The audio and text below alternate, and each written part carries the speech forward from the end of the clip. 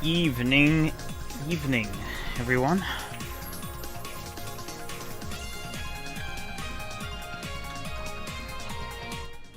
How's it going? I should change the stream stuff, because I haven't. Voila. There we go. Cool.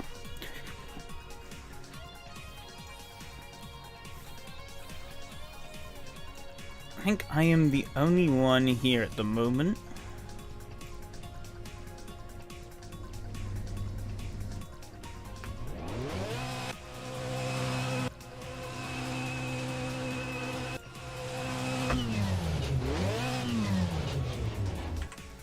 That's what I wanted to. There you go. Coolio.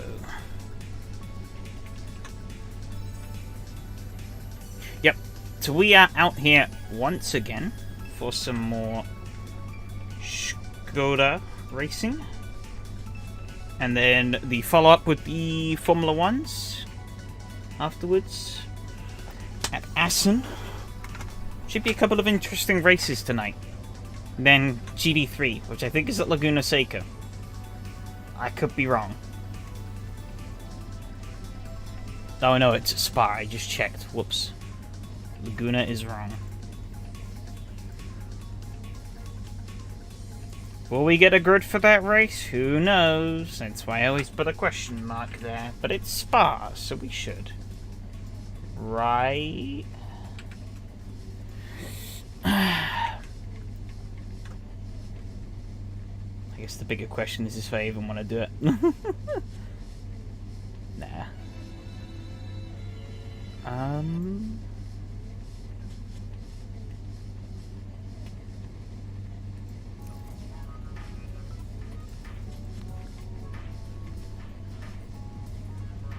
Something I wanted to do.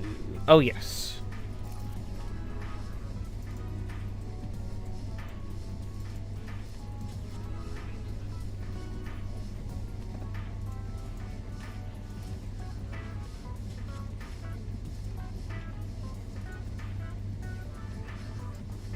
Want to install some liveries for the car.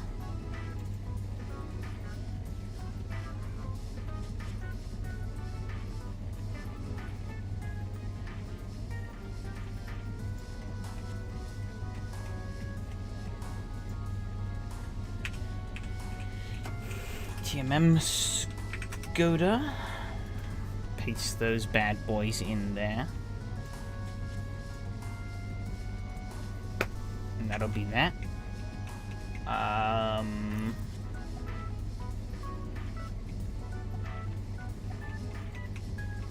But yeah, how's everyone doing? Trying to scrap together what last bits of brain power I have left after working today to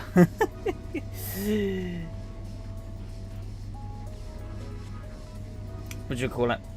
To pull together for this live stream. As you can tell, it's going very well already. Let's get the music out of here. We'll do a couple of laps. I don't remember what I changed on this, but we could load this. This is a fixed setup for a fixed setup race. Oh well. Yeah, it's default, but with like minor tweaks here and there. Good, but a bit sleepy. Fair enough. I am a bit tired. So I guess I'll join the club. Oh.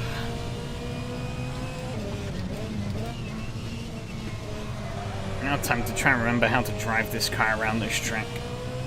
Shouldn't be too hard. But there isn't much room for error here, Oren.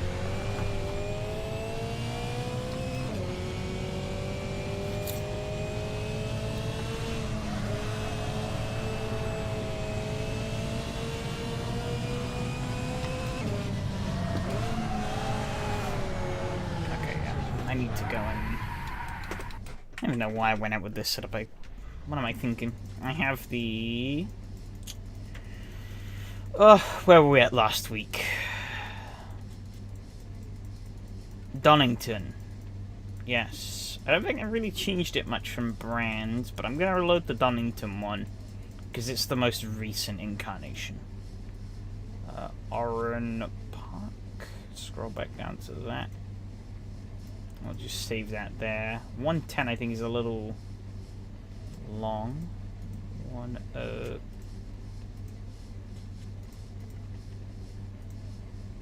Do 108 on...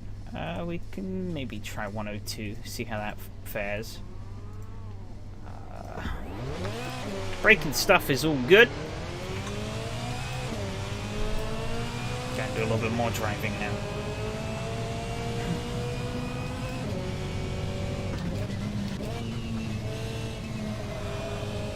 Oh yeah, that's feeling better. More like it.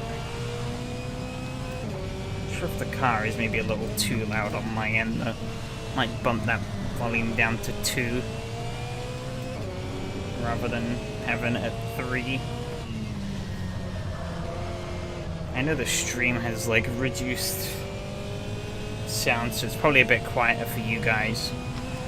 But I don't know. We shall see. If it's too loud, it's too loud. If it's not, it's not. Oh, a bit of a slide there.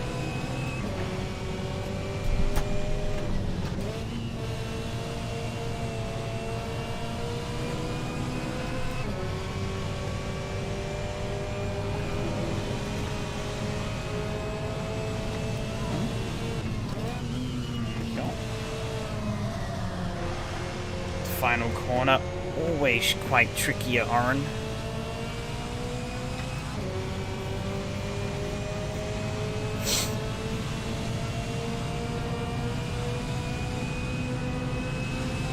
Okay, I'm gonna want a bit more gearing, it seems. I've topped out.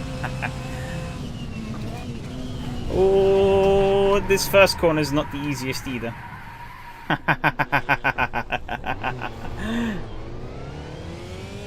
Love to see it.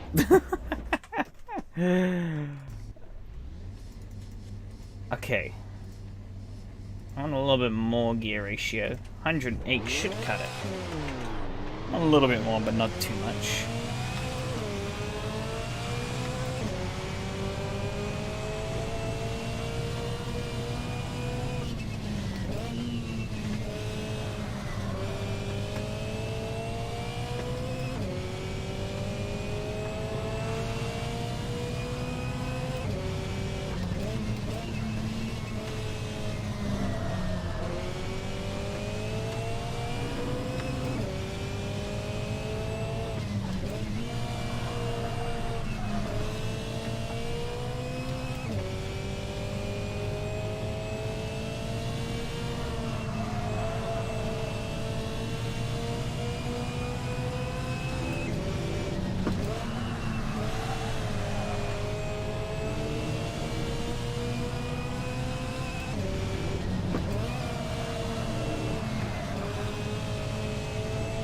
I am out of the groove.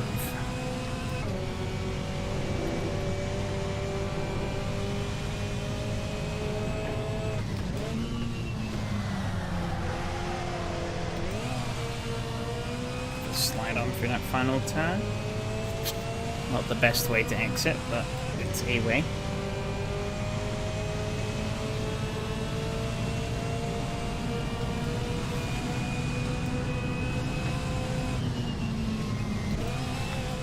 What am I doing?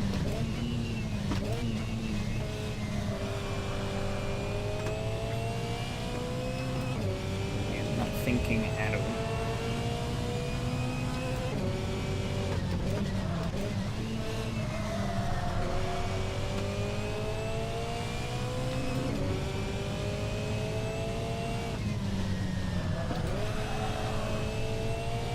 Okay, that felt quite good.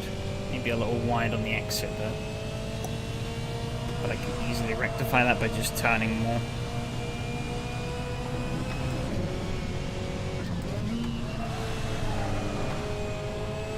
Seemed like the right side pressures could come down a little bit though. Ooh, slide.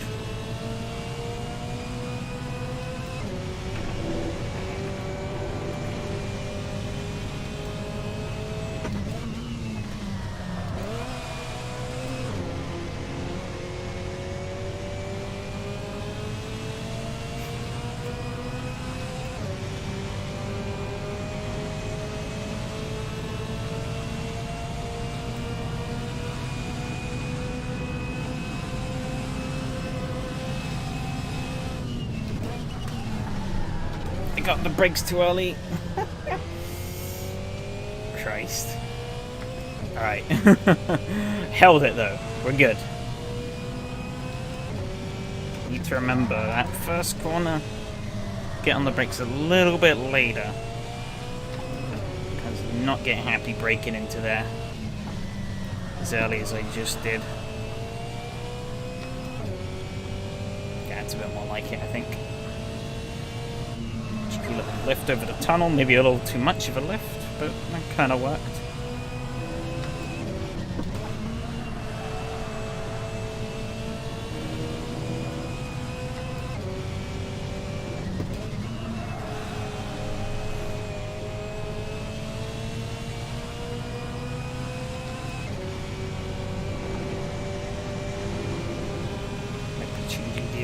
Too much here.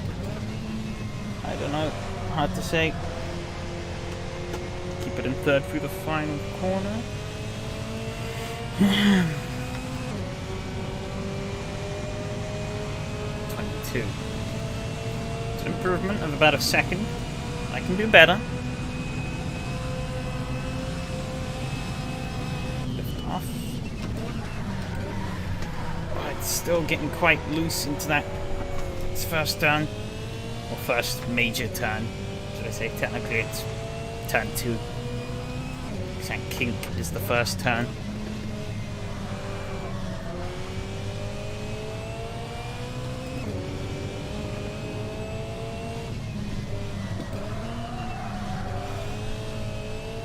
I think I should stay in third through that. Car steps out if I downshift. That's a better lift. Car didn't get out on me there.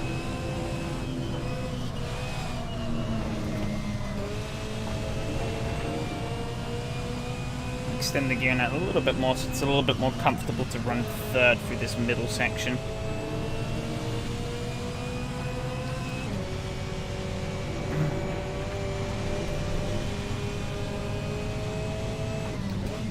Michael there sheeping around as per usual. Maybe I put it in fourth and just hold it in fourth. I guess we can try that this lap, see what we get. That was the slower lap that time though. So power through, turn it in, the power down, brake, try and keep the rear under control. Whew. Barely.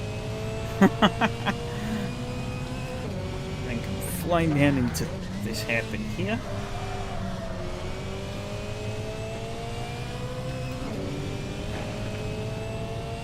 Brake quite early for this turn. They get that nice turn in. Holding it in third. A little lift. I'm just going to hold it in fourth all the way through here.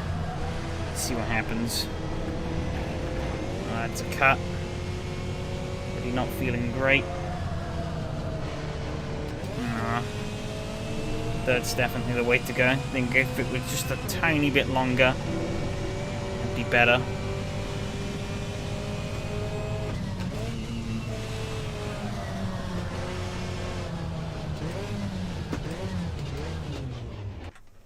Okay. Let's go back to old. Oh, it's way too high. 110 might be good. About a 114.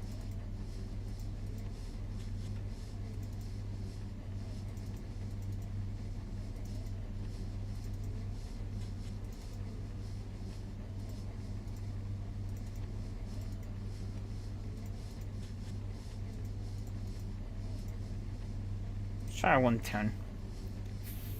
That should be good enough, I think.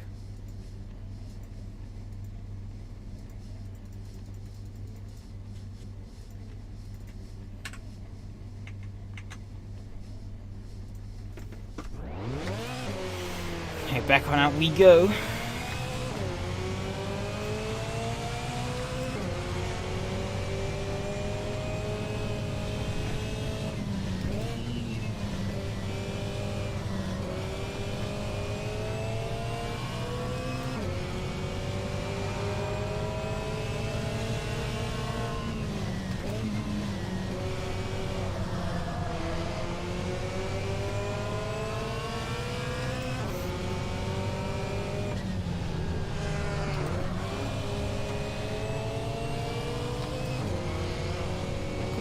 fast he is.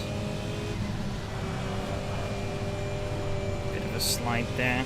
So we need a couple of laps for the tyre temps to come down into a more workable window, but beyond that should be quite good.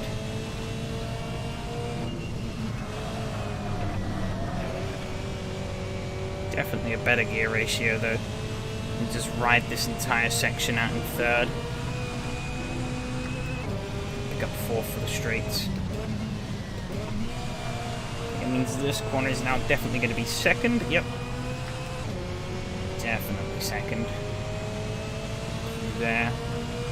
Right third down here. Up to fourth now.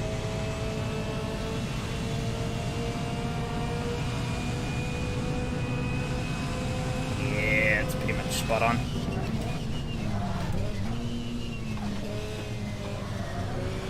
Pretty stable braking through that.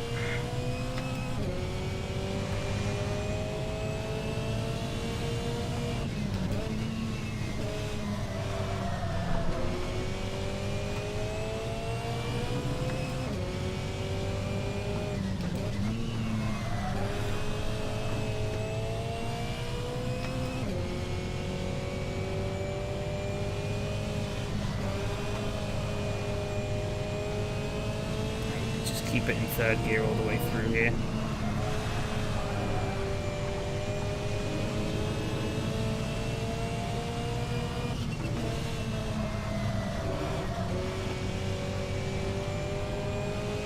Not quite on the limits as much as I'd like there, but still feeling this thing out. To fourth for a brief bit.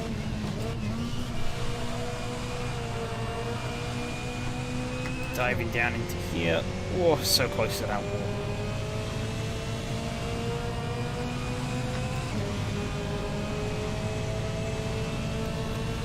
Okay, it's an improvement. You can do better though.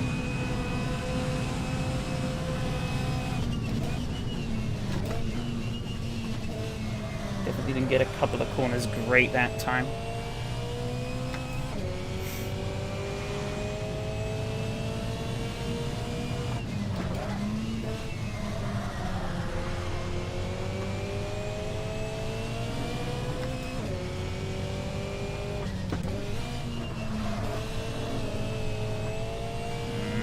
Too good through there though.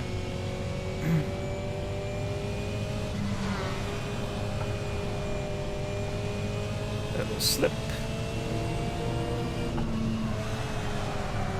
Maybe a dabble of brakes into this section, I'm not sure.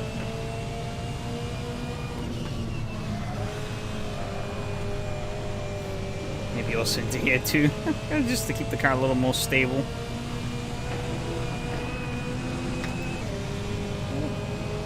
Cool.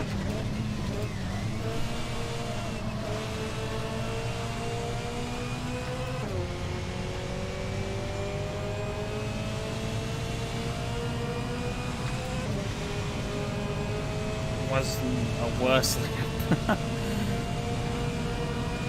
That's okay. Go again.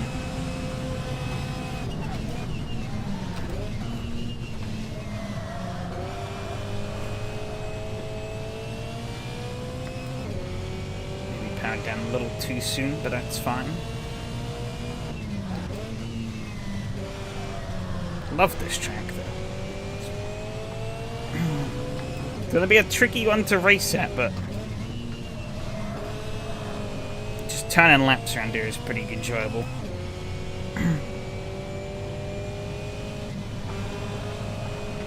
Oh, there's Michael. Yeah. A little dabble of brakes as I crest over. Trying to keep my foot as buried in there as I can. Oh, not quite. Little dabble of the brakes into there. How to keep the car nice and steady. Get over the hill. Full chat now.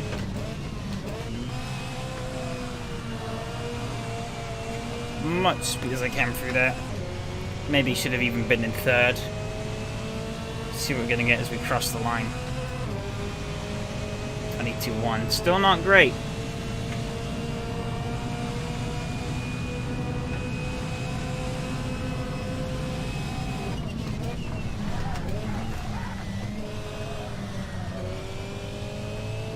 one more lap in, and I think it's time for the server, so...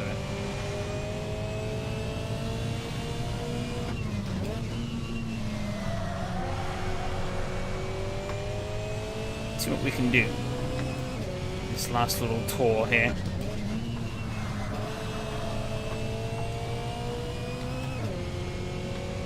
Anything spectacular?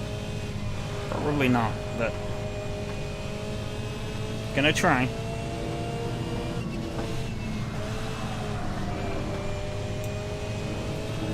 It's pretty good through there. I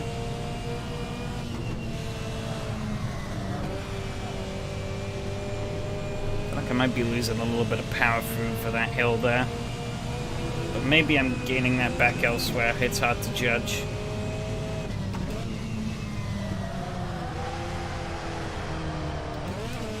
Lost too much speed for that corner.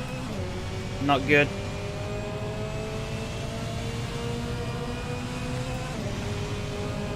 Oh. I blew it on that final sector, I'm pretty certain. Off into the trees we go. Whee! Oh shit. Alright. I'm quite happy with what we have. Might be worth trying to lower the pressure, I think, on the right, and then raise it on the left. So they're both 22, but we'll see. I think it's time to get out of here and into the server, though. Yes, it is. It is indeed.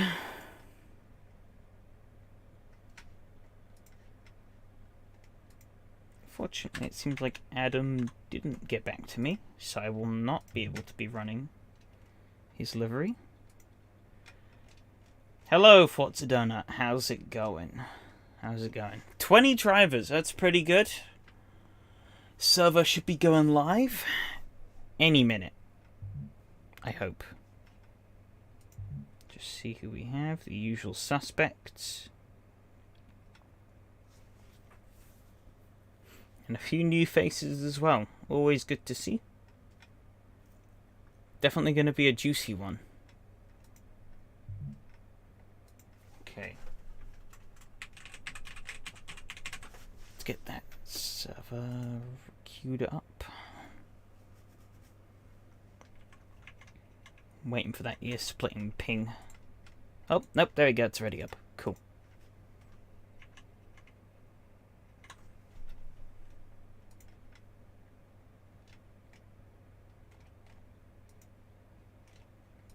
Alright, there we go. We are in. In. Let's try, whilst we're in practice, might as well try the pressure adjustments on the front. See how they fare. If they don't work out, they don't work out. If they do, they do. We'll figure it out.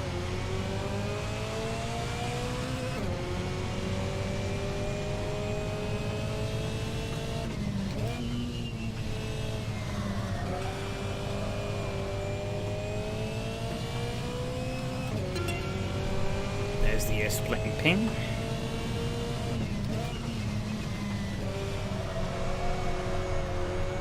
Hard to maybe gauge properly because I gotta wait a little bit for those pressures to actually come down over the course of the run.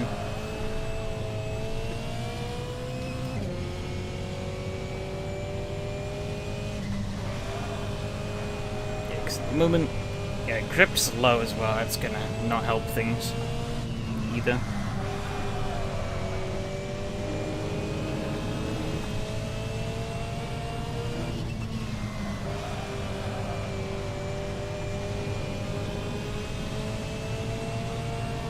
Quite a comfortable setup I have here, though. Nothing like rocking the boat, but you can't really rock the boat with this car, so.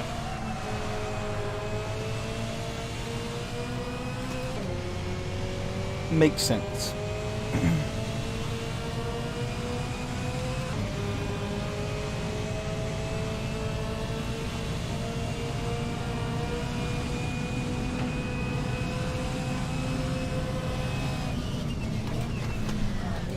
Oh, a little bit eager there. A little bit over eager. That's going to happen a few times, I think. At least, I don't know if I don't think it'll happen on the first lap. If it does, I'll be surprised, because obviously the lower entry speed, but in subsequent laps, I think it's going to be a very dicey corner to navigate. Car gets very on edge under braking.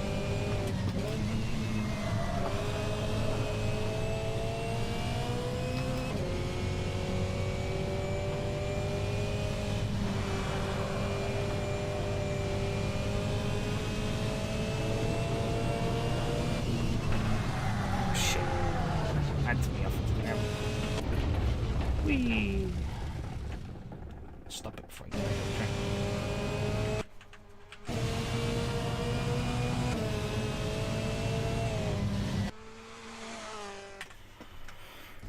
back to the pits.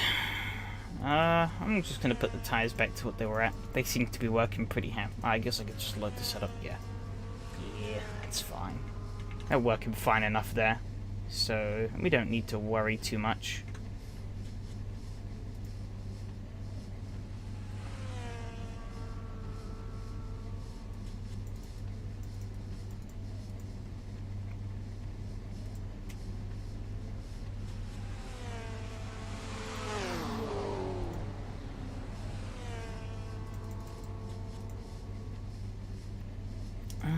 No, I'm not.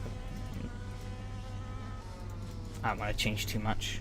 I think I'm happy with what we got. Changing the car too much now is just going to cause a disaster. Looks like the only Thunder Crew representative. Oh no, we have Martin here.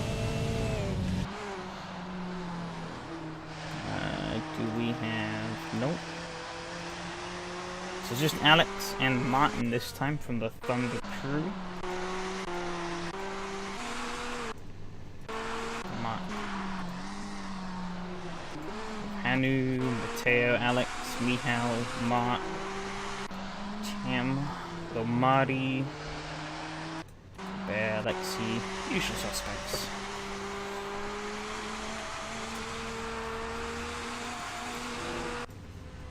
Wow. I don't even know how much fuel we're going to need for qualifying. Probably about 3 litres. This thing does not drink fuel in the slightest.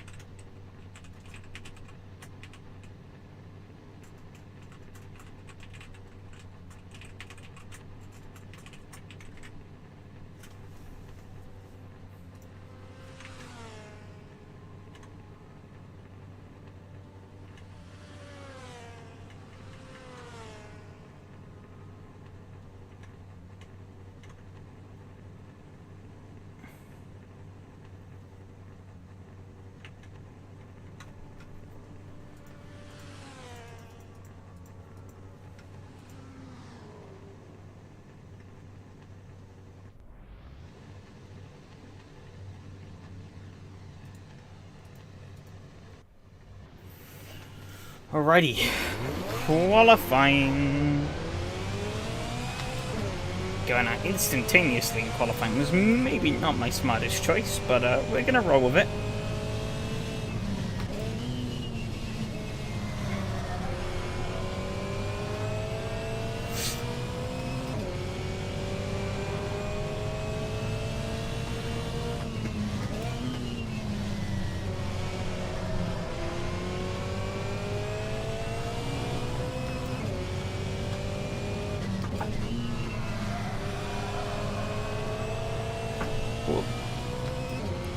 Yep.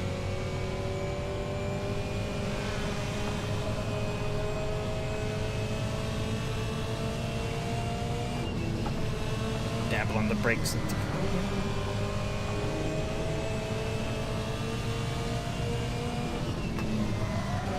Maybe a little early on the brakes through there. Oh, I'm all over the shop here. I'll try and work a little bit more of a gap though. As Miko comes flying up behind.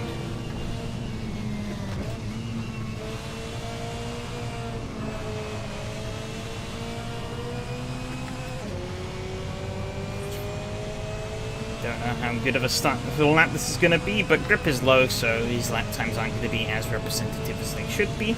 Also, tires are still kind of overpressured, so I need to take it a little extra carefully this lap. Make sure the car doesn't just die on me. Survived the second turn, it's all good. It's probably the hardest corner on the track. Followed by the last turn. Albeit it really depends on what car you're in. But these Skodas do not like the second turn.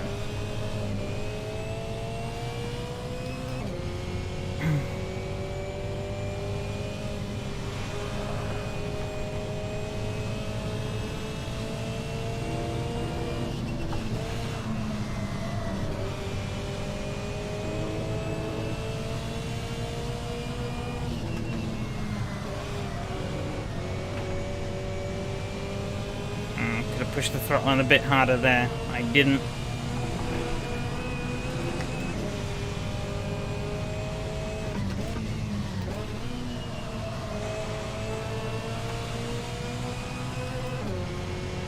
Whoa, there you go. Pretty decent exit.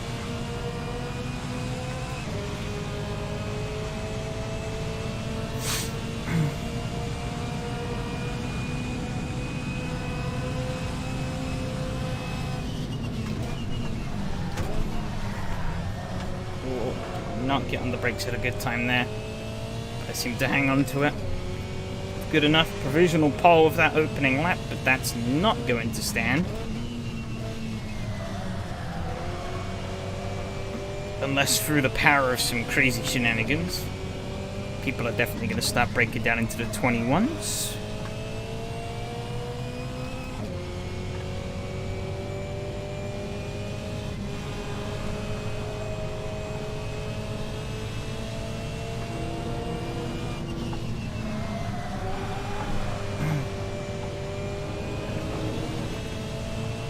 Scruffy through there with the lift, but wasn't the end of the world. Big scruffy through here, all over the shop. It's not going to help me.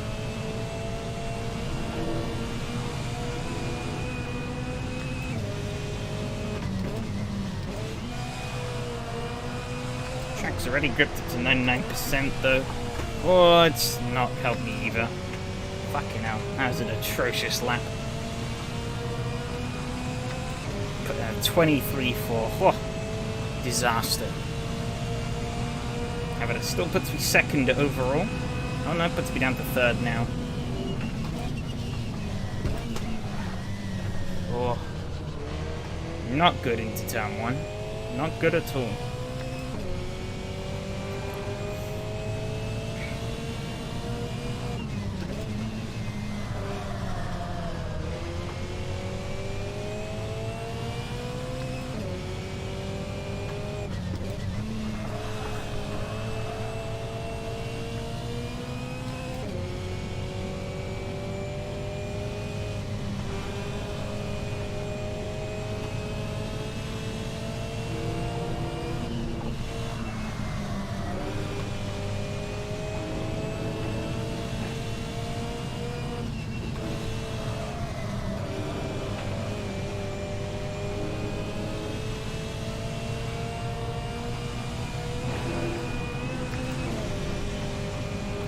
Pretty decent through there.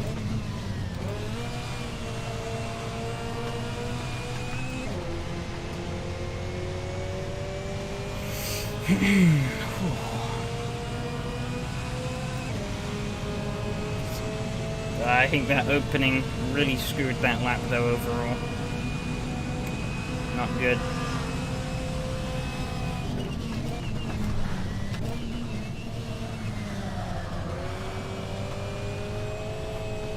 Bit of oversteer there. That's okay. Just keep my foot in it.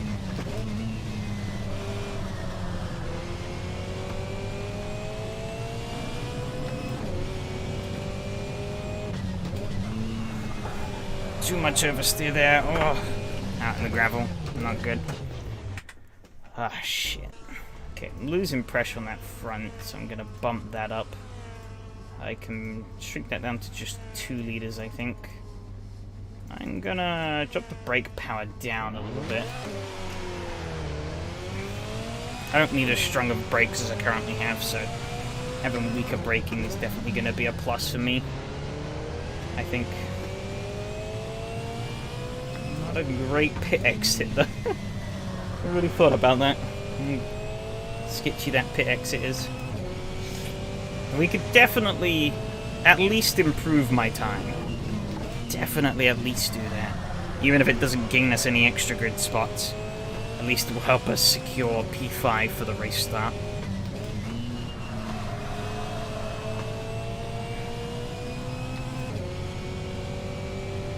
We'll see.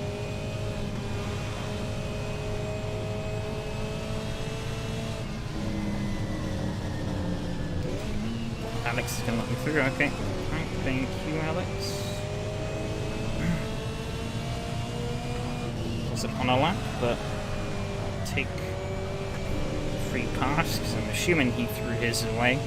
Or he's on an out lap as well. No, because he would have come past me. I left the pits, so.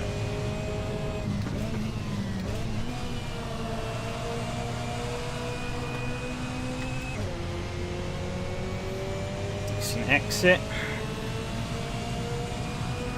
2 minutes left, so it's 2 more laps on the clock here. Let's see what we can do.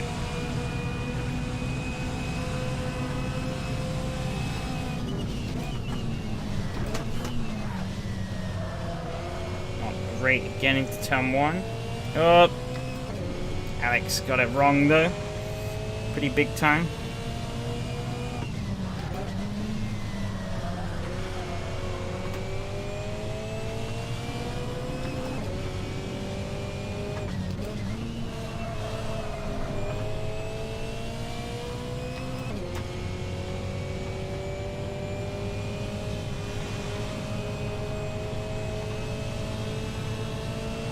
Tidy through there, a little dabble on the brakes into here.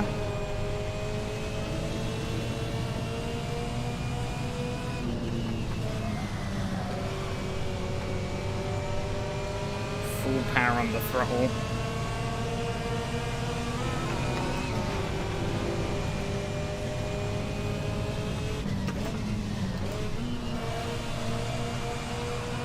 See there with an interesting spot to reach on.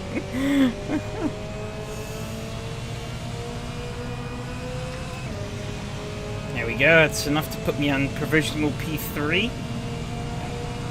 Can we do better? And is the real question now.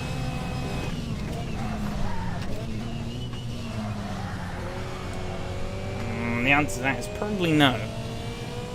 Had a better entry, I think, into the first turn, but I let off the brakes too early. Still had too much speed on the car.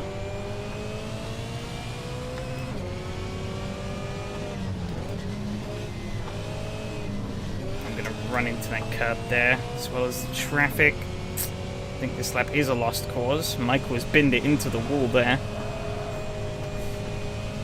Uses just for a little bit more of experience, I guess. Absolutely sailing through there.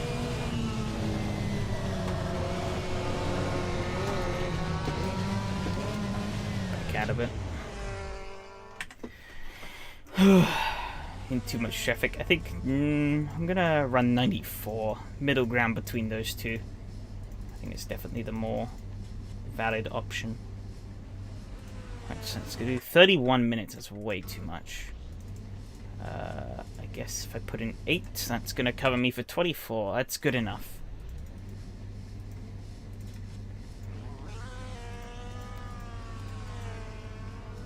I think 94% is going to be that sort of sweet spot.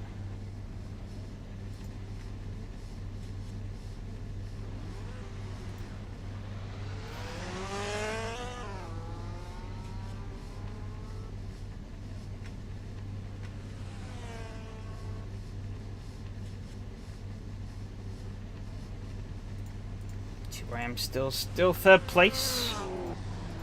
Pretty tight. Only a half a...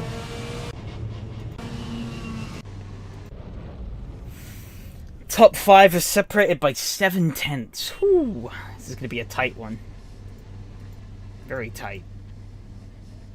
I'm looking forward to this.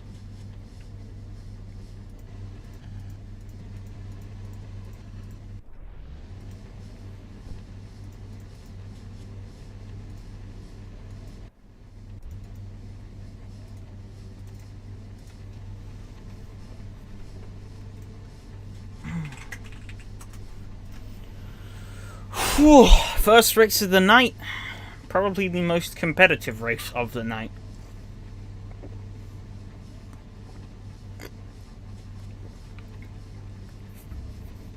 "20 minutes here is not going to be easy. And the racing is going to be very tight. So, let's see what happens.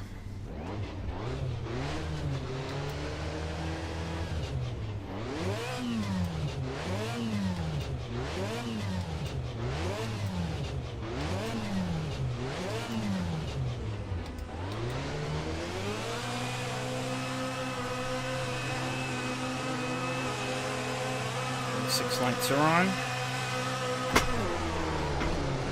Away we go. It was not the greatest of starts, but I got a better start than Matteo.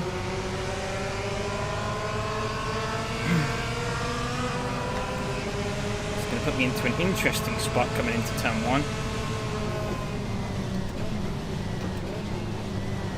Oh, car's spinning out. Massive chaos behind. Holy cow. Is obviously going to go for a send up into here. Not committing to it though. Piece of crap. Okay, he's going to settle in behind me. Or is he going to go for another send here? Make up your mind what you're doing, Sonny Jim. Holy moly.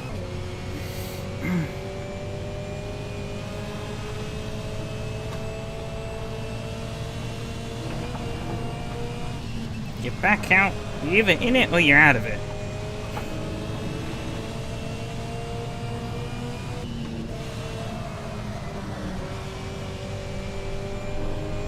Don't fall out and then suddenly dive back in.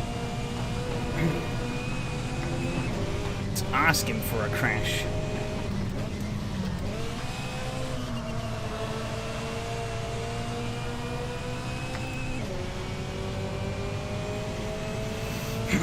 Pretty decent first lap though.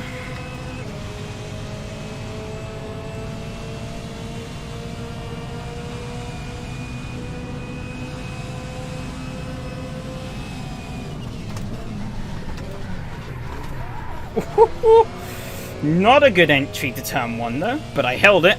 That's all that matters. Fucking hell. Don't want to do that again, that's for sure.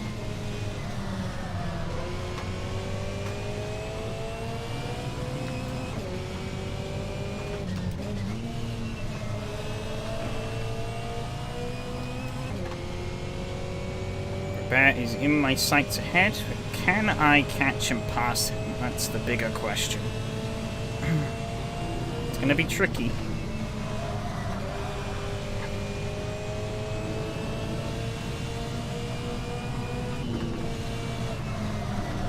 I went in a bit shallow there.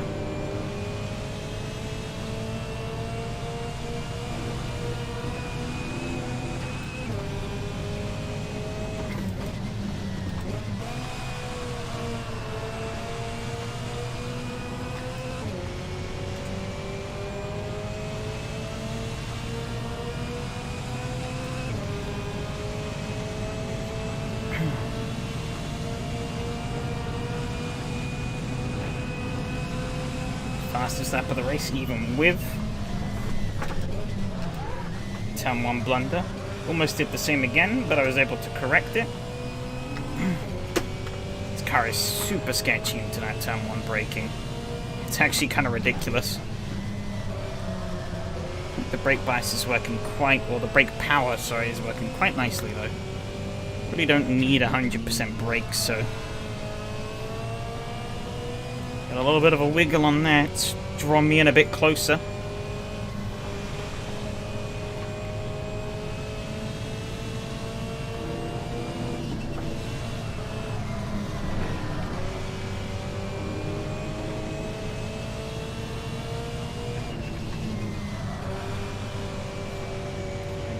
I got a bit of a wiggle there. It's killed off a lot of my momentum.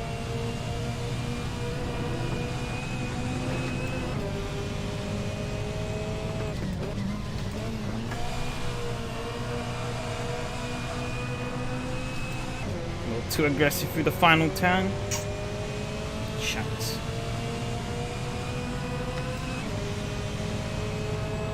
Teo comes in with the fastest lap of the race by quite some margin. Albeit that being said, the previous fastest lap was me almost dying into turn 2.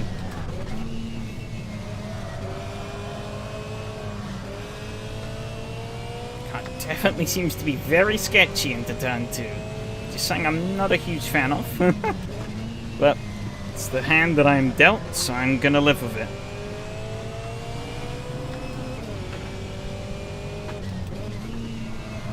The goal here is gonna be try and bring home a podium. But if the win is in hand, I'm definitely going to try and go for it. Never won it in my own series, so being able to do so would be pretty awesome. Robert and Matteo are not going to let me have it, though, if they can do anything about it. So I've got my work cut out for me.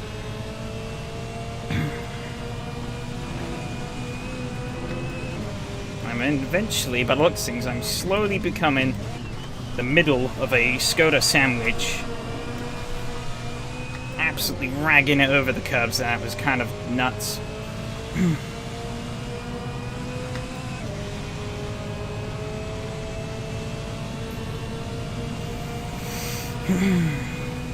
Yari is also looking very competitive.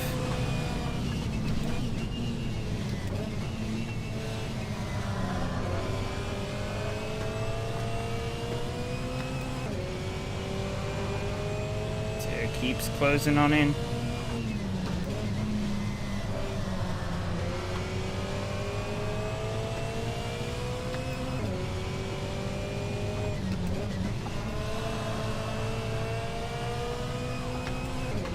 Hey Virgilio, how's it going? Ooh, fucking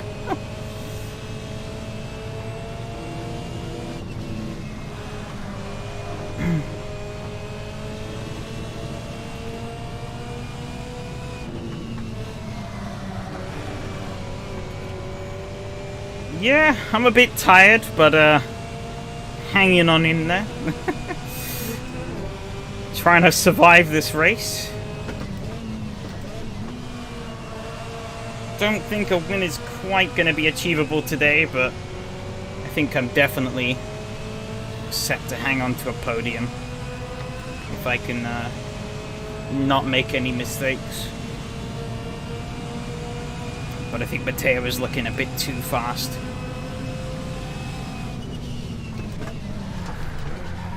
This first corner, so deadly.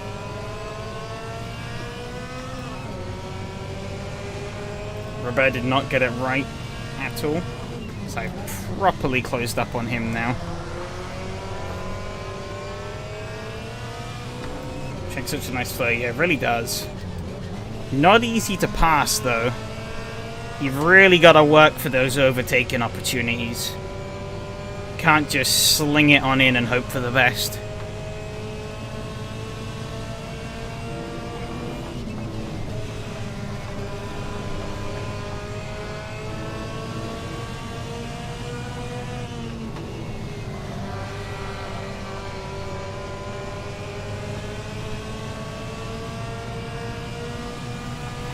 The issue is, the more I work on Robert, the more Matteo closes in. And I really am just becoming the meat in a Skoda sandwich. It's not really a place I want to be in.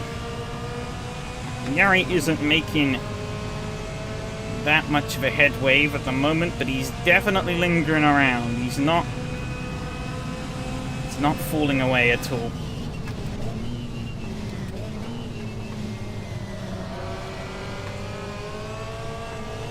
Yeah, we're really starting to bunch up. It was a little too early on the power there, so I had to do a little lift.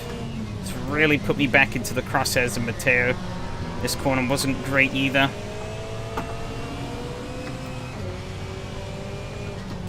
Hope he learned from the first lap, though, to not just... He's got to be a bit smarter on his overtaking attempts. He was a bit in and out on the first lap. He didn't really quite seem to fully commit to an overtake. And then wondered why he ran out of road. As ahead, my eyes are in too many places at the moment right now.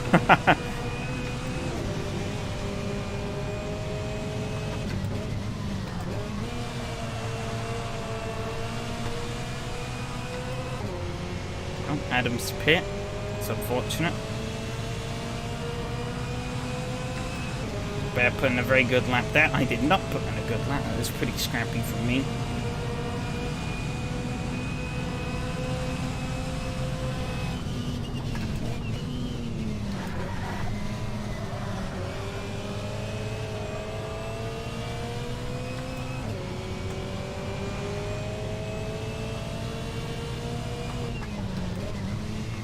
Bear so far doing what he needs to do, commanding this race.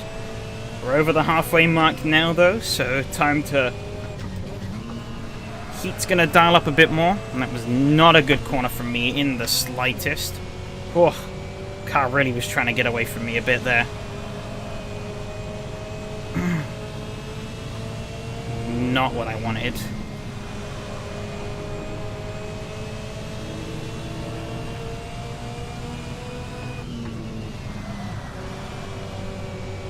Traffic as well. This is also going to start shifting things up. Put a little bit of gap on Matteo. I think he maybe got caught out a bit, had to back out. Did not get a good final corner though. Robert continues to etch at his advantage.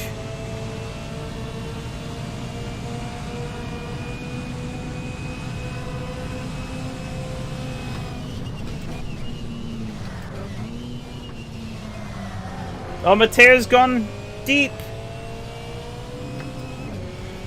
He went deep. That moves him off my tail for the time being. He's now in a fight with Yari over fourth or for third place. That's going to help me out quite a lot. Mac Marker's going to get nice and out of it.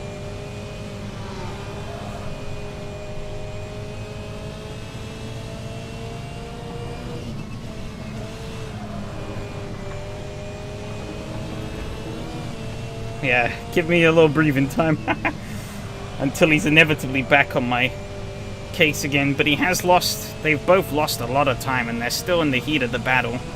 So, Terry is starting to streak away a little bit, but maybe not enough.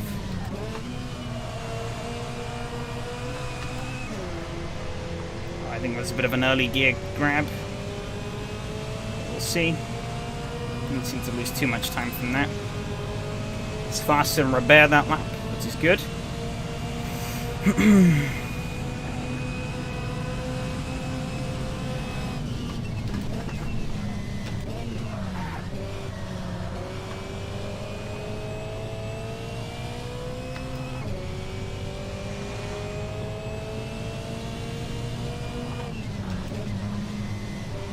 I'll read that the second, Fred.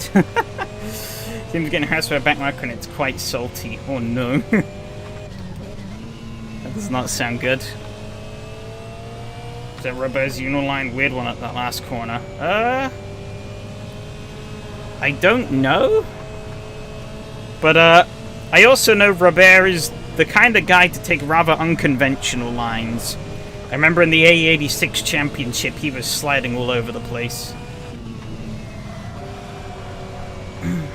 But he made it work. Not for James Ross, it is.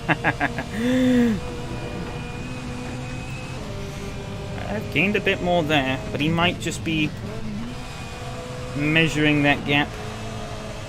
Who knows? He might be struggling even. But Matteo, he's dropped behind Yari now, and they're almost 5 seconds back now. That's perfect for me. I was actually a little bit slower than Robert that time around. Which isn't ideal, but... still alive and in second place. With a rather nice cushion over third. 6 minutes to go. Robert did not get a great line there. He was very wide. He lost a couple of attempts, I think. Bit of a wobble there. I got a little wobble too. I think I came off better. He's still bleeding time.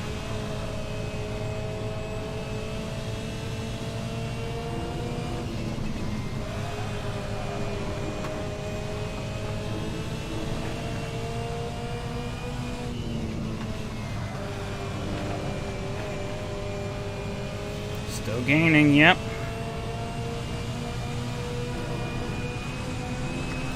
It's pulled a little bit.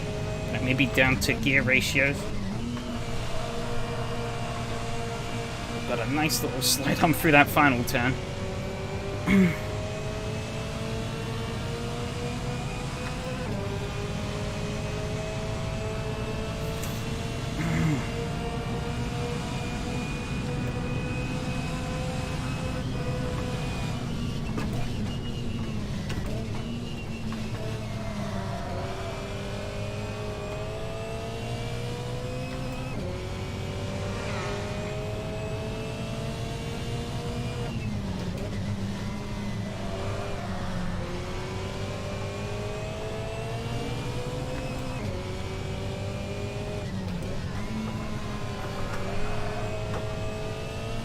Both had a bit of a slide there. I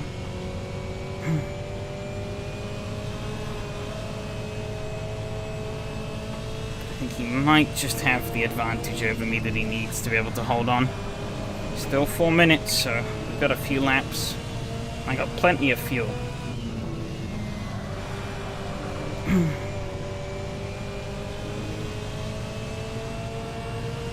Yari and Matteo are catching steadily, but still quite a ways behind.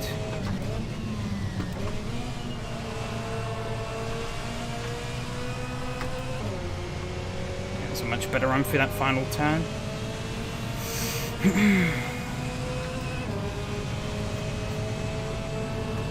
Saved me from the losses that I had in the early. James dead? Oh no.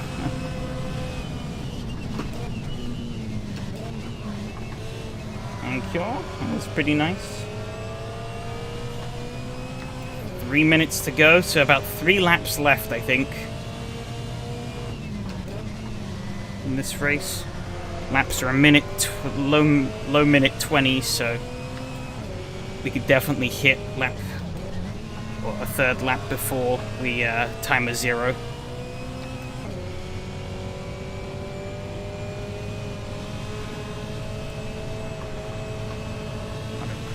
For that turn. Need to be careful on these curb edges as well. They get snagged, this little Skoda goes flying.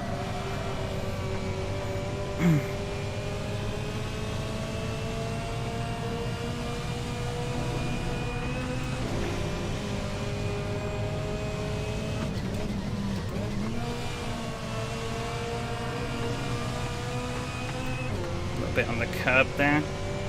Wasn't ideal, but wasn't terrible either. 2 more laps to go.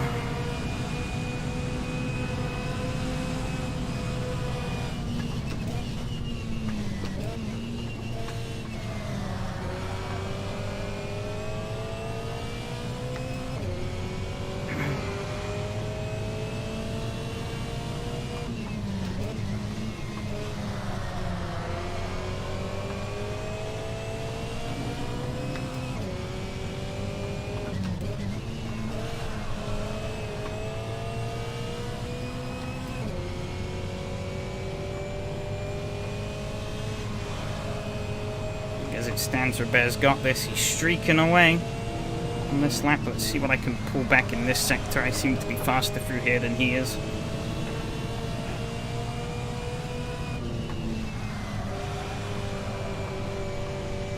Reading Jim's voice. Come on, you can do it.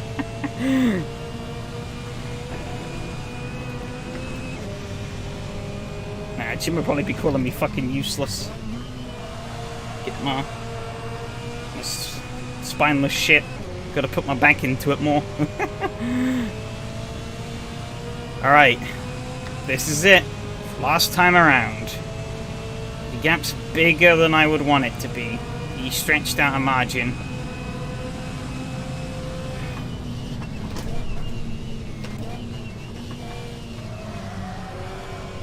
Pretty much gotta go balls to the wall here and pray he makes a mistake.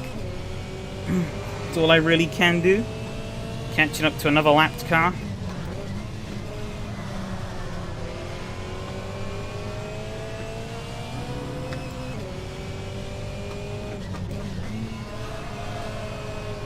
Oh, Martin's bottled it.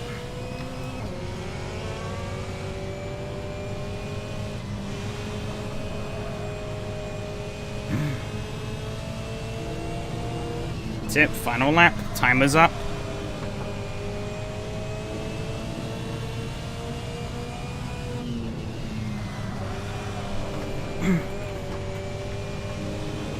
He's stretching away, that's for sure.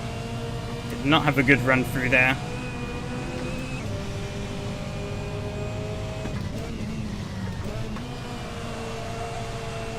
One final corner. He's not going to make a mistake there.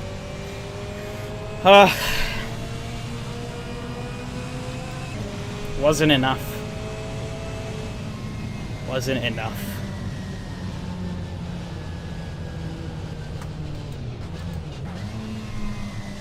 Whew.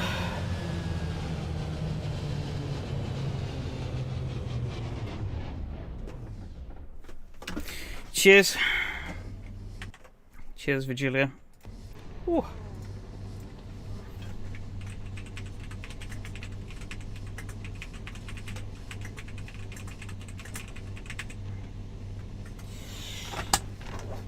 Whew.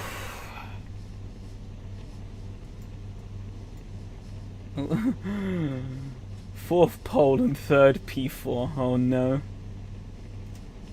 James has to cool himself a cup of tea. Oh no. Saving that setup, that worked a treat.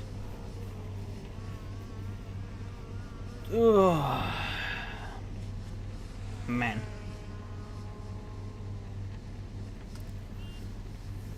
Plus 1.2 in the end.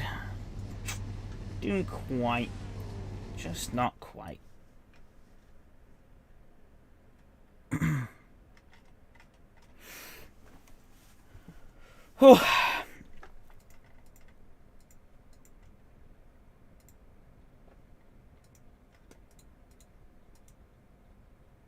I think the main Achilles heel there was that I didn't have the confidence to really punish those track limits as much as you can get away with. I kind of tried to go for a balance of being aggressive where I could be, but conservative where I wasn't quite as confident. I think that's ultimately what cost me the time I needed.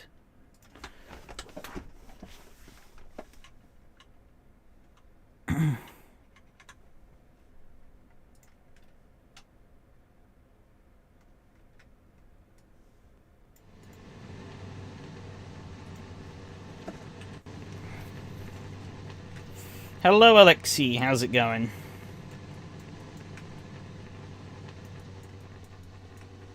Most dangerous first turn ever. Oh, yeah. It is a very... My God. Fun race. Awesome stuff. Henry, awesome. So disappointed. That was a good fight. It was a good... I wouldn't say it's impossible, but it is very difficult. You really have to... You really have to time it. Right. Bong that down a little bit. Ooh, okay. I wondered what... Just a little sideways. Ooh. However, behind... I want to see what the hell happened behind. Absolute pandemonium erupted. Oh, Nihao got on the grass. Handy got on the grass. Omari got on the grass. Alexi got on the grass. Oh, Handy collected Miko. Almost collected M2. Concertinas. Alex getting sideways. Whew. Chaos. Actually, I bumped someone during the first and saw myself to grass, but even made passes coming back up. Fred's school of overtaking now. Oh, yours is to just punt people out of the way.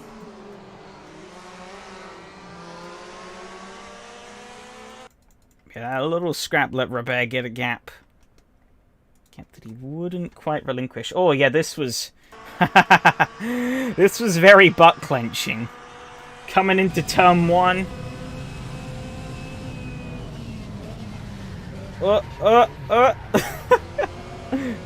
Saved it. I don't think I ever clenched my butt cheeks so much in this Skoda before. Alex left no space for you in turn 1. Ah. Oof. I think he went quite wide as well.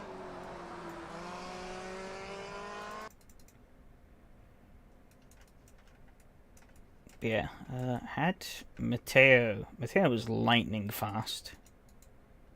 But obviously, yeah, as he said, he just couldn't find a spot where he could make a move. He tried, but he just couldn't get that opening. And then eventually, yeah, he just goes a little too deep. Oh, yeah, look, he goes through, it's a little wobble in the car, and then he straightens up, but he's at a bit of a crooked angle onto the grass. Straight off he goes. And him and Yari have a nice little fight, it looks like. Oh, a little bit of contact, I think.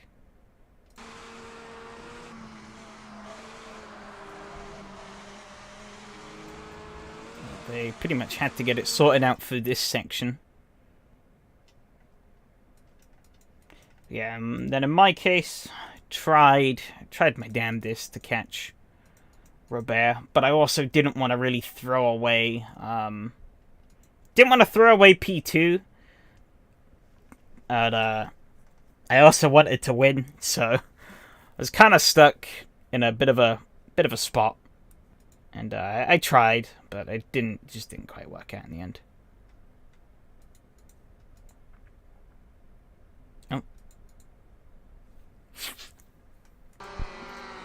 I guess Matteo got fed up. Well, tried to go for a last... I guess maybe a last-ditch move to try and make an overtake for going in the pit lane. I don't quite think that worked out.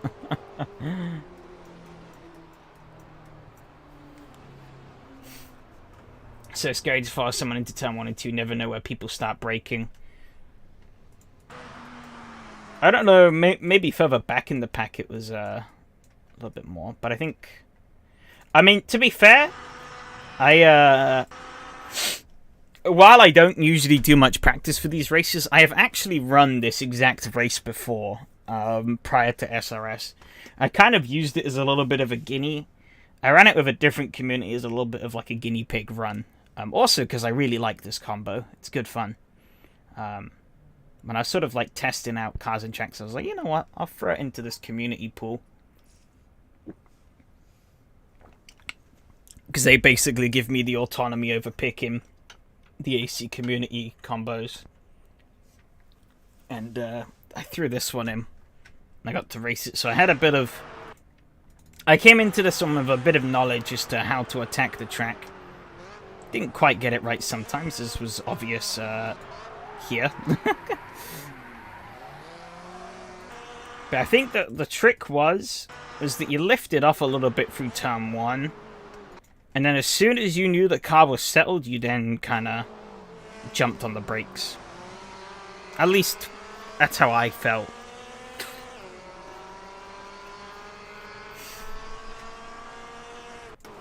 But obviously it's not easy to get that braking point. Looks like somebody went a little bit off. Or is that... I think that's just the track.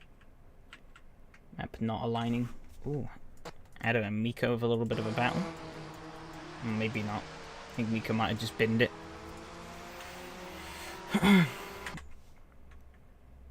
Ugh, yeah, that was a good one though.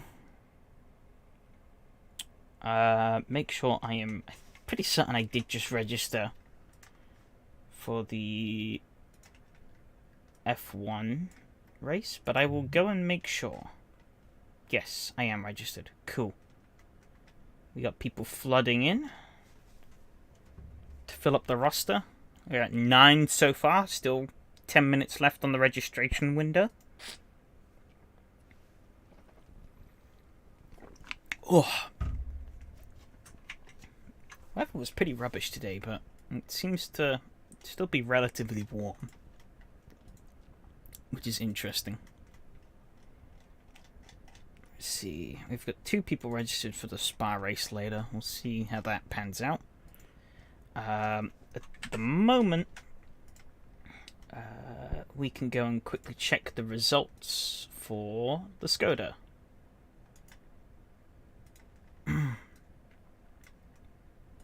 Hoping this should just pop up. No, it's not going to, because I changed that. There you go. That's better. Okay, Skoda. Oran Park. Of course, Matteo with the fastest lap, 121.1. Robert was a little bit faster, about a tenth, a little over a tenth faster.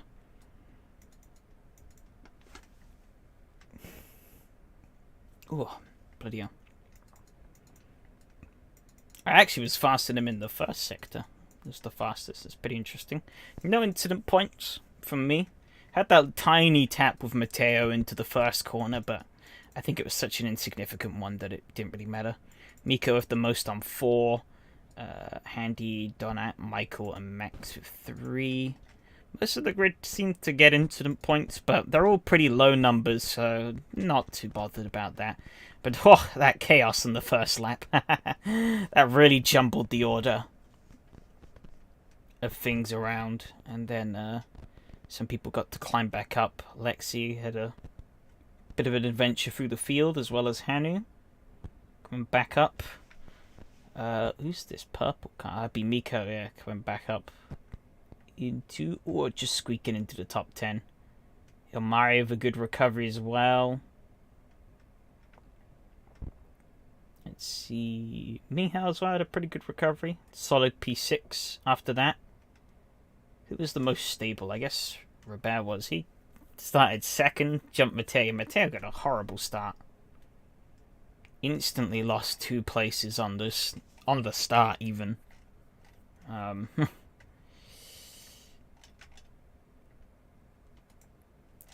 And yeah, the track where track position was quite important. Losing 2 spots before you've even made it to turn 1. Not great. Not great. Especially at the front of the pack, where things tend to spread out a lot more compared to the mid. Qualifying.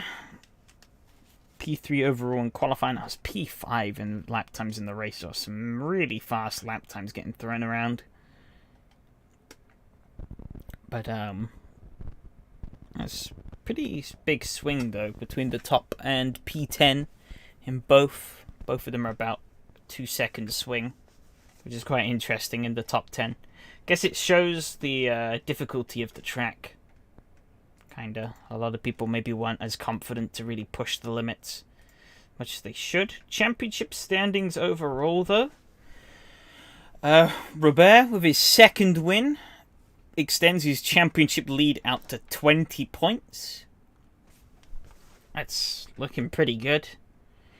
Mihal loses out a fair few points after he had a solid recovery, But I think that first lap error cost him quite severely.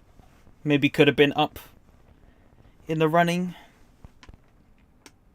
Matteo is 2 points back on Mihao, 5 points ahead on me, and Yari is 4 points behind on me. So this group here, the fight for P2 in this championship is very open, which is crazy.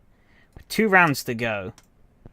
I think Robert might have this in the bag unless he misses a round or has a really bad week, but given that he's only finished in first or second every round, I think it's safe to say he's definitely the favorite out of them.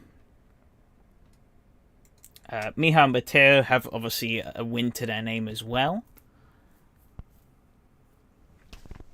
but yeah, consistency has definitely been a big factor here in this championship. Because while I haven't won a race like those two, I haven't had a race that was as bad, I don't think. Yeah, Mateus had 3 fourth places and then a win. And while I've had... Actually, I've had less consistency, if anything. He's more consistent with 92, 92, 92, and 102. But yeah, TT Circuit Assen, the short layout next week. That's going to be a juicy one. So bad because you screwed the setup at the last minute. Ugh. Tragedy. Absolute tragedy. Happens, though. Happens to the best of us.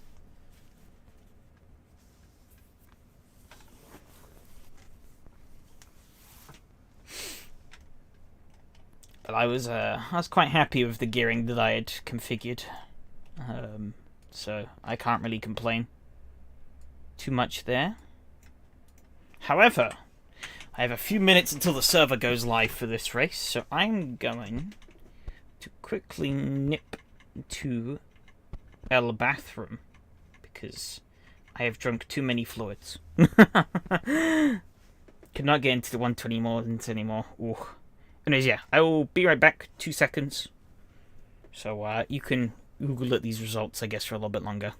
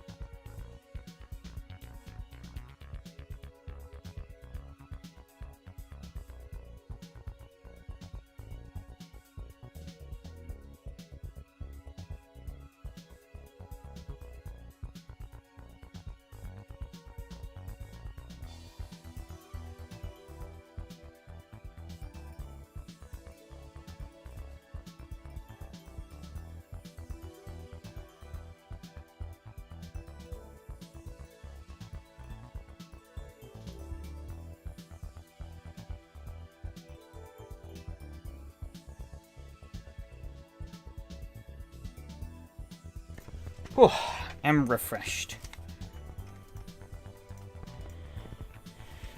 There we go. There we go. Coolio. Alright, let's get rid of that. Don't need that on the screen anymore. We're up to 11 for the Formula 1. It's pretty neat.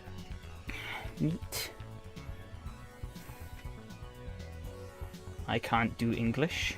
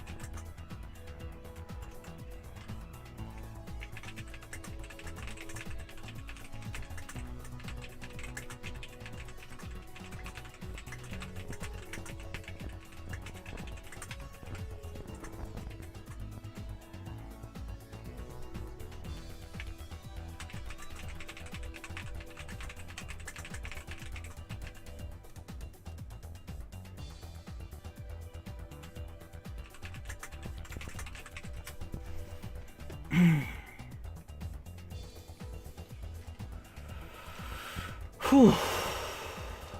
Toasty, toasty. Alright, server should be up, I think.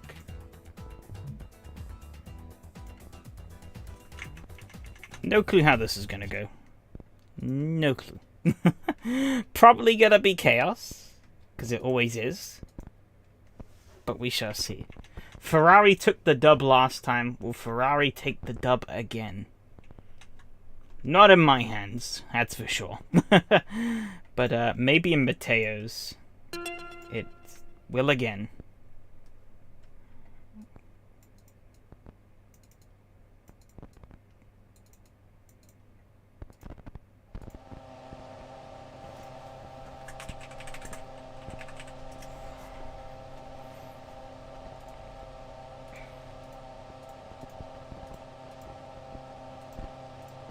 Just gonna bolt like 110 liters in this thing and just poodle around a little bit. See what we get.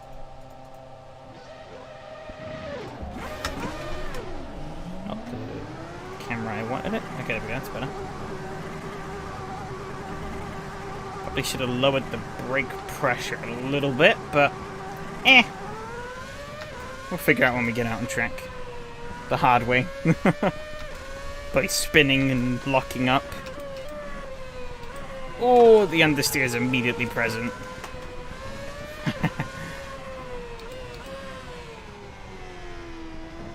Definitely do have a bit more. It's gonna be hard to do because I need to keep upshifting. There we go. A little bit more in the rear with the brakes. Definitely better for me.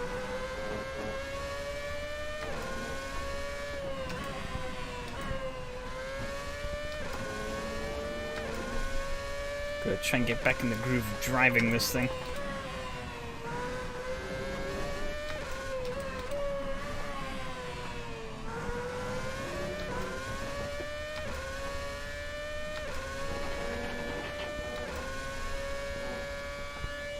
A lot of focus this needs.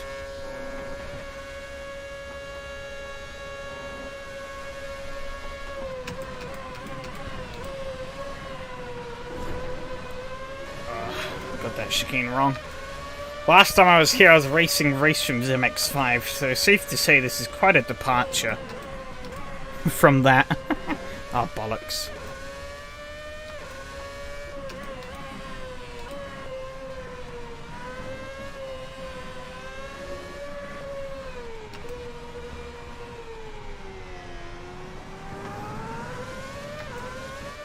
Waiting for that back chicane though, or back hairpin.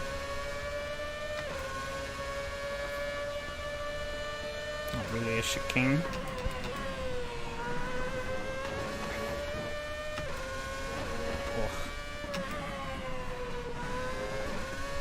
Oh, a little bit too eager on the throttle there. Oh, I think going off to the grass to let Victor through was not a smart idea. Yeah, these tires are caked.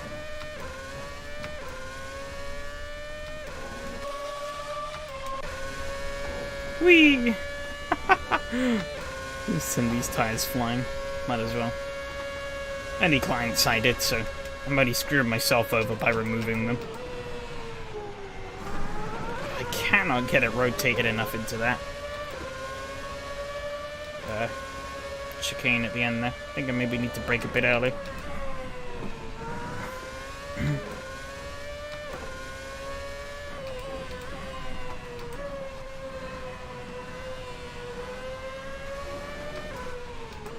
Oh! Lock the rear axle. God damn it.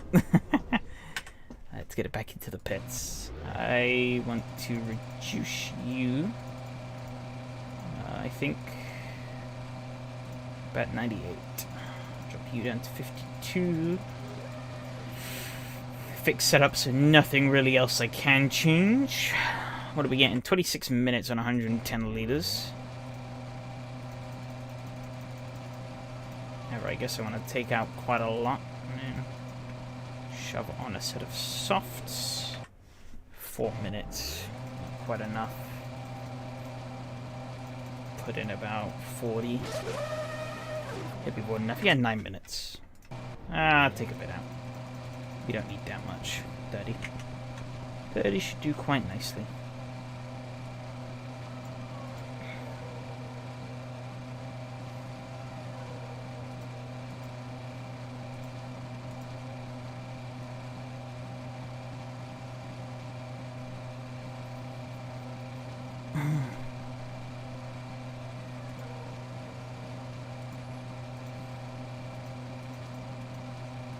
Guess we're just waiting for people to finish their laps. A couple of people out on the super softs. Ooh. Are you going to try and run qualifying on the super softs, I'm guessing, then? Oh no, Matteo has defected to McLaren. Filthy.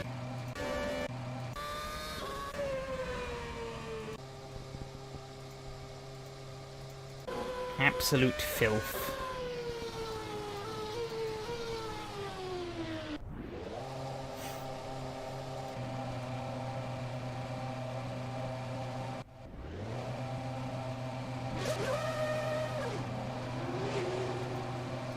Guess you know we can go out on the super softs and see what happens.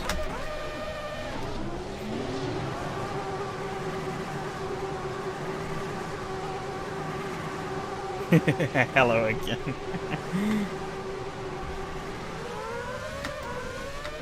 Well, this is the floating tire there. I don't think they've quite reset right.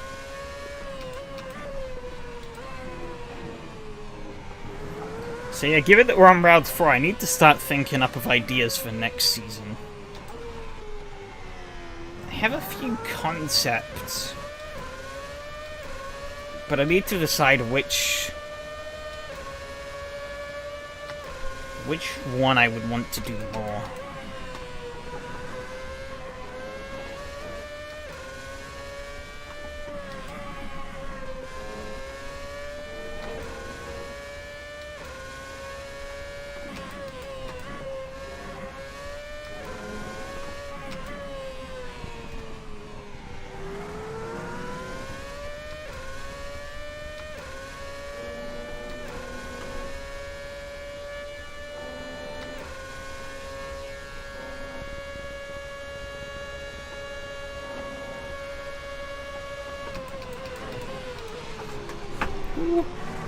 Lost the rear axle there a bit.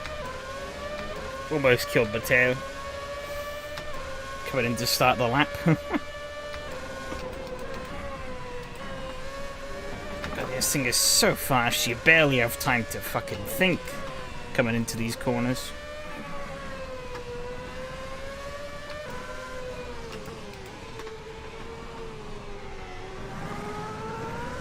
Both cars ahead have gone way off the road.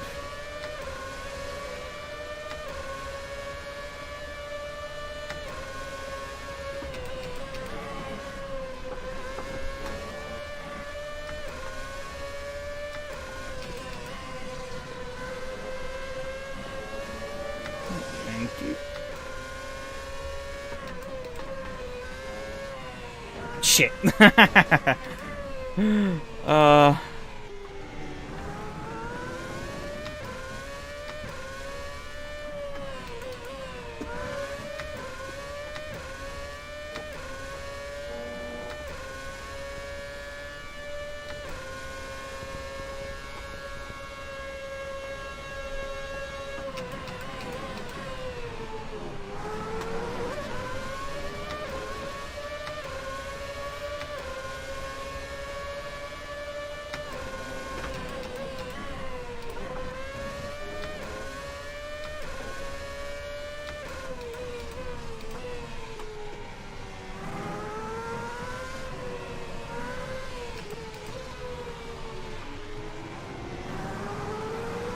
First lap is going to be very interesting.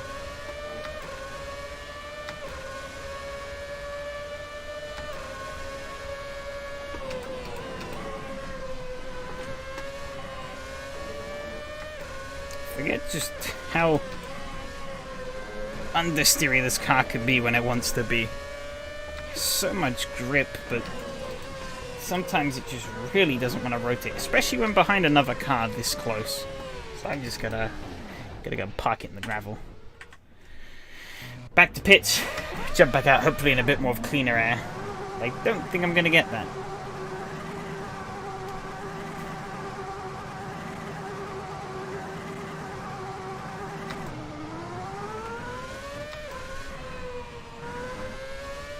Okay, Lucas just crossed the line.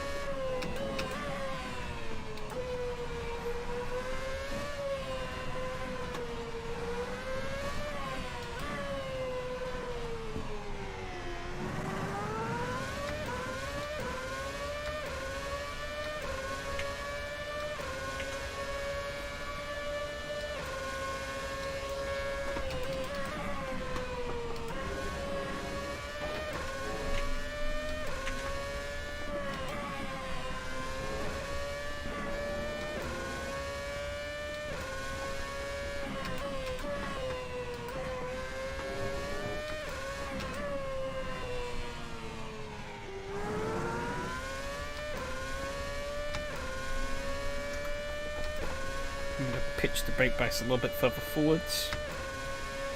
Bumpy, I guess it is, kind of bumpy. Especially for that last bit.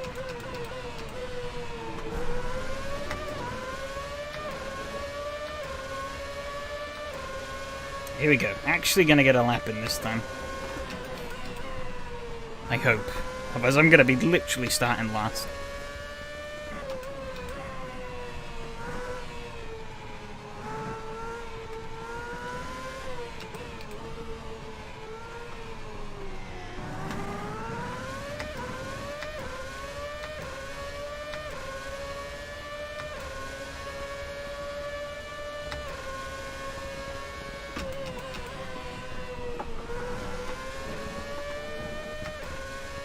Oh.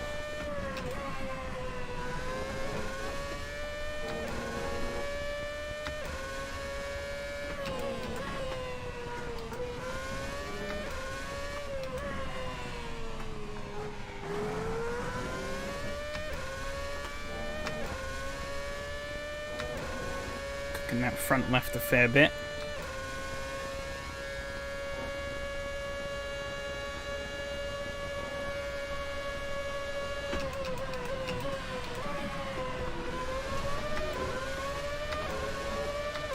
Should have enough in to go again. 114, that puts me third overall. Damn, alright, that's a lot better than I was expecting. That effort felt rather mediocre. Alright, right down to fourth, so I guess probably was a bit more mediocre than I was thinking. Yep, down to fifth. Yep, there we go. Just fast people hadn't gotten in a proper lap time, I guess.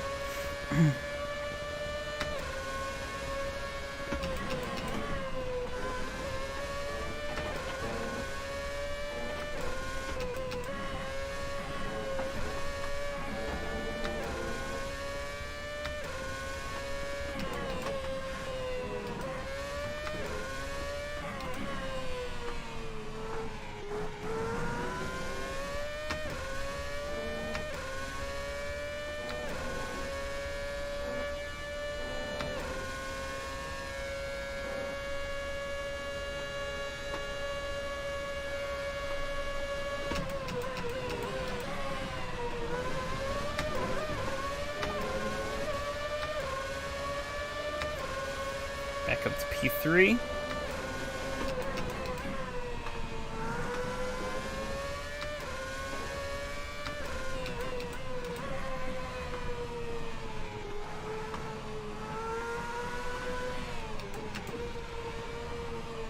Back down to P5.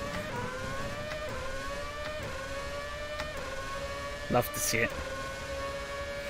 Quite a competitive race this might be.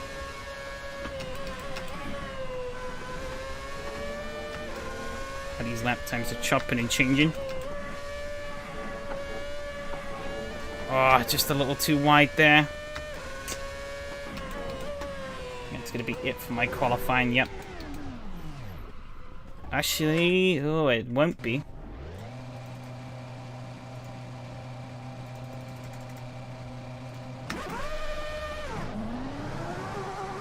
Oh, I think it might just be. I don't think I'm going to get round in time. Yeah, I don't think it's going to happen. Yeah, no, ain't happening. We just got to live with whatever mid-pack lap time we're going to be. To start the race on 100 litres is almost enough. I'm going to push it up to about 102. I'm going to push me up to 22 minutes. I think I'm going to put it to 105, just to bank on the safer side. I think it should be more than enough to get me through. In tyres, though, I'm really not sure.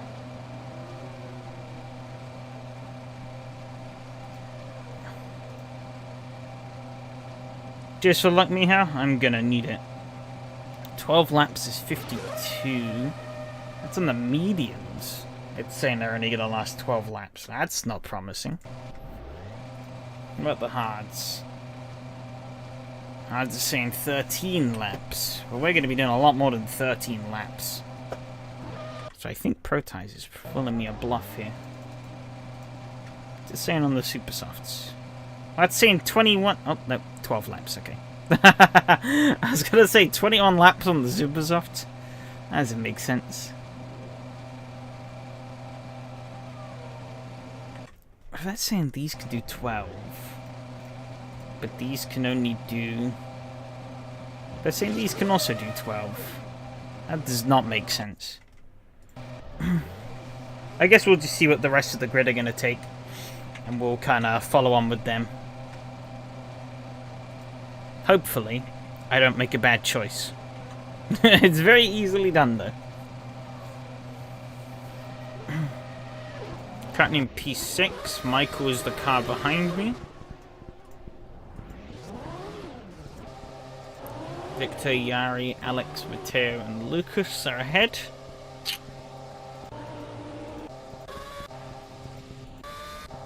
These top two are just on another level, though, it seems. But,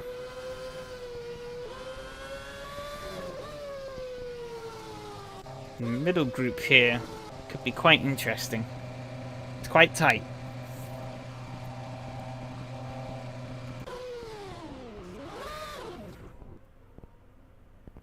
Mix in some opening lap chaos. Things are gonna get juicy.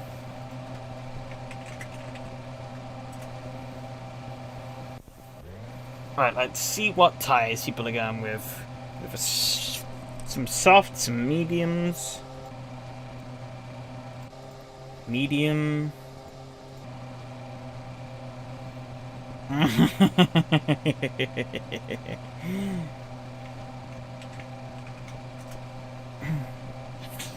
think medium. Yeah, I think medium. It's looking to be the way to go. A couple of people are gambling on the softs. I think medium is going to be the safe bet here.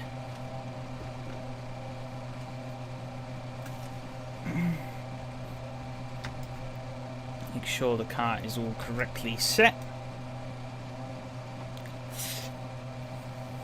105 litres in the tank.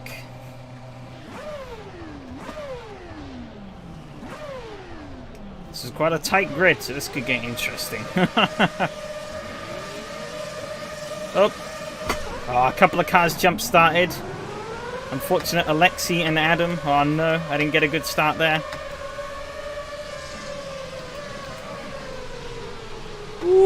We've all gone wide! Not the grip that we wanted. Heavy cars. Harder tires.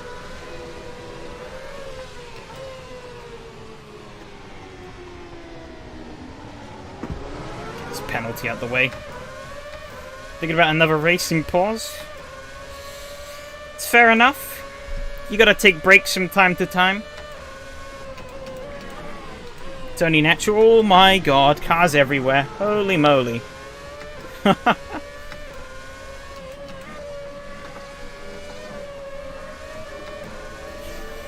Yeah, only natural to take breaks from time to time.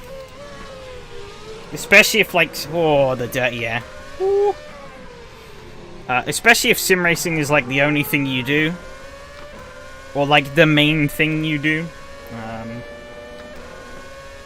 You don't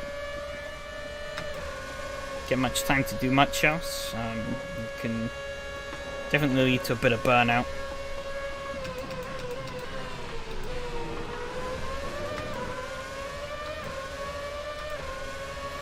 But yeah, before I joined SRS, I took a pause from sim racing for a bit. In the end, I found that. Ended up coming back, getting much more involved in it than I ever had done before. And still going strong to this day, so did the trick. Oh no, Michael!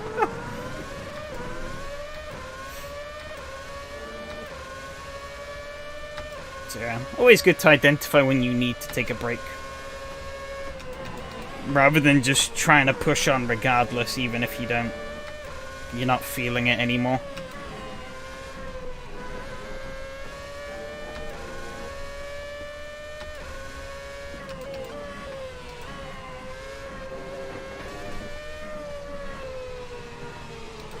Oh, the understeer. Fucking hell. This thing is heavy.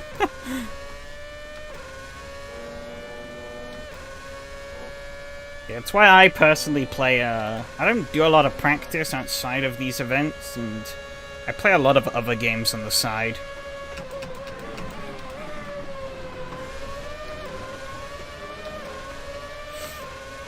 Even though sim racing is definitely still my main thing. It's good to get some variety in there. Helps me not get burnt out as easily. Max is going very slow. I'm guessing he got a penalty. Oh, I locked the rear axle a little bit there.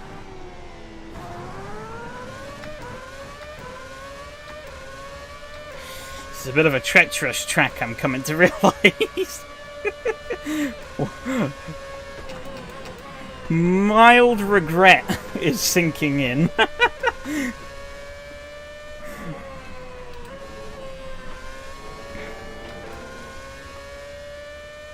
Mild regret.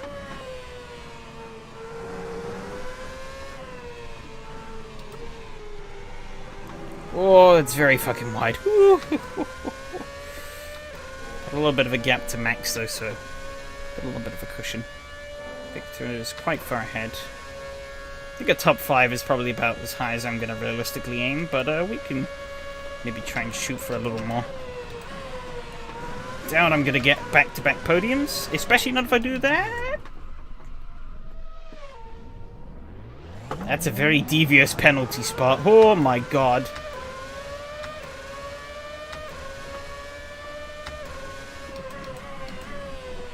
Jesus. That's evil. Absolute evil. Pretty much had to completely park the car there.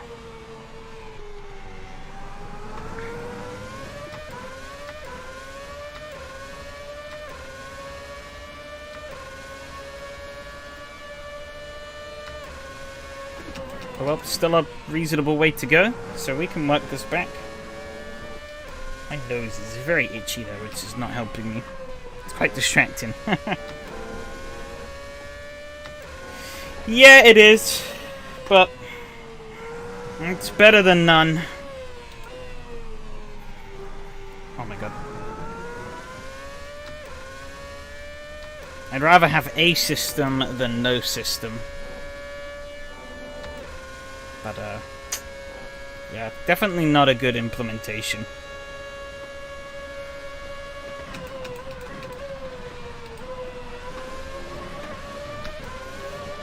Albeit, I also do think as well, the way the tracks are designed is very, with their penalty boundaries, is also very important. Oh my god.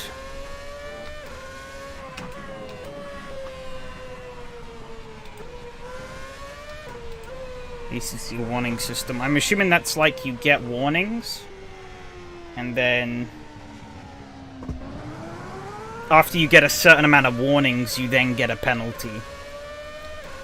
Kind of like, I think, what they have in, they have it in other sims. Like AMS2 and stuff. Yeah, 3 warning after, yeah. Yeah, it's definitely a much better way of doing it. But, and, RaceSim's implementation is quite nice as well. Which is basically the same as iRacing's. It basically tells you to give back a certain number of time. Back relative to like your delta, and so if you like actually get a cut track but you've lost time doing it, the penalty kind of just clears by itself and goes away.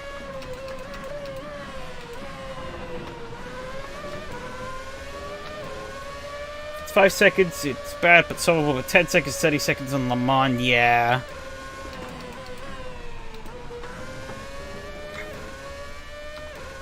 Yeah, when you get, like, really bad ones, it's really not good.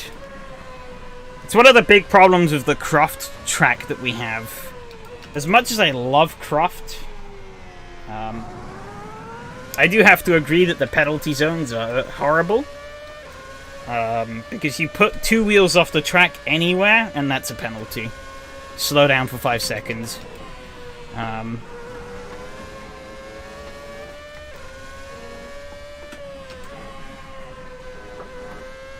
And well, for someone like me, who's driven the track a lot and is pretty confident with it, it's not that bad. You know, for others who don't really know the track as well or aren't as confident, it can be an absolute nightmare.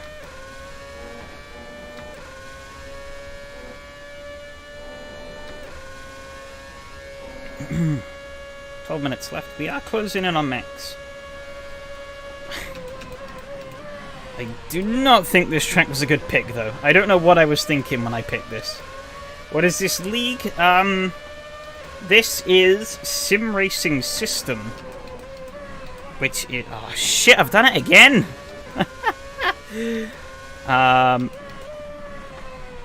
Yeah, so this is an old ranked service for Assetto Corsa. Why am I holding in the clutch? That was a bad idea.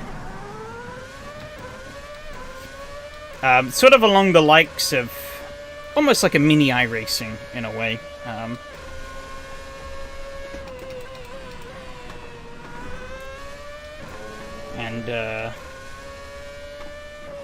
Yeah, there's a variety of races on throughout the day. Oh, well, mostly in the evenings now.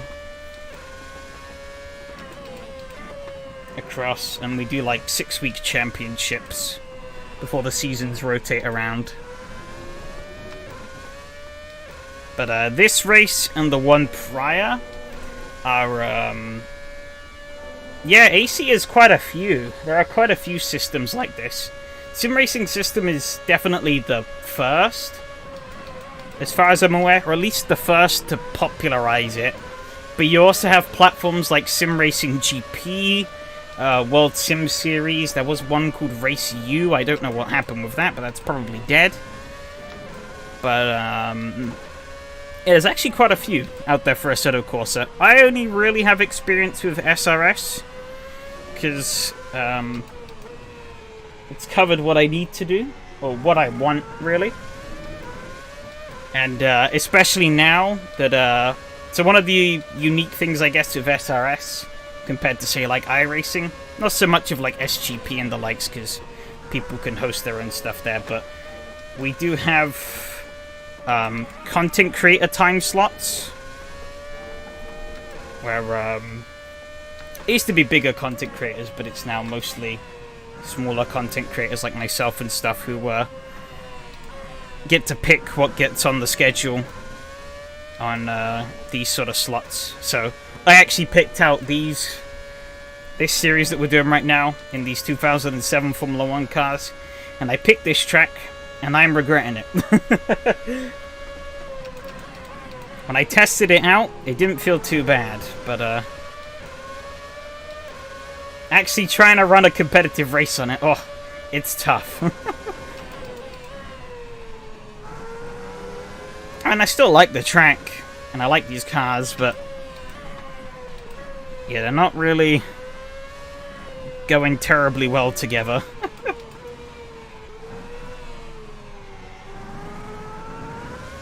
The Skoda race earlier, which I also picked out, that was a lot better. Racing little Skoda 130 RS's at Oran Park.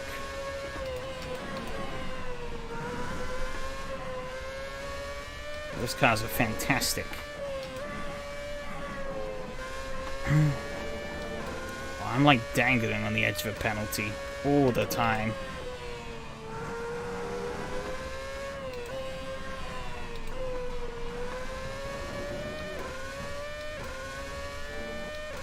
Anyway, oh, we still have 8 minutes. Well, this race is beating on quite a bit. Only a 20-minute race as well. It's quite a short one.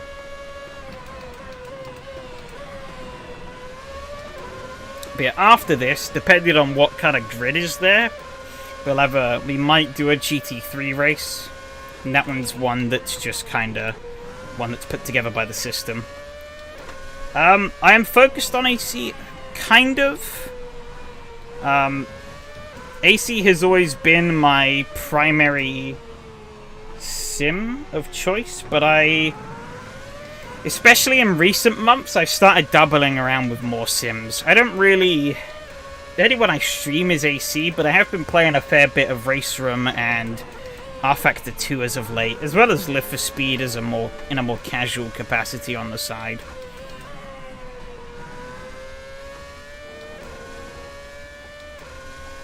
But yeah, AC is my main bread and butter, you could say. Not the best at it, as you can see. But it's the one I'm the most familiar with and have the most experience and knowledge. What steering wheel do I have? I have a Logitech G920 that I've had for about 5 years now. Oh, crap. You really can't lose focus anywhere in these cars. Oh, alright, yep. But yeah, I have a Logitech G920. Pedal-wise, I swapped the pedals out to Fanatec Club Sport V3s. Nothing wrong with the Logitech pedals, but obviously a load cell is always going to be better than potentiometers. I don't have the space for a rig, unfortunately, so I can't really go into direct drive just yet, but when I eventually have the money to move out to a place of my own, that's probably my next upgrade to this, is getting an actual rig with a direct drive wheel. Because at the moment it's just a G920 haphazardly clamped onto a desk with some not Thrustmaster, Fanatec pedals on a wooden plate. Very fancy, I know. I also do have a DSDP1 button box that is not fixed to anything. I did stick it down on my desk, but the, adhesive wore out ages ago, so it's just sat there on the side.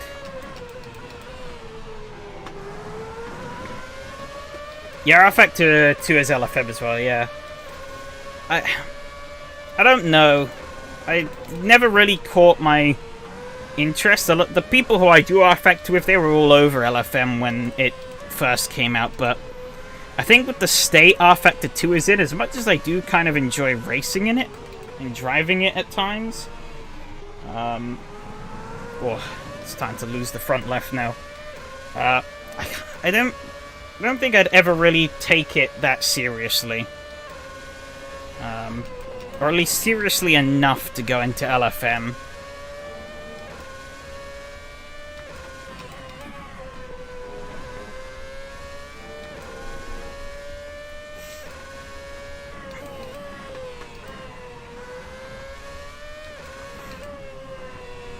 max locked up there. And I factor that's about it. I don't really know what to think of the force feedback. I definitely don't hate it, but I'm not sure if I'm necessarily like spellbound by it either. I'm gonna take it easy through here because of the dirty air. It's different. At least from my experience. It's quite different to what other sims offer. In terms of force feedback. Oh, he's gone wide. So I'm going to plunge up the inside. He certainly has a penalty, so he's going to be serving that. The AC is quite good, but one force feedback actually that I really did like when I got it properly dialed in. It was a bit awkward to get it dialed in at first, but when I finally found some numbers that worked nicely of my wheelbase, Richard Burns Rally on the like Rally Sim Fans plugin, that feels really nice on my wheel nowadays. Should do more of that. I've really there was one moment in time where I was doing quite a bit of rally and I kind of just fell out the loop and never really had the time to get back into it.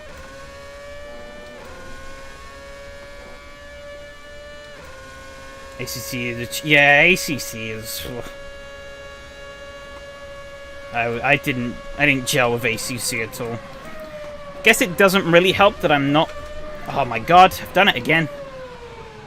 Come on, come on, come on, come on, come on, come on, come on. Fuck's sakes.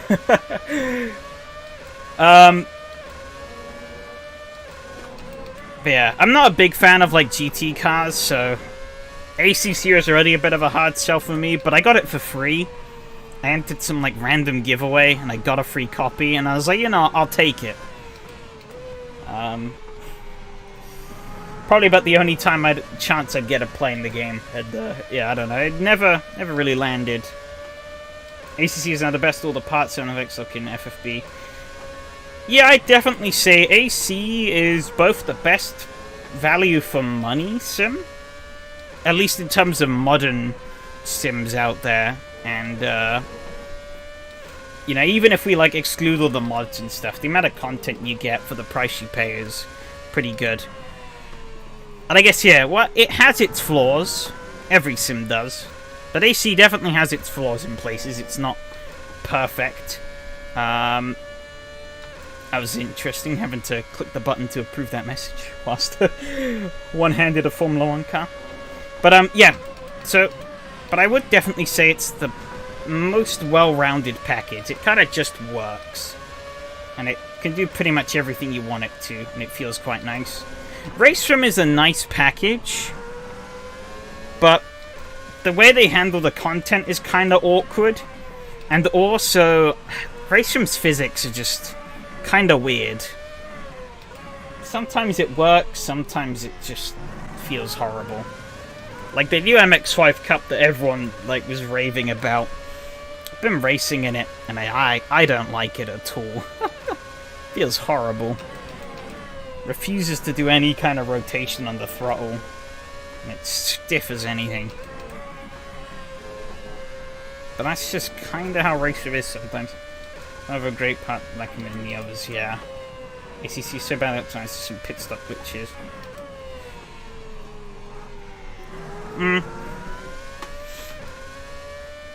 Yeah, ACC's optimization isn't great, but it's serviceable.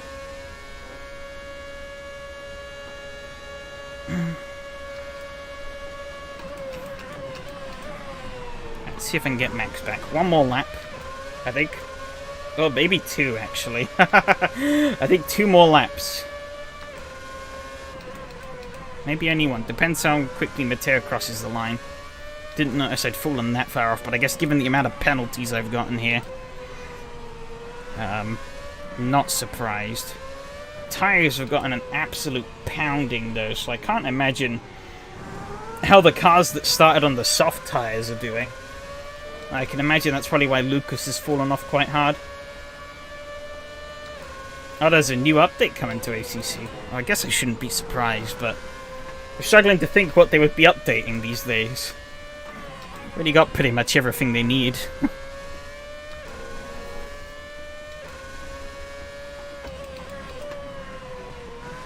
Oh, what, like the 2023 cars, I assume? Up there, yep, this is the final lap. In ACC, only GT3. Well, oh. Too busy looking at chat. There is GT4, and there are the Cup cars, but yeah, 90% of it is just GT3 stuff. Oh, that was a mess.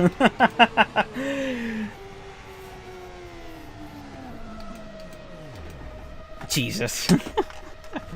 Oh, a car's sliding on the gravel. That's an interesting.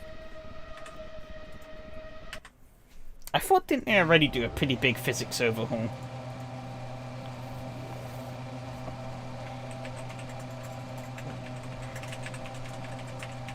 I guess maybe that wasn't enough. Or some new data or something has come to light that's made them want to rework it again. I don't know.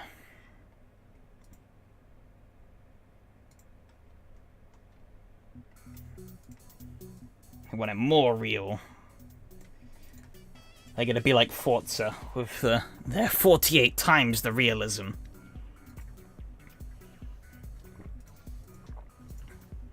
I'll be honest, I keep completely forgetting that GT2 is even a thing that exists.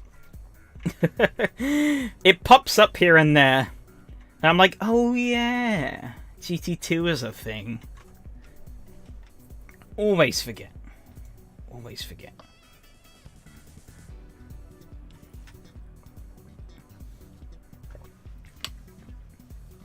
Still only modern? Yeah, well, I mean, if you're looking for anything that isn't modern GT cars, you've come to the wrong place.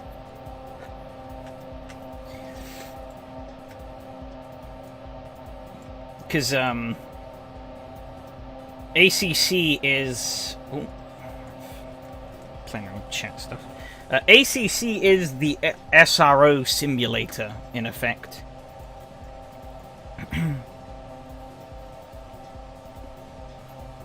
Yeah, I haven't seen a race with them either. But I know they do exist, yeah. I just keep forgetting. I remember seeing, I think it was the Audi GT2 at Goodwood a couple of years back, and I was like, oh, that looks pretty cool. But I think that was back in 2019, so like pre-COVID. And so obviously COVID then happened, and it was then like, ooh, yeah. Maybe best not time to start a new series. What happened up here though? Ooh. Alex got it wrong and locked the rear axle. Ooh. The AC Cobra Ford Escort 1600-year-old F1, nothing to enjoy. Drive cars.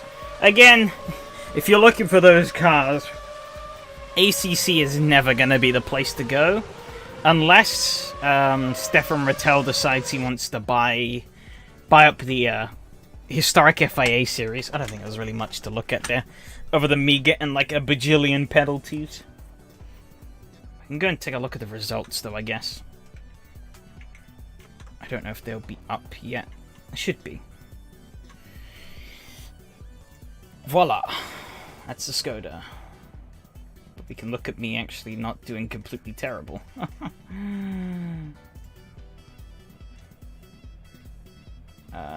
Let's see. Titi Circuit Assen. A bit of a smaller grid for this one. I guess Assen isn't as popular as some other tracks. No, I like these cars still. The track, though, I like the track, I like the car. The combination of the two together didn't work out as well as I hoped it would. I got, like, so many penalties it wasn't even funny. Wow, according to this, I stated this was definitely not the adventure of my race. This makes it look like I held my ground all the way through. That's very much not what happened. No incident points, I think, there. Yeah, no incidents. Pretty clean race from everyone, for the most part. No contacts, as per se, between, I guess, Michael and Jakob there. Let's see, fastest laps. I'm going to be nowhere near this list, am I? Oh yeah, 6th in qualifying, that makes sense. 6th in the race. I guess no surprise. 6th everywhere. Matteo, fastest, absolute crushing force. He got beaten by Lucas, but I think Lucas struggled. Stability, yeah. The car, yeah, I think the understeer really did come into play on these cars. I gotta say, though, it's chaos every time, but it is pretty hilarious watching these opening laps, where people are going from, like, the low-fuel, super soft tire runs in, like, qualifying. So, like, really lightweight car, full throttle, and then they go to the race and they're running a car with practically a full fuel tank and, like, medium tires. They turn into the first corner and they're like, oh shit, this car is, like, heavy and has no grip.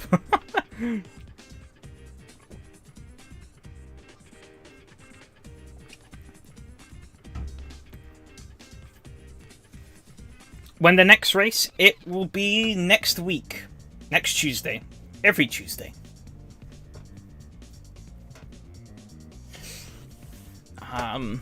Is these races. If I remind the championship, actually, I wasn't even paying attention. 5th. That's pretty decent.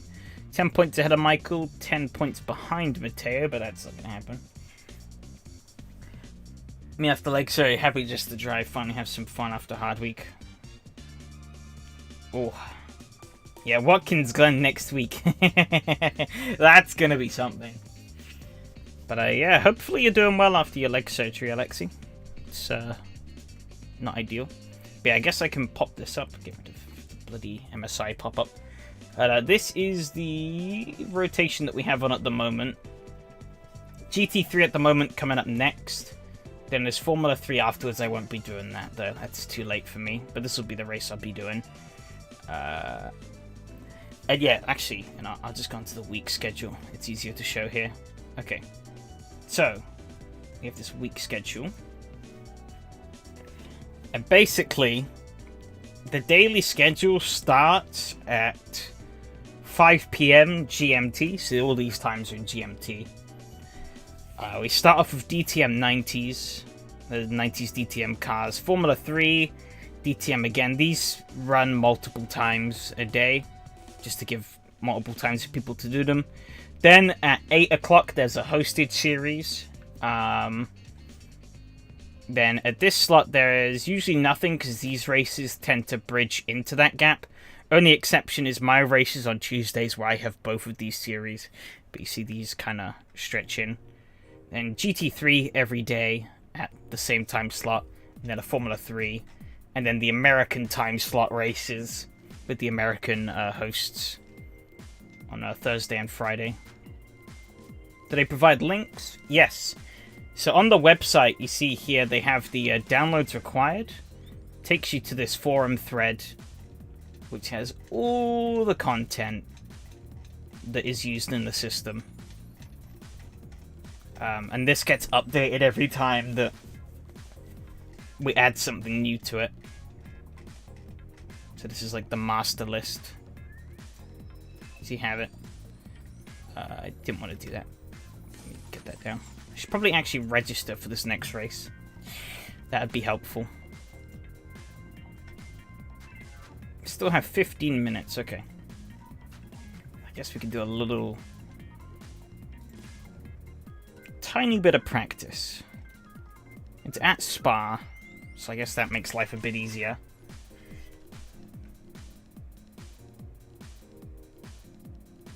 Advise DTM.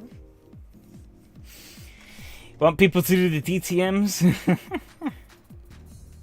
I'm usually...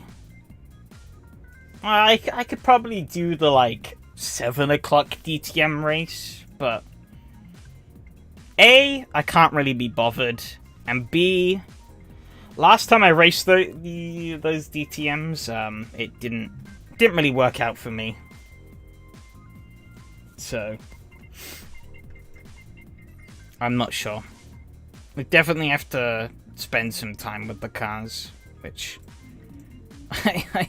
I rarely practice, so I'd have to yeah, bother to find some time. What am I looking for? Spa. So I type it in Assen again. I don't want to drive this car Assen. Time of the weekend I play ACC. Fair enough.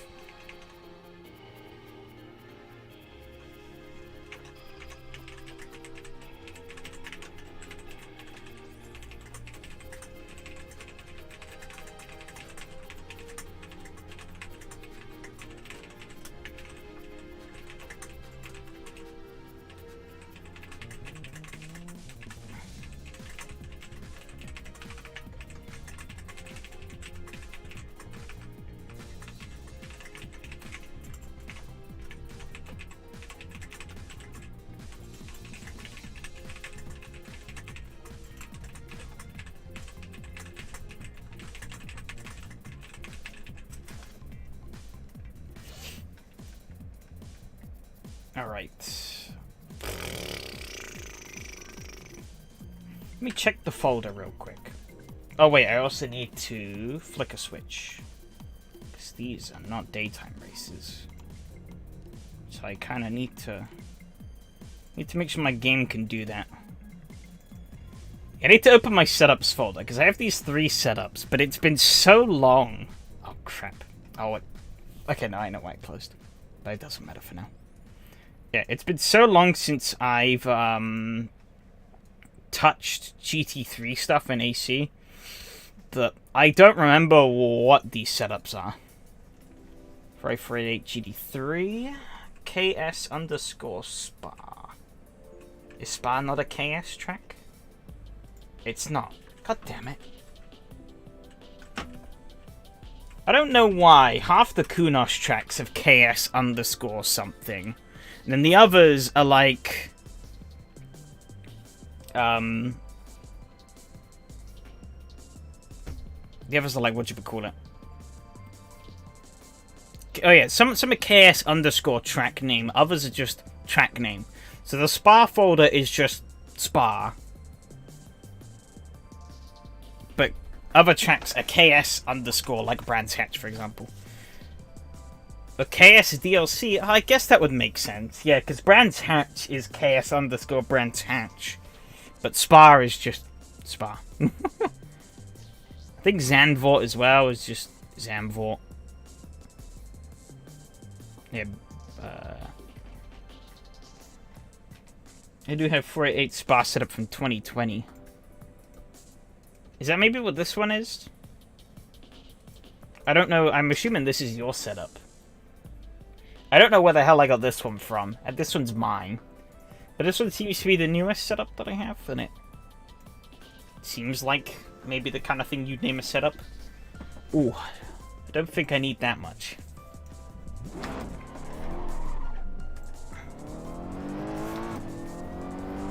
Look, similar name to yours, yeah. So I'm guessing this is yours. See how this drives.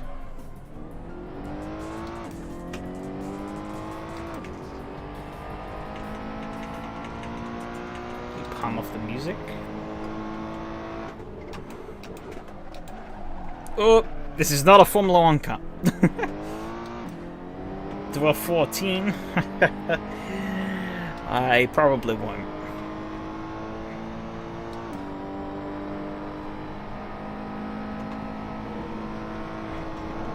Oh, you can do that flat. Ooh. I was not expecting that. Probably should have changed gear.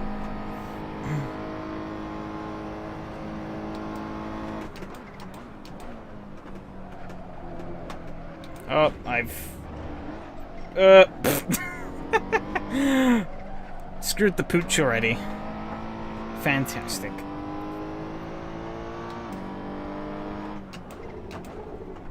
I just have to dial myself in. Both the Skoda and the Formula 1 car before this are just so agile. They have a lot of grip relative to what they have. And then you have the GT3 car that's just kind of a sloppy mess.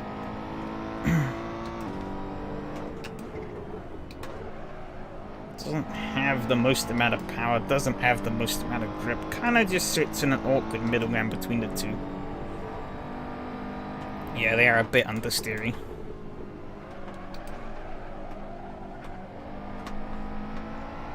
The setup ain't feeling bad, but yeah, it is understeery. Might wanna... But that's the issue. I'm scared that if I work the understeer out, the car is just gonna murder me. Because I think that's what happened last time. I remember that clip from that I grabbed from the SRS broadcast where I took off a click too much rear wing and I came through here. And when I turned in, the car just spun on me. Extra case in point, last week at Paul Ricard, I did the exact same thing. I braked way too late. Yeah, I did. Okay. It doesn't matter, though. Get back to pits. Let us see. Take out that positive toe. We don't need that. Disgusting. Taking out the front as well. Go about 8. Brake bias. Maybe push that back a little bit. Well, the front is high. Oh yeah, because of course we've lowered. We've basically taken all the fuel out of it.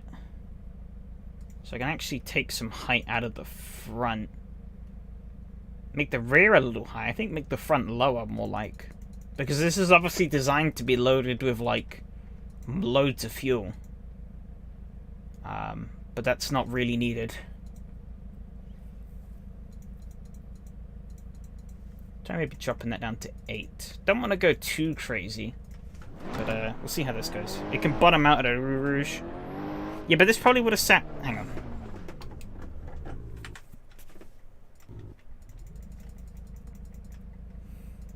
Let's overwrite this one, because no doubt that setup was terrible. We'll load this. So this is set at 69 with basically a full fuel tank. I have it set at 66. We'll see. It's 3mm. What could possibly go wrong? Understeer out of the pits.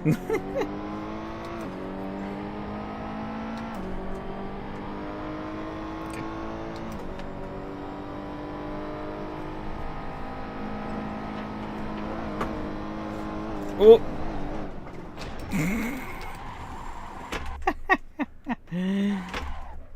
Amazing. Leave that where it is.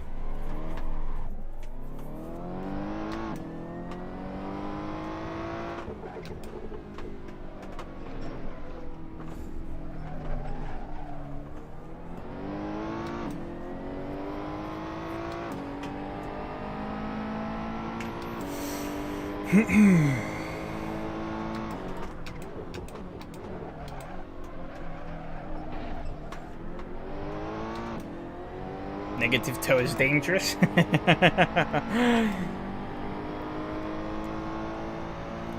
See, that's the problem. I like dangerous. This car dies at the hint of dangerous, though. In track limits. Only just. Yeah, I think maybe I'll revert it back to whatever the hell you had it on the rear, but I think on the front end it should be fine.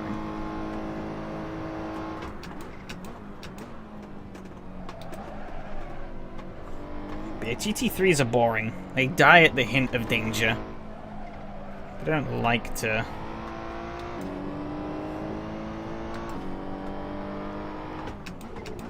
be run ragged.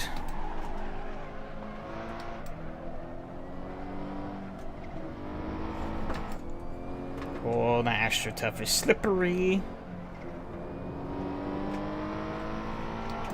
Yeah, it's a bit sketchy, but...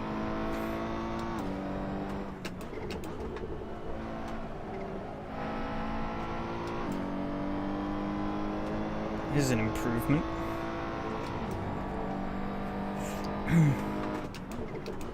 The Ferrari choice says a lot. Oh, I wasn't paying attention there. All right. I think though we're pretty much running out of time, so I will just put that back up to whatever I think it was 4. Save this, and then get the hell out of here. Make sure I flick that switch, and then we should be good. If I wanted easy, I'd pick the McLaren at the BIM exactly.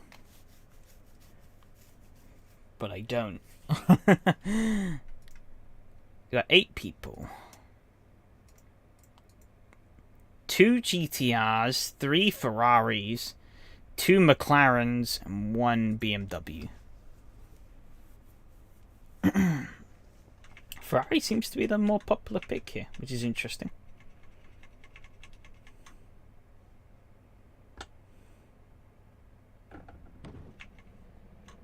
But hey, we are in.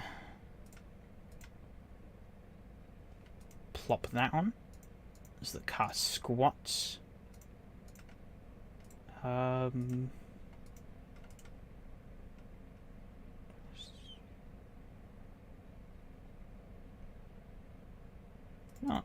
let's try dropping that a little bit. Ooh, could help if I turn the lights on. Freddy isn't a bad car, but its chicky base setup is painful. Yeah. If I tried the rain, no, and frankly, it's never really. At least from what I've heard about how the rain implementation is, it doesn't really interest me at this current point in time, because it seems more like set dressing than an actual proper dynamic rain system.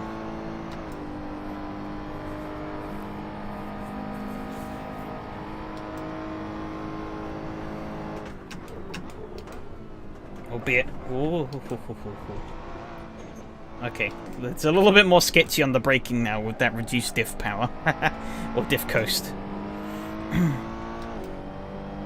Albeit, I guess, slightly controversially, I'm not as much of a CSP enjoyer as the majority of diehard AC players are.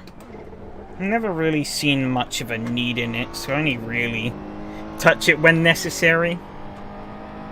And, I mean, this nighttime does look nice, but for the most part, it's kind of pointless. Any real reason I'm bothering is because I may or may not have caused a little bit of a stir, because I won the second round of this season without CSP enabled, and so it was at the daytime.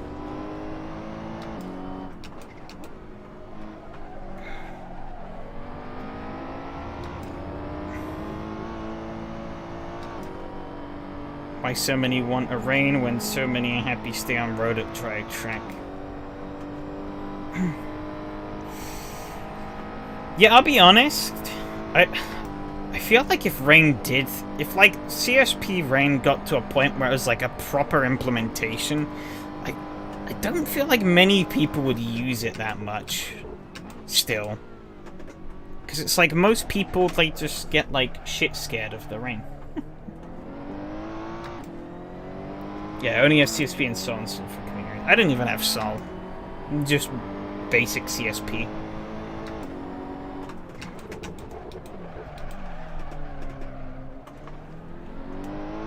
I think I am on the latest patch version, though. I could be wrong.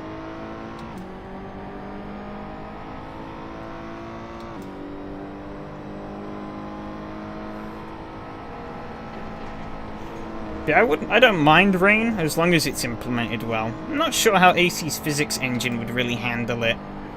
Or how necessarily well it would feel in AC's physics engine. Because I know, like, off-road driving and stuff doesn't feel that great in Assetto Corsa. I've gone too deep. I was not paying attention. I keep going too deep into the Lesmo? No, Lakon. Hey, Red in real life and Rain in the night is worse combo. His ability is poor. Well, I live in the UK, so I can't really say I hate rain, because it rains most of the time. Which actually isn't really that true these days, I feel.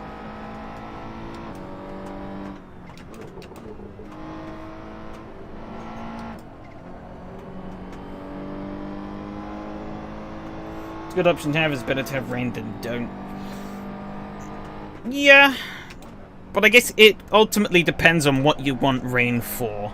If you want it, it's just a cool bit of set dressing, then I think the current implementation is fine. But, like, as a, like, actual thing to be used in, like, proper racing, at least from what I know, it's quite a ways off, and I'm not sure if it will ever really get there.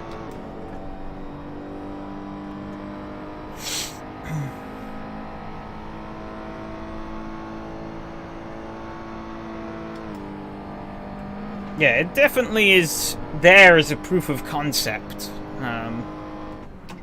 Just how far can they take the concept is yet to be seen.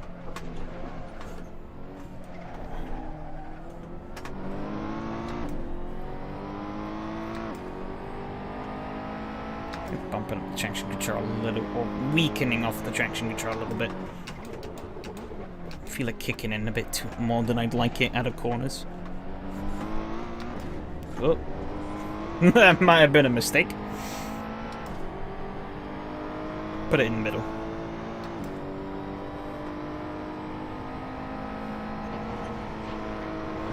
Oh, a bit too much over the grass.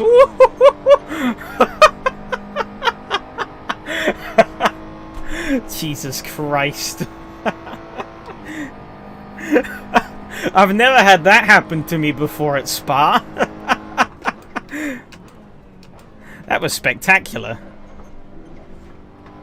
Hopefully I don't do that in the race. But who knows?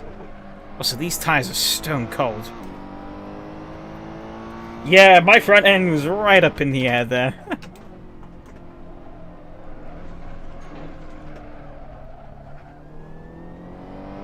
Yeah, almost done a Weber. Yeah, I've never managed to do it either. I don't think I've ever done that before in the, like, 3,000 odd hours I have in this game. I don't think I've even seen anyone else do it, really. I think soft's the way to go without the multiplier. Yeah, it definitely seems to be that way. Oh, practice over. Into the wall.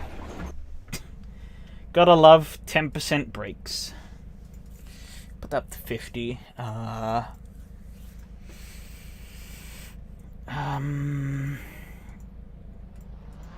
What else? Those are fine. I take a lot of fuel though.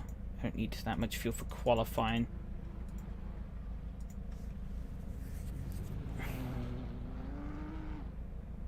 And she's sliding around like crazy. It should only be hot at the end and then cool down. Yeah, that's probably what's gonna happen. I should get out on track though. Do some quali.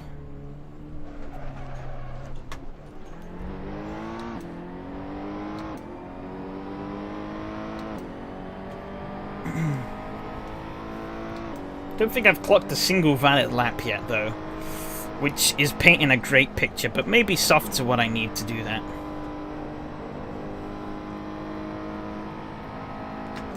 I'm curious about this track. Okay, it's not like Paul Ricard.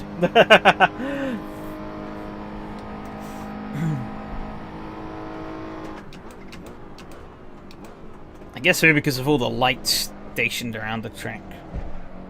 Poor Ricard last week. I actually saw better with my lights off than I did with them on, because I was missing the config for like the trackside lights to be lit up. So it was. By turning the lights off, I can actually see more because of like the clear. The fact that there's no real, it's just flat surface. A lot of like light coming in. I guess this is more hilly and there's more lights around the track, so kind of helps make it a bit darker.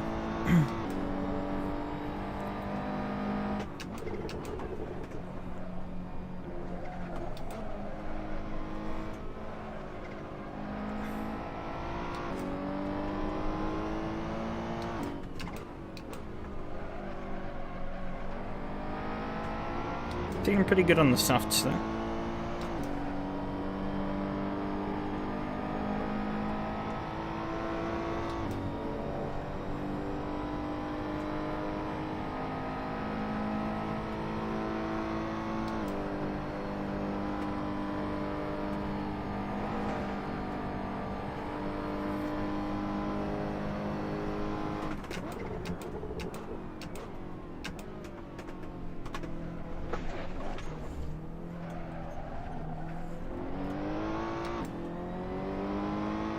It's full on modded, I think that mod came out years before ACC did. I could be wrong though. But yeah, it is a full on scratch-made mod. The only content that Kunos have backported from ACC into the original AC is that, like, hidden Ferrari esports DLC pack they released a couple of years back. Let's see if I can get a little bit of a slipstream off of Adam. I think he invalidated his lap, so he's going to be backing off. I'm going to try and get the suck.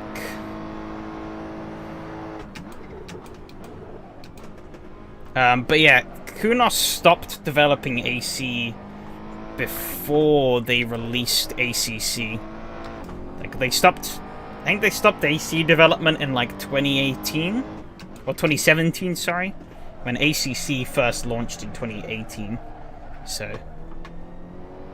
that was when its, like, first beta came out, should I say. When it was just, like, Lamborghini at Nürburgring. Or whatever it was on the initial launch. What am I doing?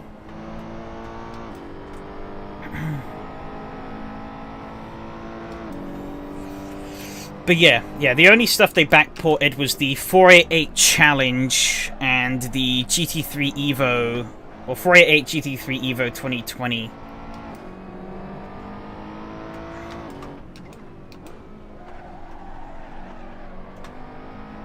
%? What's... oh, 95% track grip. Oh, you made me understand, you bastard.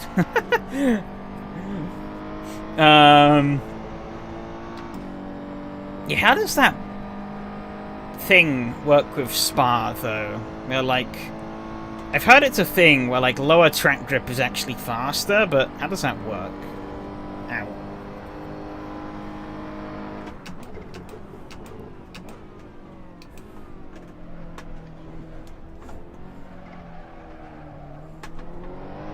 I guess maybe it doesn't, but I've seen it work, though. At least in some cars.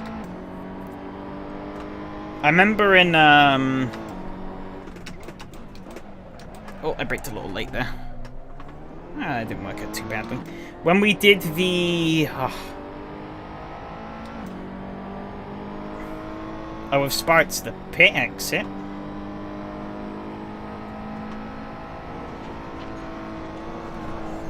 Ooh, bit of a snap there.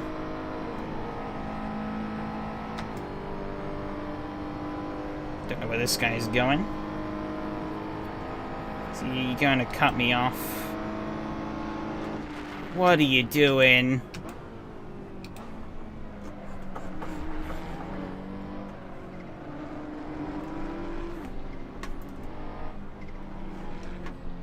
Absolute dick. If you're the first guy, you can get a very fast lap. Oh, I guess you're with the way the pit... oh, okay, yeah, that makes sense, yeah. Yeah, because you start here. If you, like, bolt it immediately out of the pits, you can then get a really good run out of here. There's a car somewhere.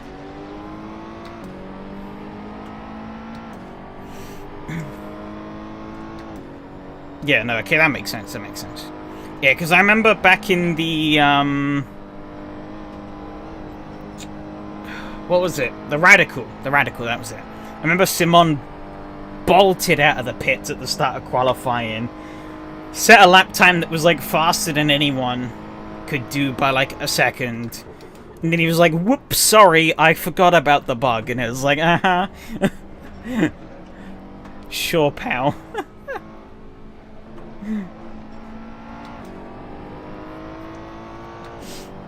Totally forgot. seem to be holding provisional pole here, but that doesn't really mean much because I still have a half-an-hour race to go. What about almost 2 seconds? It's bigger than I was expecting. Over a Z4. Oh, one of the Ferraris is SRS TV. Okay. So I said 3 Ferraris, there are only 2.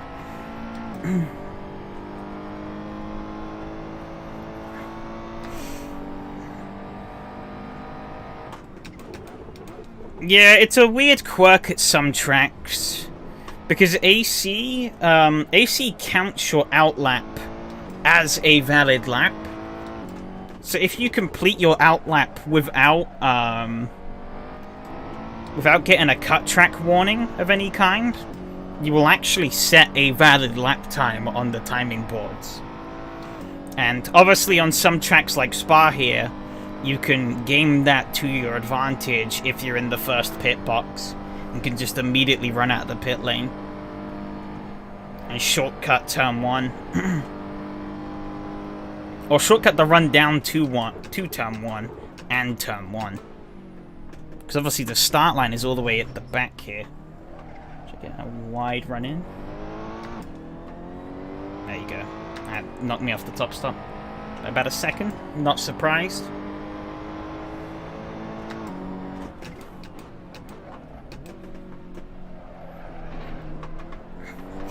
Faster car and track grip is steadily coming up. It's still at 96. Yeah, maybe because you played. Yeah.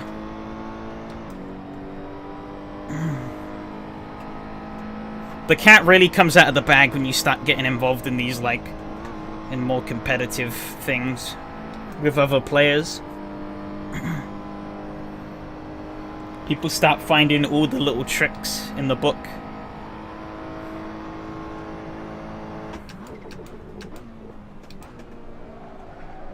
Oh, overdone that. God damn it.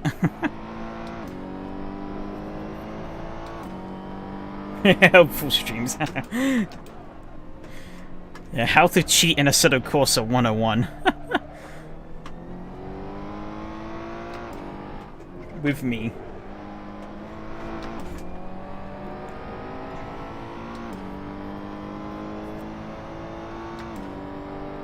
I am like scratching my nose to pieces at the moment. It's so damn itchy. I don't know why.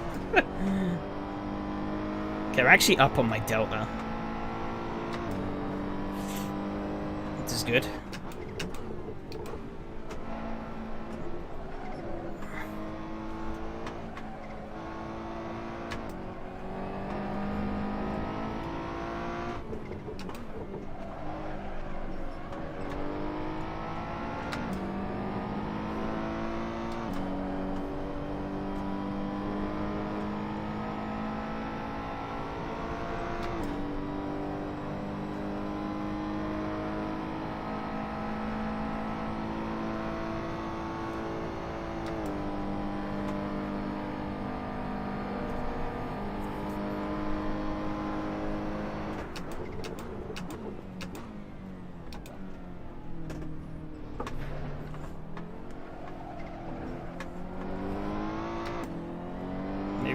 Faster, but I'm going to close up the gap a little bit,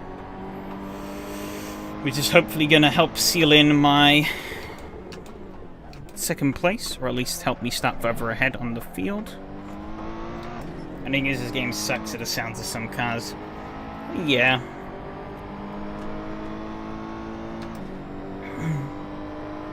Albeit when you're dealing with mods, sometimes that can't be helped. That's more of a... Ooh, fuck.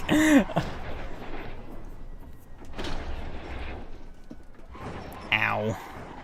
I got a little eager. Alright,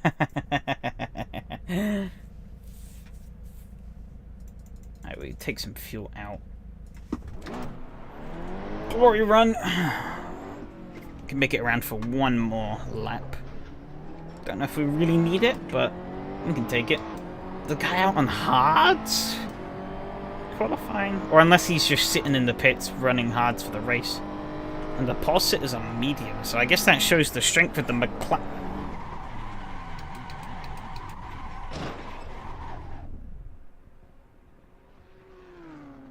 What am I doing?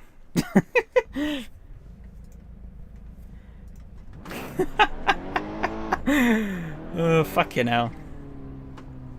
That's gonna be me lap 1. Calling it. As you can see now, the tires are hot. I wonder why. I don't know why they would be so toasty.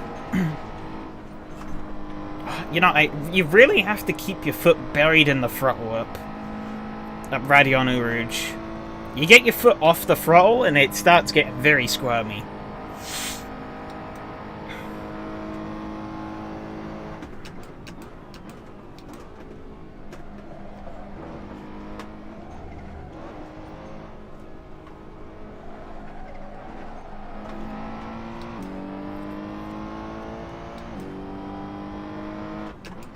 You either lift at the very bottom or not at all. Yeah, figures.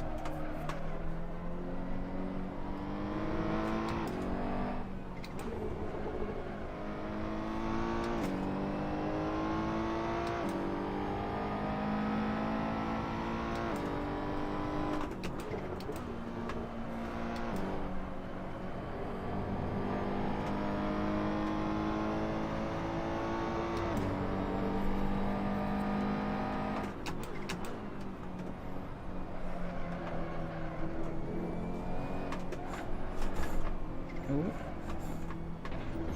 But damn it. You get the rear end out on this car and it really doesn't want to get back in line sometimes. It's really annoying. However, this is infinitely better than the disaster class that I put together for Paul Ricard. I don't know what I was thinking, taking off so much downforce and hoping it would work. Because we got an amazing display as to why it didn't when I went full chat into that turn at the end of the long straight and just 360, probably even 720'd. Just spun completely the fuck out. Gonskis. Alright, all or nothing run. Here we go. Pole position or bust. Likely bust, but let's see. Ready, 2 temps up.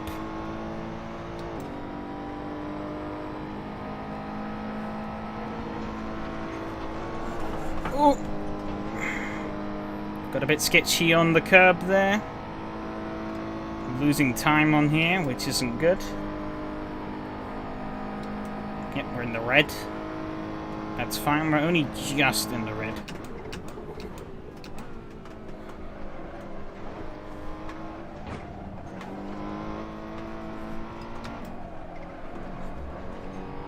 We're up 3 temps.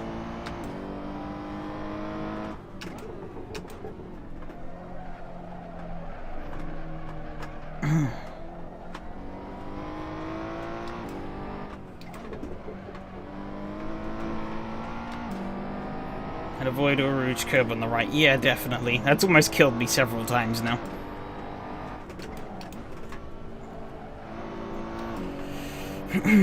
Don't look at the delta. I'll try not to, but I can't help myself. I like reading numbers. I can barely read it, though. The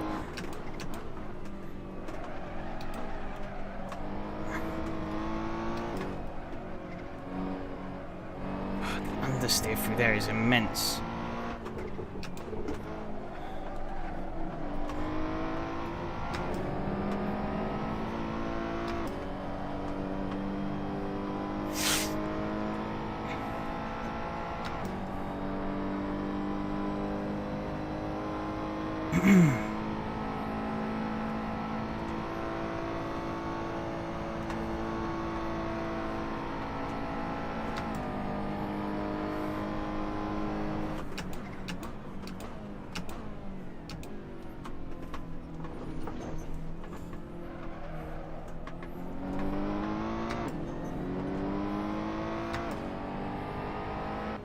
Oh, just enough. Oh. I don't know how much fuel I'm gonna need though. We're doing it over 2-minute laps.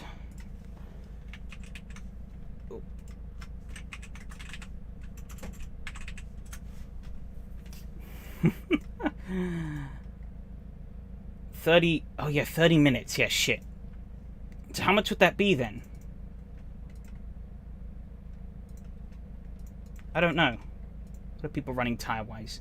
Medium, hard, soft, medium, soft. I'm going to gamble on the softs, like you said. 15 laps or something, so I guess I will run... I'll run 17, just to be sure.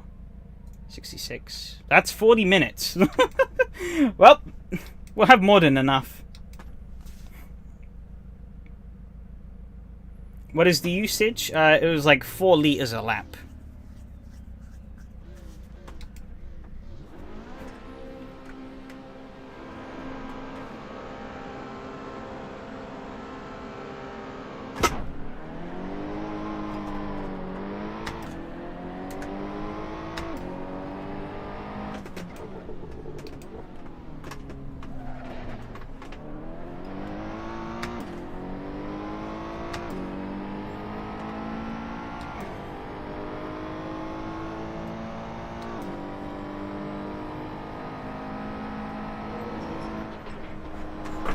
Fucking lifted mid-corner. I'm an idiot.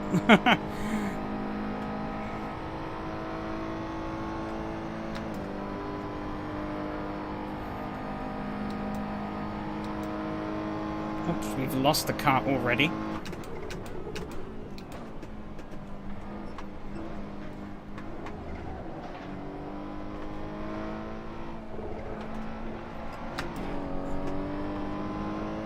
You have to take care of the tires.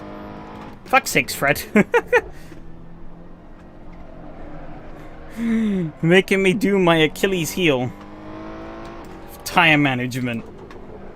It's one thing I'm not good at.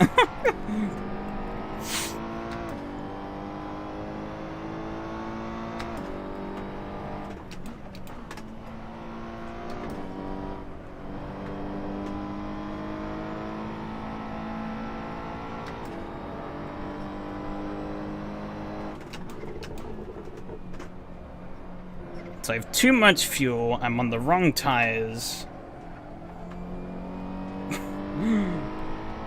But hey, at least I got pole position.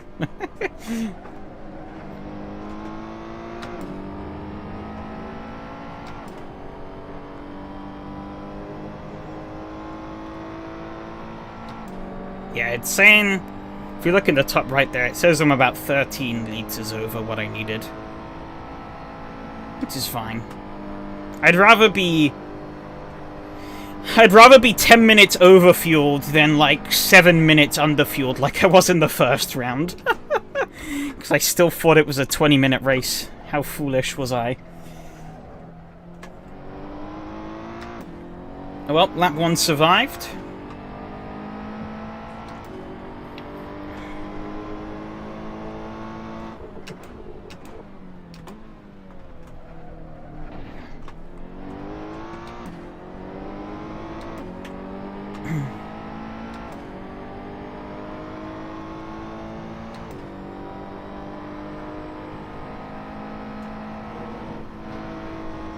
Tiny lift at the bottom.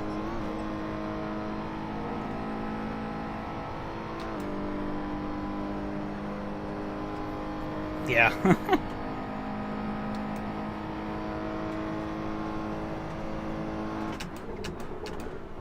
Looks like it's going to be another race of me against the Yeti fan in the McLaren. Same as Vallelunga. Whoop.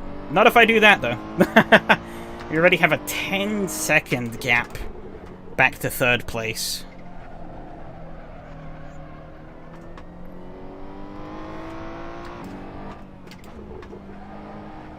I think, actually, the car that... Oh, no. Marcus Gambio is the... what do you call it? Is the BMW. Maybe a crash? But, maybe also pace. I didn't really look at the lap times of the other cars, what they were doing. I was mostly focused on what Yeti Fan and myself were doing. Oh, I've gone a little wide there. Yeah, I think they've got this one, though. I'm not really sure if I'm going to be able to do a great deal here.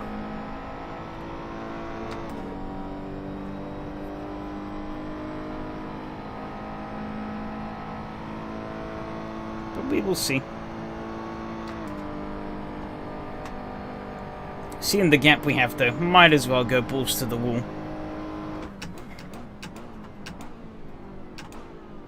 Pretty bold.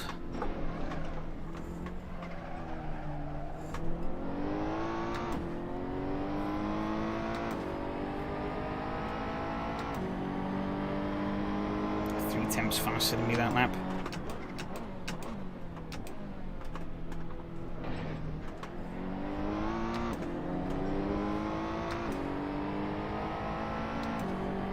.227, yeah, so 7 seconds a lap faster than the 2 cars behind. At least based off of this lap that's just happened.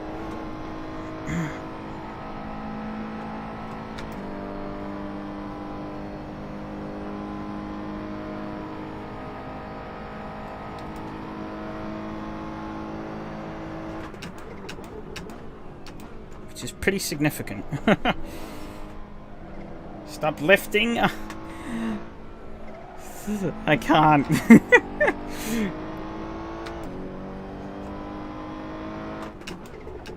I can.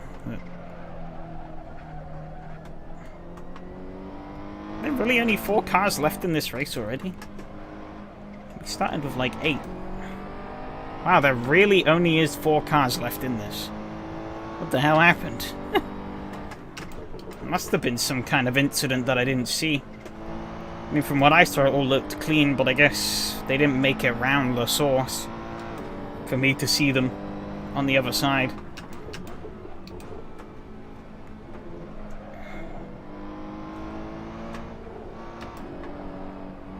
I'm surprised the numbers are low for Spa, though. Spa usually brings out a lot more people. But I guess people are just sick and tired of GT3. And maybe the premise of GT3 at Spa, not only are they probably sick of it, they're also probably worried that a lot of idiots were going to show up.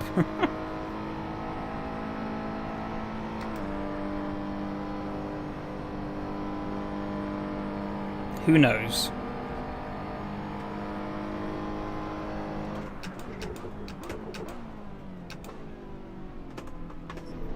I guess you can't really get a more generic of a combo, though, than this. When it comes to sim racing. Yeah, that McLaren is on mediums and is just faster, which is a troublesome. I almost turned into the wall there. Why GT3? Why would you do... It's a very good point as well, yeah. Why did you do AC instead of ACC? Yeah. And I guess if you don't like ACC, but you like GT3, I feel like there's... I mean, there'll definitely be the minority, but I definitely feel like there probably is a camp in there. Okay, yeah, so we're about 4 seconds a lap faster than the other 2 cars in the race. Which is kind of nuts. I didn't do that very well, though.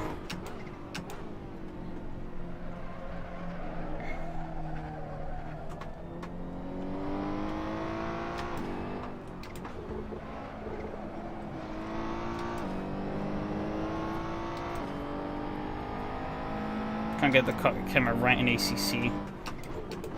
Whatever I do, it's wrong. Oh, it feels wrong. I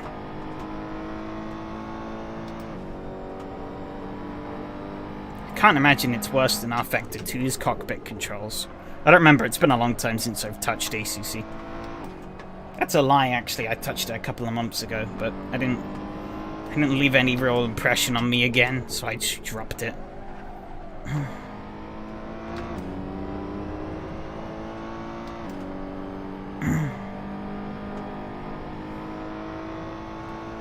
What I need is for this McLaren to get a penalty, or to bottle it somewhere, so they're off my case.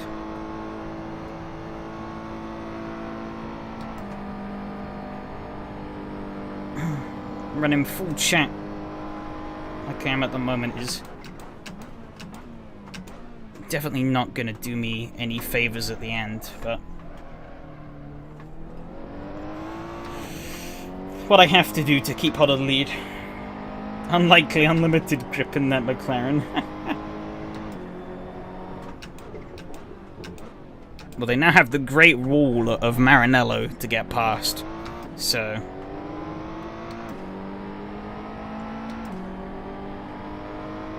Until I bottle it.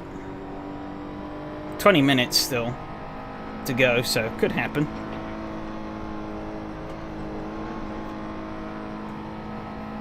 Those track limits on Radion are so scuffed. Nowhere near the track, and it's like, yep, that's fine. You go a whisker out from where we're going right now, and it's 10-second time penalty. Get fucked.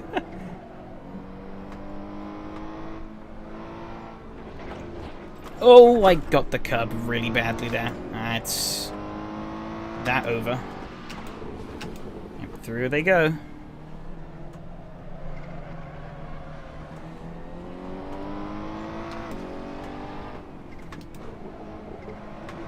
They have more pace than me, even though they're on mediums. Fucking McLaren. God damn it.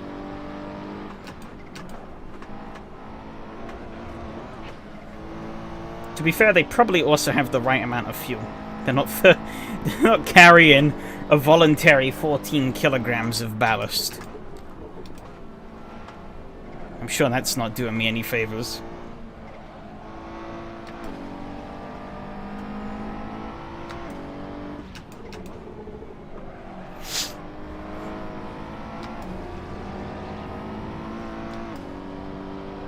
Oh, yep, dirty air.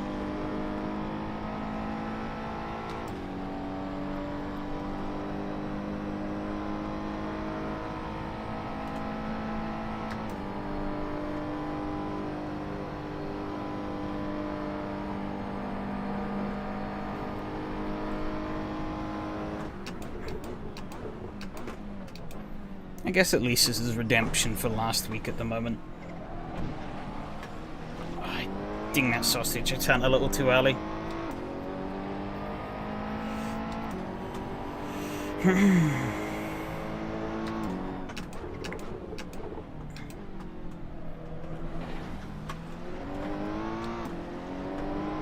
think it's safe to say unless shit happens, the win is very much gone. But,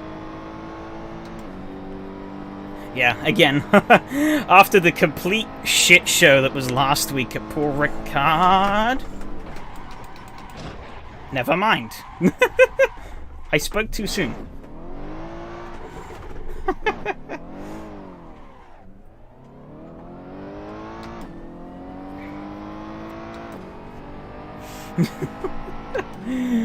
Oh, fuck it now.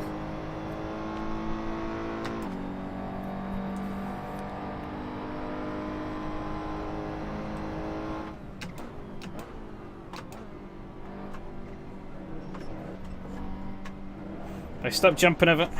Yeah, probably. But that's the issue. GT3 car boring. It doesn't like my way of doing things, and it kind of just eats shit and dies.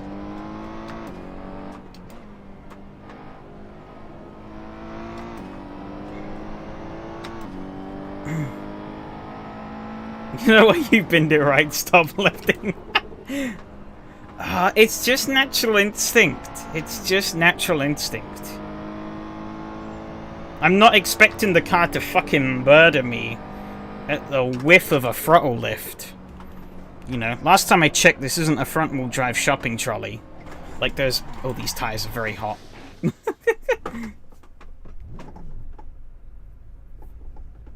still haven't quite cooled down. Ooh. Not boring. Yeah, these tires are like jelly at the moment. It's Ricciardo. Nah, it's not gonna be as bad as Ricciardo. I survived more than a lap. It's better than poor Ricciardo. These tires will eventually calm down, and then all will be fine. However, do we take a gamble? I don't know what the tire pressures are at, actually. So maybe we don't take a gamble. These tire pressures could be all wrong.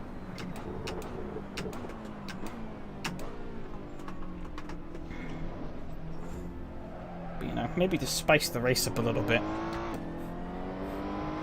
You go for a pit stop. Try and come back to P2 from P4. Oh, a little bit over braking. Orange sport tires. There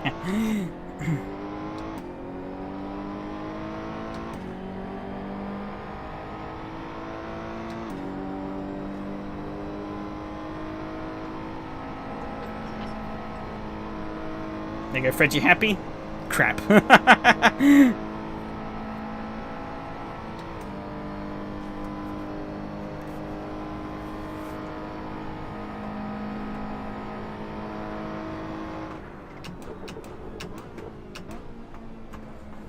Oh, these tires are not loving life. There you go, solved it. It's all good. But this is the problem with GT3 cars, for me. Is that... yeah, or like that, yeah, exactly. It's the issue with GT3 cars for me, is that, I have quite a naturally aggressive driving style, which in GT3 always leads to one or two things. Understeer or death. I've never really been able to get these cars into a comfortable window where they'd accept being sort of ragged around in the way I'd like to.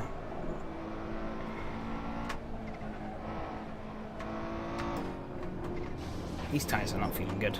Also, I guess aero damage not helping.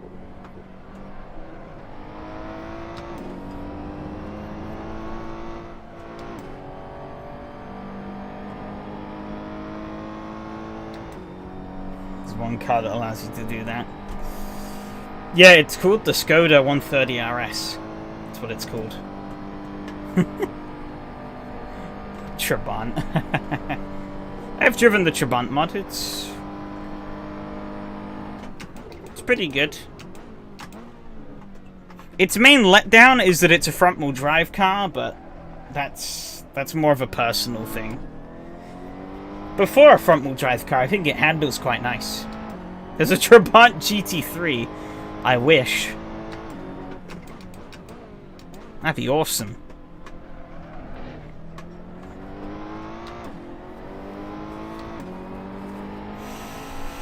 But I feel like the Trabant is maybe a little too neutral for my liking. But the issue is you try and, you add rotation into a, what do you call it? You add rotation into a front-wheel drive car, and then it becomes like those Super Tourers we were driving on Monday, where they just kill you. And it's horrible.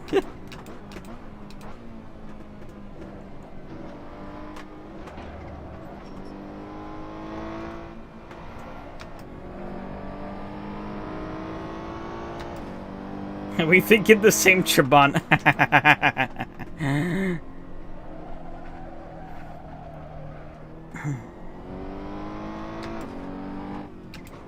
Set up on a Trabant.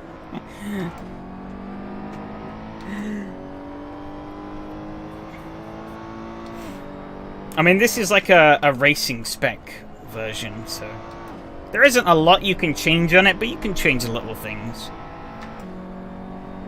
here and there.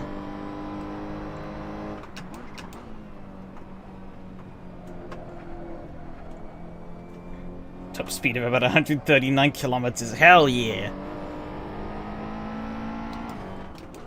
They have the Trabant on the Rally Sim Fans version of RBR as well. And it's kind of just a meme car, because even compared to the cars in its class, it's just so slow. so slow. It's not even competitive against the other cars in its class.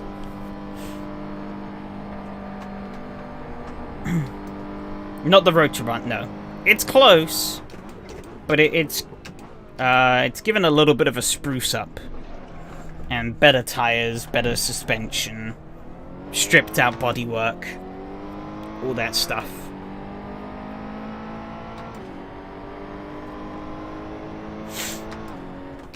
I think the one in RBR, though, is basically a stock Trabant, though.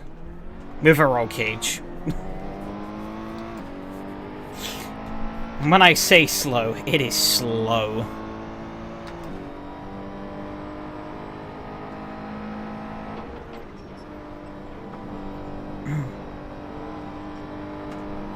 Yeah, I think with the damage and the tire wear that I have, I think I'm just gonna take it easy these last 10 minutes.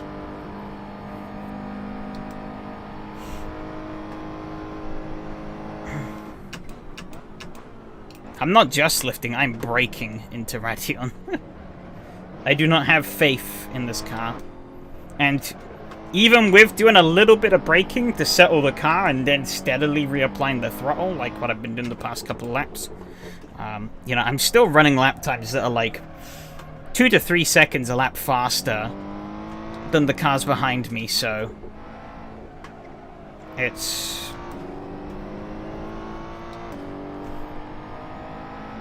fine. Managing the gaps. I don't think taking a pit stop would be funny, but I don't think it's really worth it.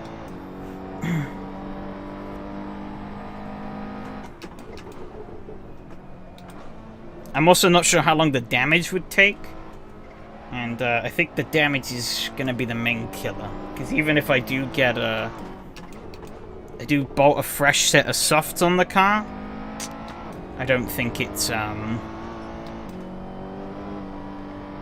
it'd still struggle to hold the pace needed, really, to hold a candle.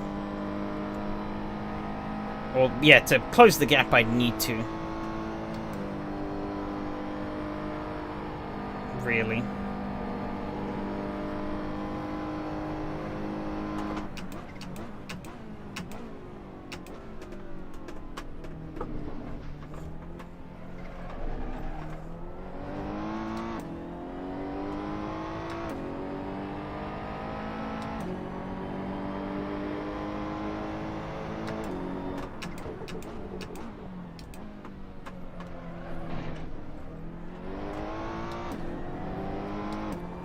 Get a super survey race. Alright, see ya. Thanks for hanging out.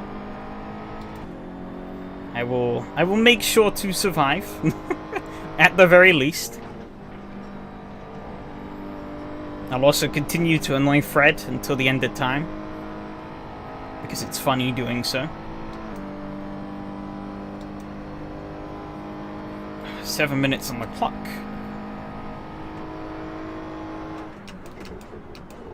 Quite a lot of time in hand to the cars behind.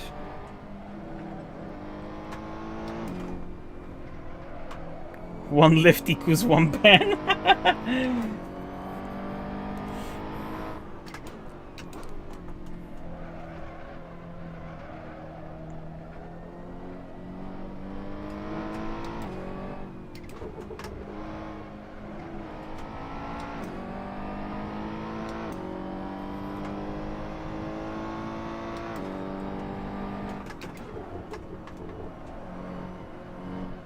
I can see the lights from Itifan over there.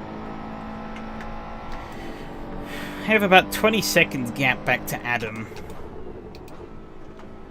Probably gonna lose. Yeah, I don't think a pit. I really want to do a pit stop for the fun of it, but it's really not gonna work out mathematically, which is a shame. Add a bit more spice into this race than me just dawdling around on my own.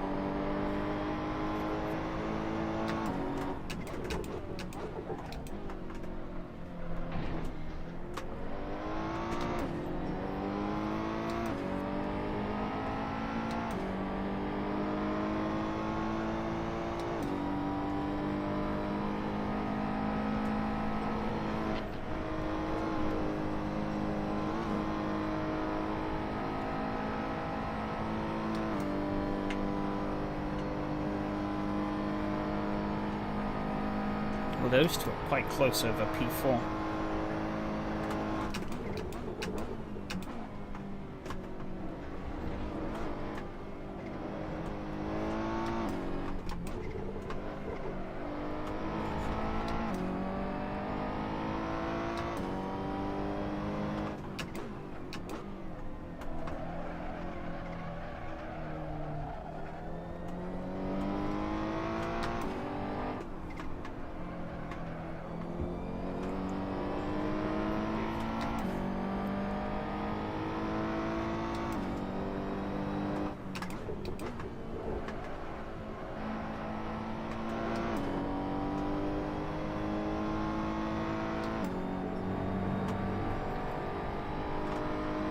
I guess whilst we're at it, we can maybe start doing a little bit of brainstorming for next season. I have a few ideas I could play around with that have been suggested by various people here and there. But I'm not really sure in what, and I have a few ideas of my own, but I'm not really sure in what direction I really want to take next season. I think the double series thing definitely has worked out quite nicely. Well, the double twin race system has worked out quite nicely. So I think, as long as Enrique is okay with it, I think I'm definitely going to continue on with that for next time.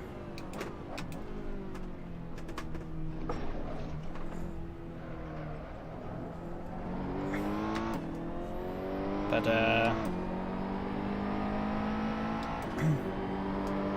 I also kind of like having the balance of keeping the original slot to like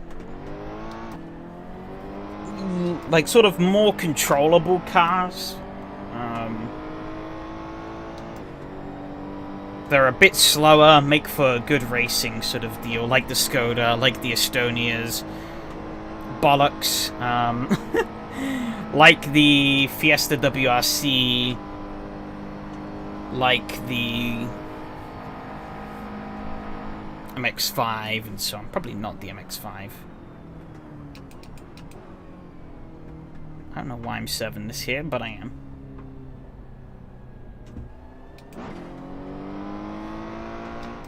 Adam looks like he lost a lot of time. Oh.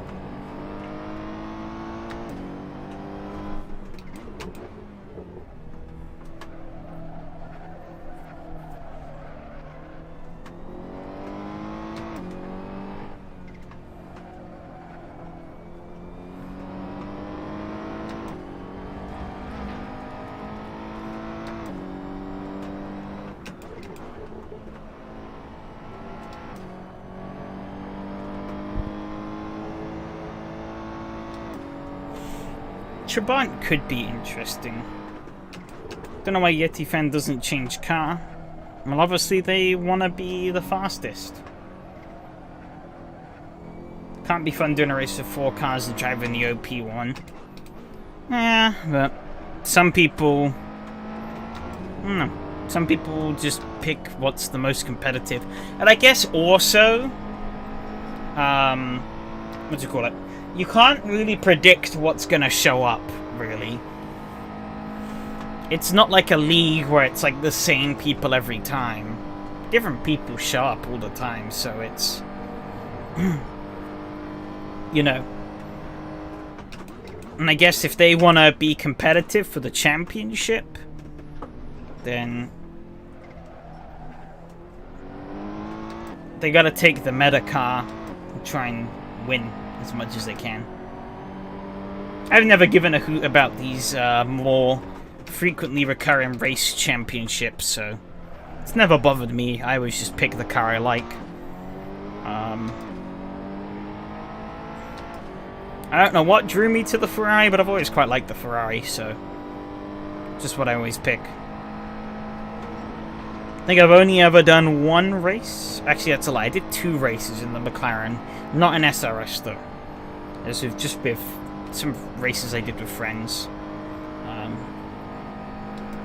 Once at Monza and then the other time at Zandvoort. I was going to go with the Ferrari, but McLaren, I was struggling a lot with the Ferrari, and the McLaren was just so much easier to drive at Zandvoort.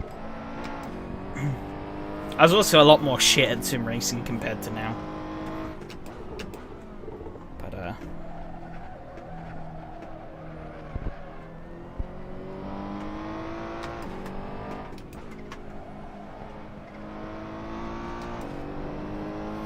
timer is up. This will be the last lap.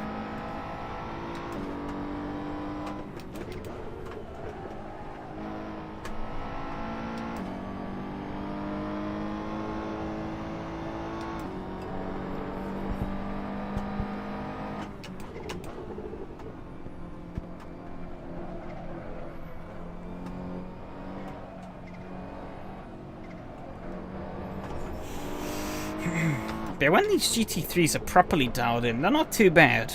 I quite liked the setup that we have here, and Ballalunga as well. That car was about as on rails as gonna get for a GT3.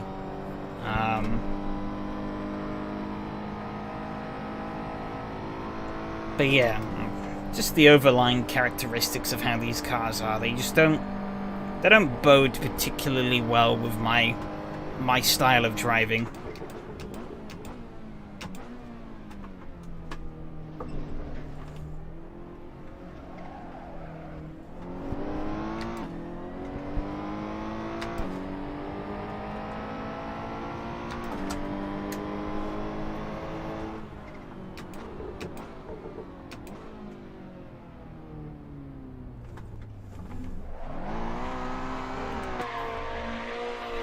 Fast kick, but at 110%.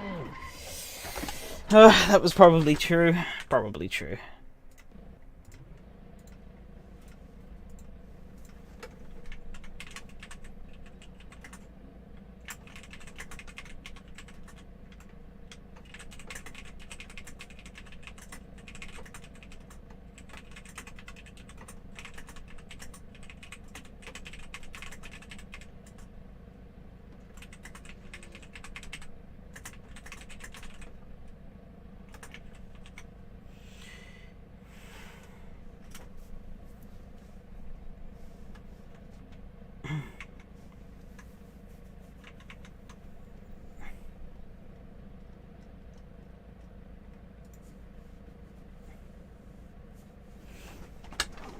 Oh, I spelled lost wrong. Dangerous setup doesn't help. Yeah. Yeah, it doesn't help, but... Is that about fuel?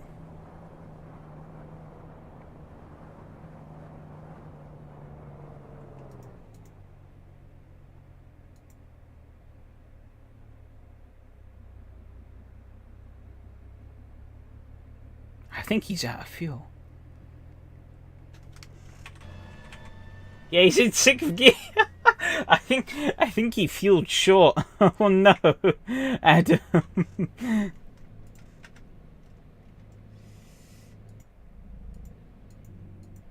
Tragedy. Let's go and watch back that bin though. That was pretty spectacular.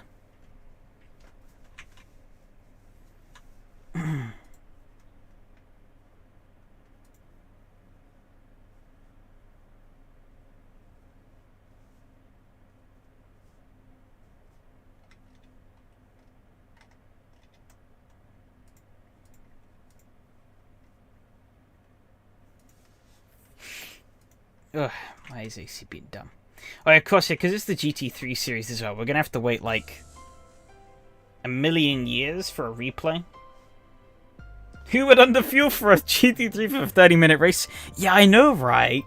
Sounds so crazy. Never would do such a silly thing. Never, ever. Nah, not at all. Not at all. Oh, what's this? Ferrari GT3 at Imola? Nah, that never happened. Where was it where I got the jump? Was that in qualifying? We'll take a look at that. I saved practice, qualifying, and the race. I definitely want to see that jump again. But obviously, yeah, also got to get the carnage report for the race in. Quali, yeah.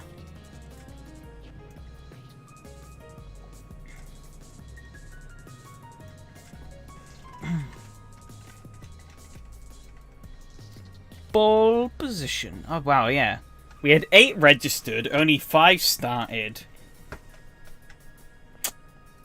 Kind of sucks. Oh, and then 1 jump started, so I guess he just instantly quit.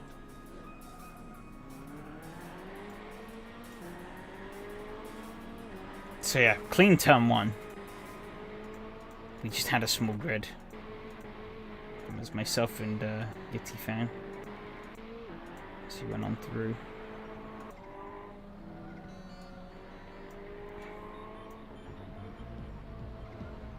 Yeah, I just got on the grass there. Too much. Staying on the AstroTurf I would have been fine, but I was on the grass. And that just kicked me out. Also, yeah. Because I'm all the way over. I think that probably bottomed the car out as I crossed back off of it. Yeah, it really did. And that's what skewed me out.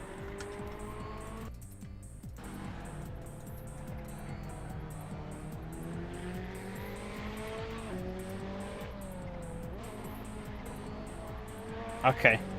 We can take a look at both. I saved both. Here we go. I think this is it. Oh!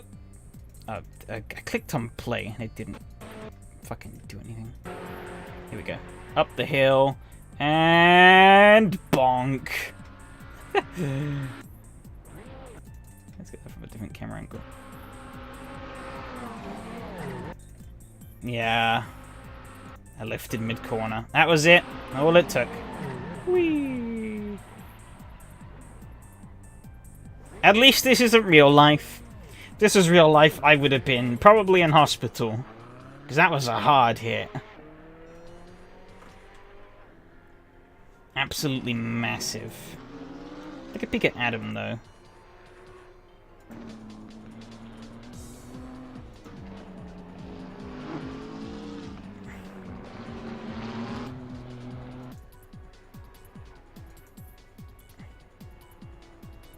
Full lift up the hill.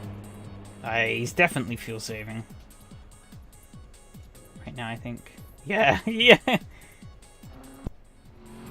Oh, he binned it at one point. I guess, yeah, he realized he didn't have enough fuel and just had to limp it across. Oh, wow. We drove a sexy brick, goddammit. Even if it's terrible. Yeah, he seems to be committed to picking the thing. Look at qualifying.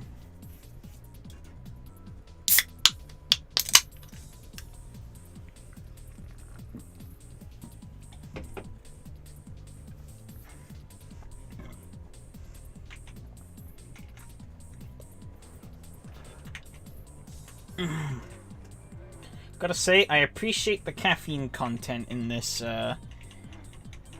Coca-Cola Cherry. Flavor-wise, though, not good.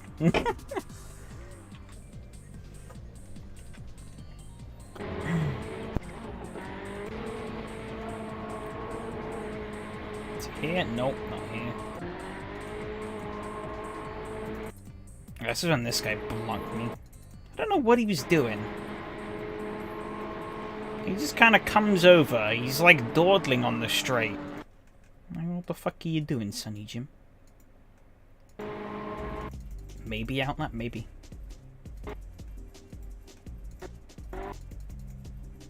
I'll take a look at that at the end. I felt like it was like more into the session. But I guess maybe not.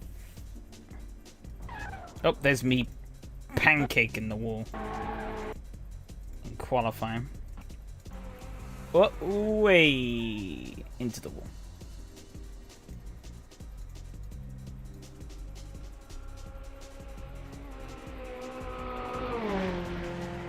Yeah, I guess it wasn't there. Right. Outlap.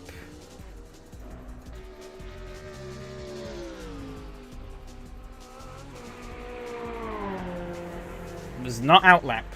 I guess end of practice then. Take a look.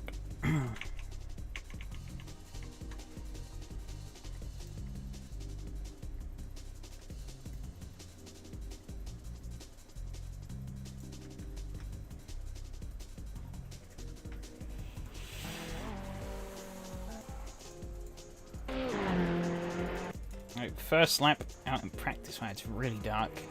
That was fine.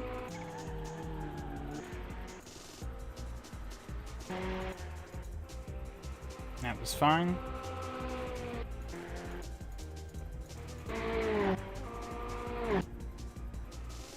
There we go. That was not a good camera view for it, though. Ah, alright, hang on.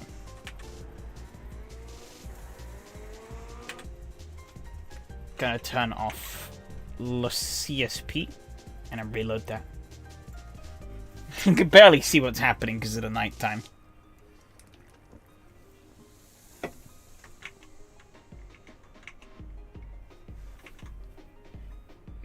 Yeah, I don't think I have either. There we go, that's a bit better. Want this camera view. Yeah, look at that. I hit that curb, and I think that just got a bit of air underneath the car, and it just started lifting.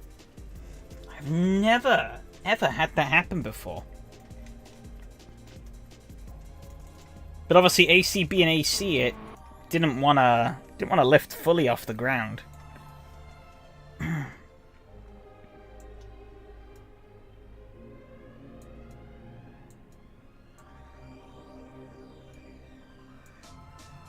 Even in 2023, AC can surprise, indeed. Wild stuff. Yeah, let's go and look at the race crash, though, in the daytime. Get a better appreciation for how badly I fucked it up.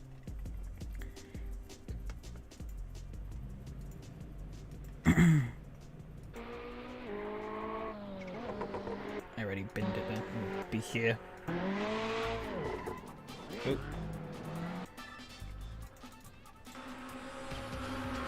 Yep, sideways, snap, bonk, into the wall.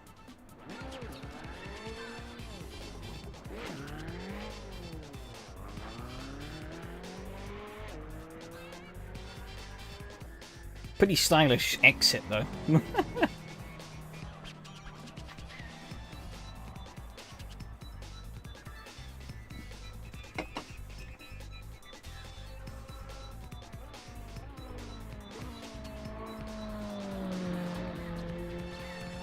And flaming hot tires, yep.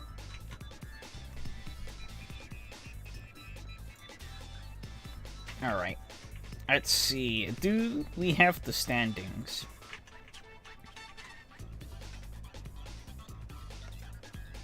Probably not. We could check. Oh, we do. I was a spa race yesterday. Oh, 2 people. Amazing. And 1 quit after 4 laps. Well, 1 didn't even start, the other quit after 4 laps. Yeah, he jumped the start and quit immediately. Daniel didn't show up, and neither did Omar. The other Ferrari.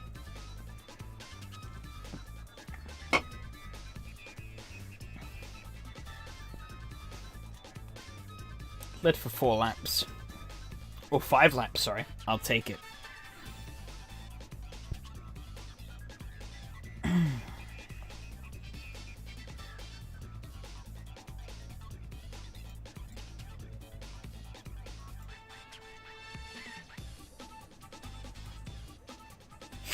Fastest time in qualifying so far.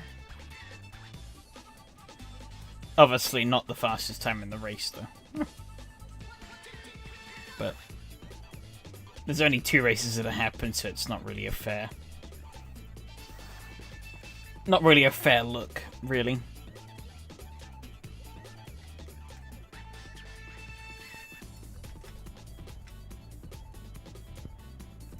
Overall standings, I'm P2 overall.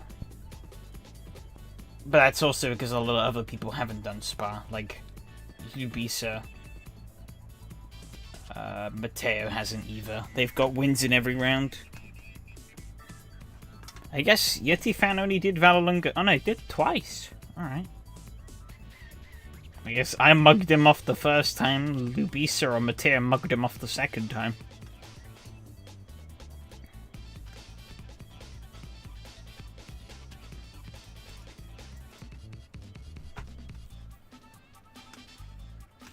Yeah, this is quite a sparse board. So.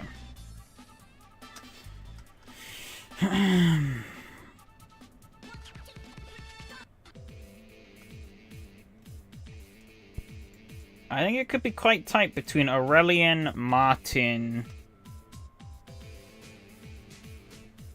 and myself. Eliminating Mateo's competition, only one left.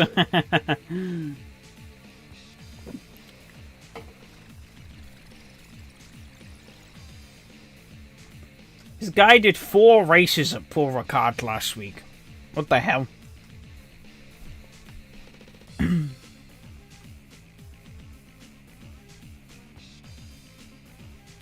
4. And he did all 4 of those without lights on, just as a fuck you.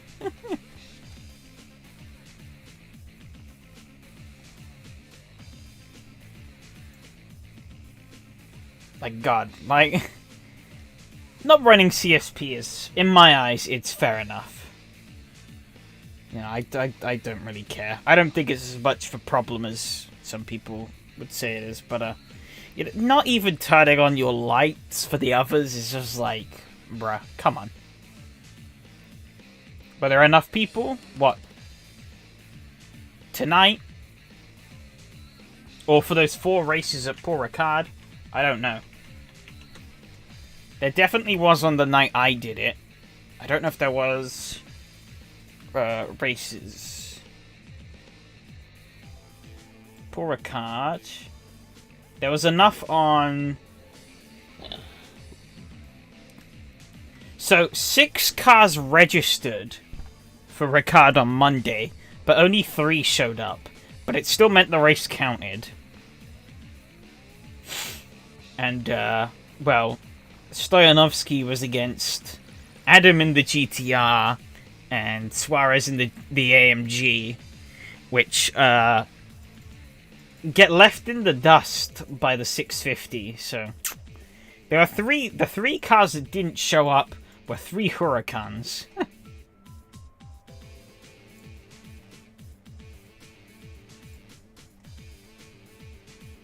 Then there was one I did, which had enough. Wednesday, they had a full grid. However, he lost out to Yeti Fan in the 650.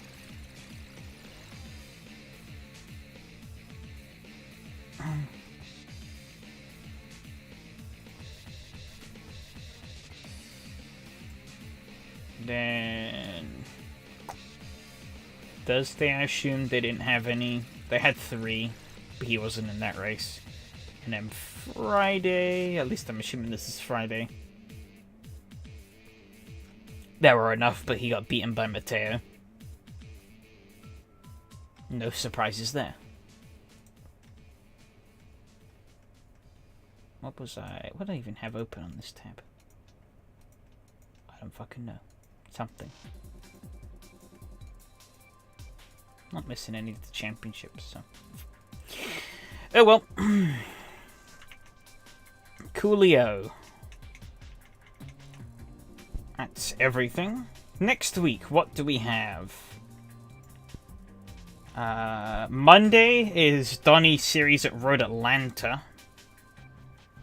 For some reason, New Jersey last week, or this week, sorry, was only 2x15 for whatever reason. A weird bug. But I didn't do that race, I wasn't really feeling up to it, and regardless. And, I don't like these cars. The VRC Taurus I'm not a fan of at all.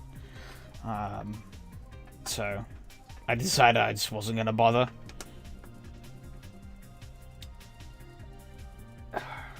Atlanta, yeah, Atlanta is great. I love Road Atlanta. Are these shit boxes going to kill it for me, though? I don't know. That's a Monday problem. We'll find out. Donnie will be... I don't stream these races anyway, so I don't really have any commitment. And I've already skipped around the championship, so I'll only be turning up to Atlanta if I think it's worth my time.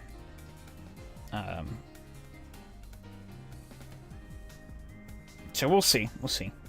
Hockenheim, in the final week. Skipping that. I don't like the Hockenheim mod we use. But Atlanta, I'm going to make an effort. I'm going to make an effort to try and return for Atlanta. But if I'm not feeling it, I'm not feeling it. Skoda next week. We are at Assen North, the shorter layout, which will be very interesting. The little Skodas working their way around Assen. But cut in half. Then the F1 2007, we are heading to Watkins Glen Classic Boot.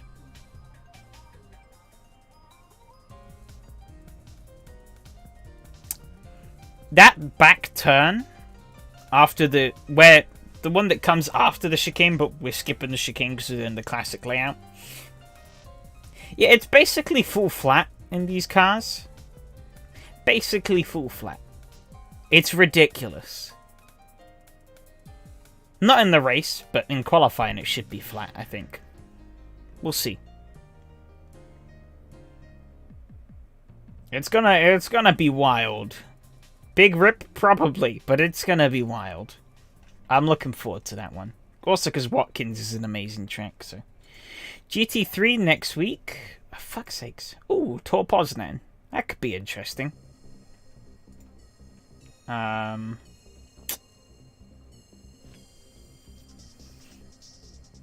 don't know, though. Tor Poznan is great in, like, agile cars. But in GT3s, I'm not sure. Last time we did GT3s at Tor Poznan, at least that I partook in, was that 1 hour championship I did with James. Like, years ago now. And that race was a complete disaster for me. I think me and James were like last and second last. I think I absolutely bungled just that race in just about every way possible. I've come a long way since then, so hopefully not going to repeat that mistake. But, who knows? Hopefully Poznan can deliver some fun. I quite like that track. Yeah, the Porcus by the struggle bus. It probably was. Probably was.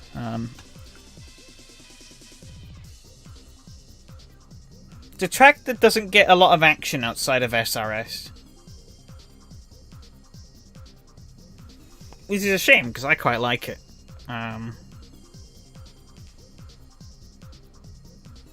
But yeah, man, the turn 1 in that race with the hypercars, that was fucking wild.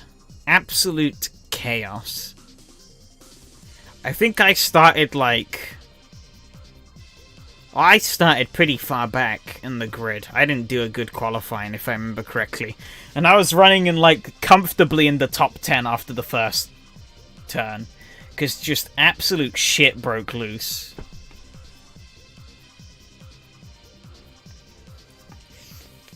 And basically all the front runners took each other out. Yeah, it's wide for fast cars, but not really enough straight to get slipstream in them either, yeah. But I think in like really smaller cars, like the Skoda 130 RS would be amazing. In the Estonias, that was a lot of fun. In the Octavia Cup, that was a lot of fun as well. I know, front-wheel drive fun? Wow. I mean, the Octavia is pretty boring to drive, but it put on a really good race. I had a lot of fun racing that. Because I carved my way through the field there and made quite a few overtakes.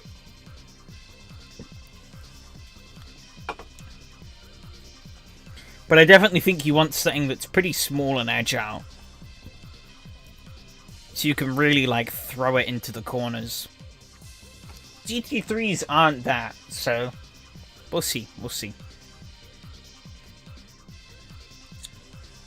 But, yeah, I think next week is a pretty interesting bout of combos. Like a Radical? Maybe. Maybe. Radical could work.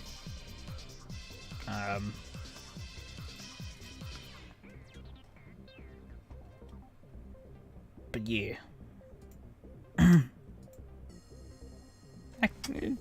Yeah. Hopefully it'll be fun. I'm hoping it'll be good. I'm also hoping... At least it's not as bumpy as Craft. That was a lot of... I like the Radical at Craft. I think as was obvious by the font. I mean, I'd never driven it at Croft before. But, yeah, it just kind of worked. I was like, yep, I'm going for it.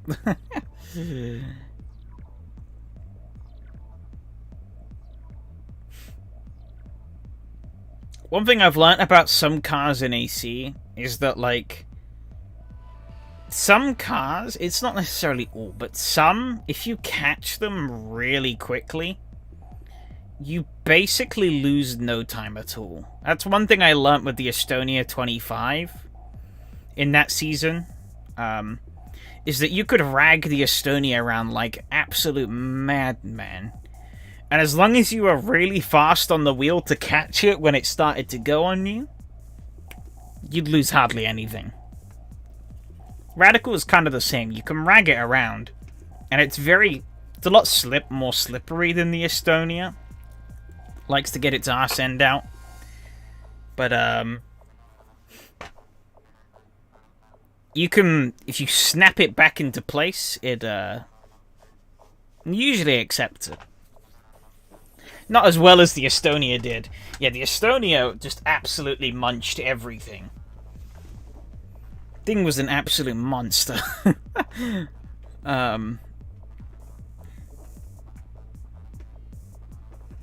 Hey there, Adam. I saw you, you ran into a little bit of fuel bother there at the end, it seemed.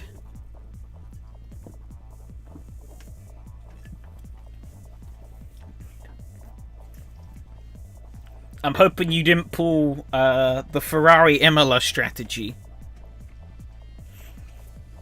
I don't know what idiot would ever pull that strategy, but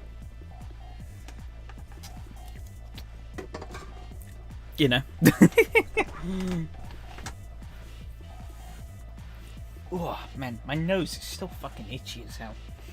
Ridiculous.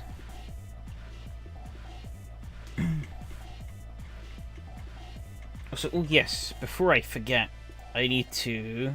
You uploaded those, didn't you, individually? Yes. Haha. Please work. Otherwise I'm gonna cry. Okay.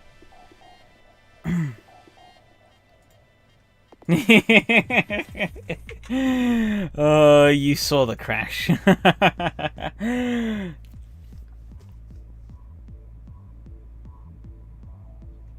Wow, what the hell?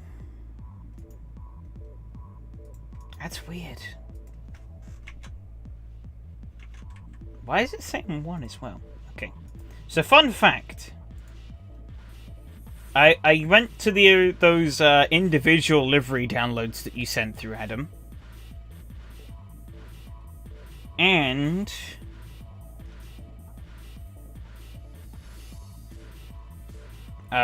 mine and Donnie's worked fine. Yours failed. So apparently you're trying to give yourself a virus. According to the download. But hey, at least I have mine now. I can use it next week. So, that covers that off. See, I guess given that you didn't see it, I will show you the... We had an interesting moment in practice. I don't know why it's failing. I'll probably try booting up like Bing or something and try and install it through that. Bing or like Firefox or some nonsense. Okay. Before you ask, I did run the race at nighttime. I just have it turned off. You also can't see shit of what's about to happen with it at nighttime, so it's best having it like this. Put it on the cockpit first.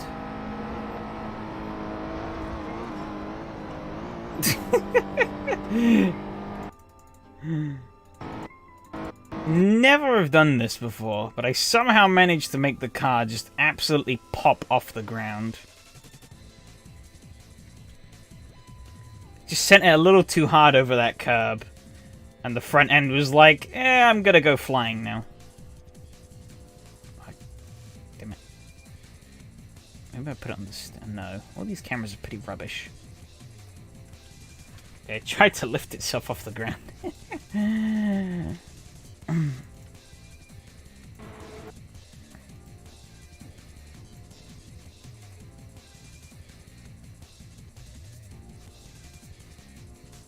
Is that fully off the ground there, actually? Let's see.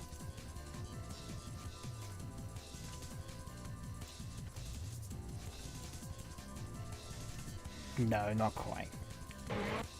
Oh, there it might have been, though. Hard to see. Like, kind of lift... Yeah, there was a little jump there.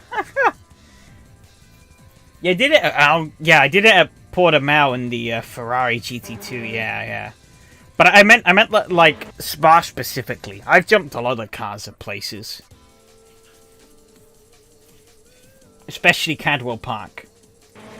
I ended a Civic race. I remember when that horrible Civic was running. I jumped at Cadwell Park and then died, and I was like, fuck. But yeah, I've never gotten the car like this at Spa. I don't think. But this time it was just like, dead.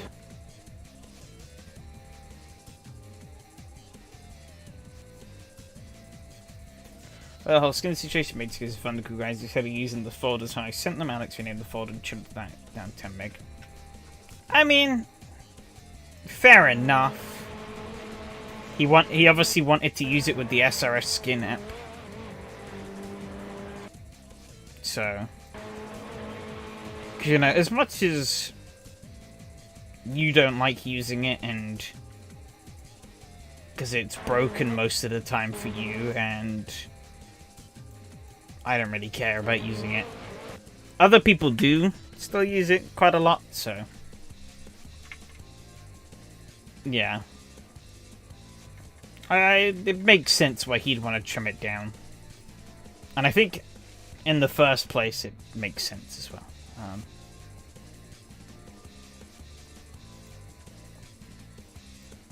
But I guess I can understand your frustration as well, because, you know, you had it set up on your end to show up with... I mean, I had it on my end as well with how it was normally. I was tempted to go in and rename the folder, but I was like, I don't... Yeah, as I said, I understand where you're coming from.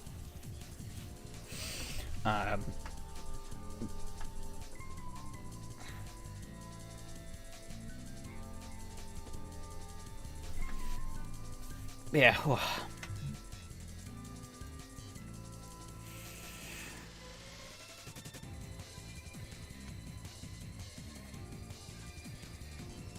Yeah, I think that's what most people think.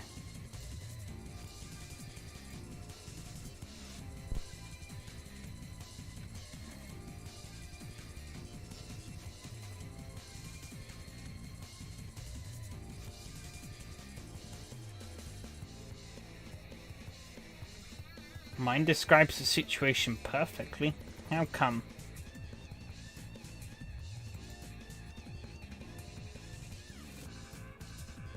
Okay, I will do. Before I end the stream, I will do that. Oh, I still have the skim folder open from earlier. Jesus, that's a lot of DDS files. I just opened up the folder. Ooh. I could see why this took up so much bloody space.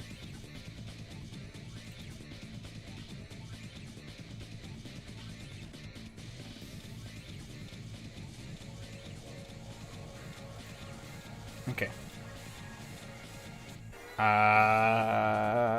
Content manager. Yes. I definitely didn't just grind to a halt there. Need to remember. Okay.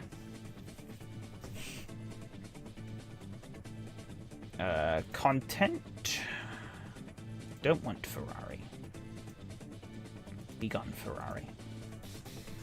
Yeah, I will do. I haven't got it up yet though, so.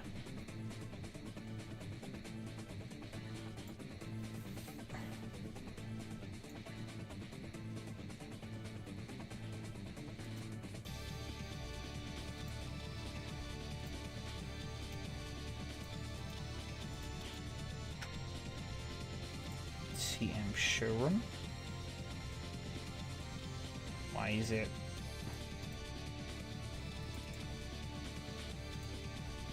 Okay.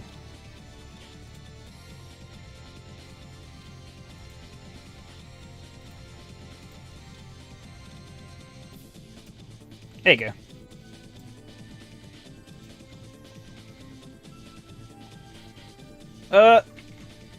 Broken. My PC is not liking this. Why is it 4 FPS? What have I done?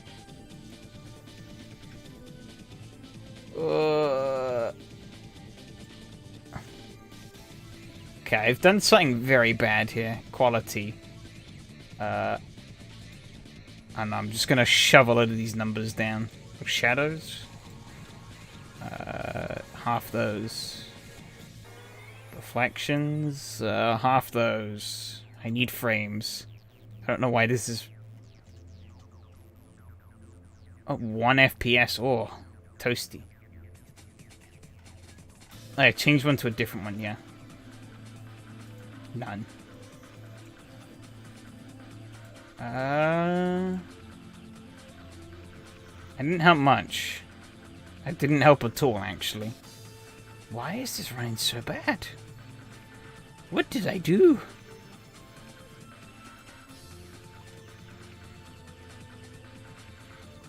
Is there an empty fast? I don't see an empty fast. Oh wait, default / empty fast, maybe? Oh yeah, empty fast. Oh, that's better. Okay. Crikey.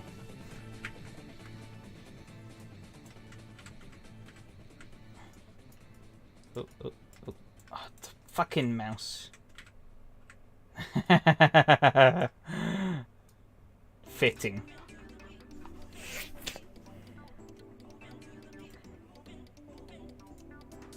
There's the driver.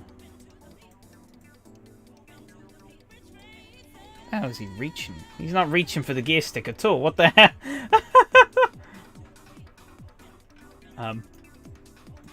Driver.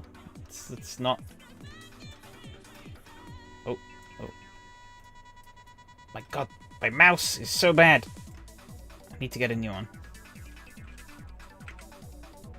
He is not reaching for that gear stick at all. There was not even an attempt. Oh, okay. These controls are confusing me. This is based on some very weird orbit point. Or maybe it's...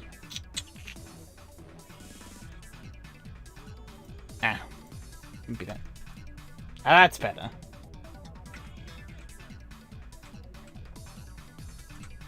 He is reaching for a stick indeed. Not the one he's supposed to be, though. Oh, look at that handbrake, though. With the wooden knob. The same with the gear shifter. It's supposed to be, it's like a car key thing. Okay.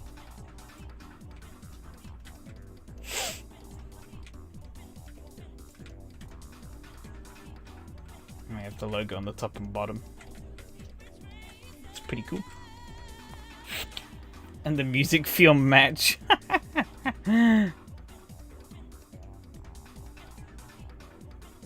Seatbelts. Wow, they come from far back. Holy cow. Just bolted in at the back here. True Soviet engineering right here. Amazing. Oh, doors don't open. Wiper works though.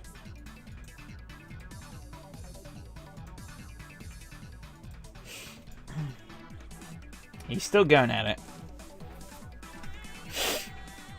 But yeah, I did float the idea of Adam yesterday as well. So the color scheme is the way it is.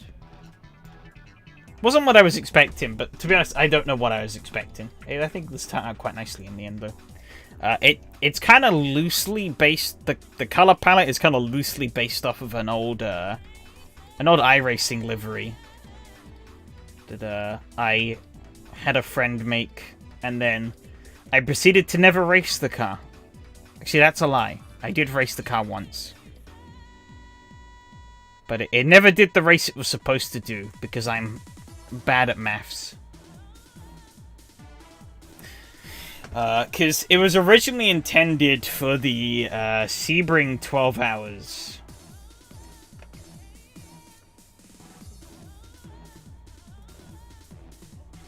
And what I did as an epic failure was miscalculated a wee bit, and the requirements I'd need to race, and yeah, ended up not racing. Where is that Porsche? Here we go.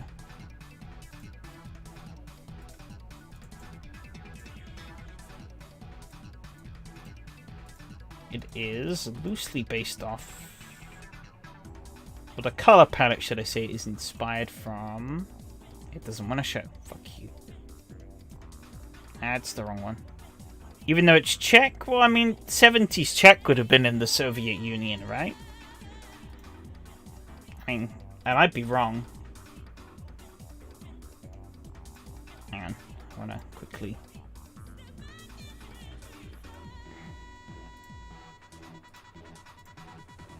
Voila. It's loosely based off of this. Yeah, wide chat.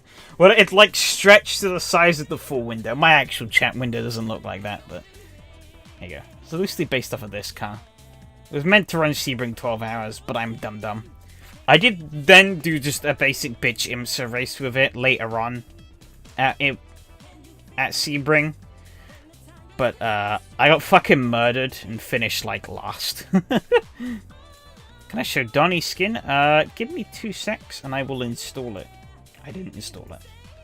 I did download it, but I didn't install. To the Corsa, content, cars, Skoda, skins.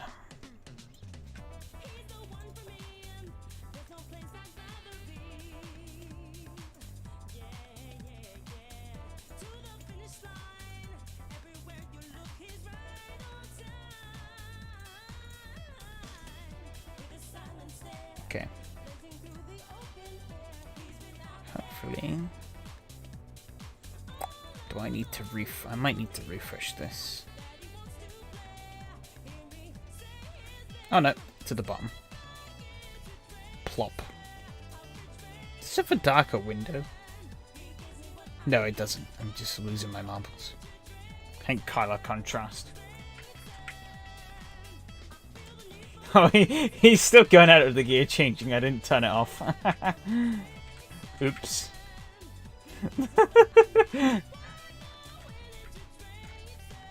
Yes, there's Donnie's in the Irish colours.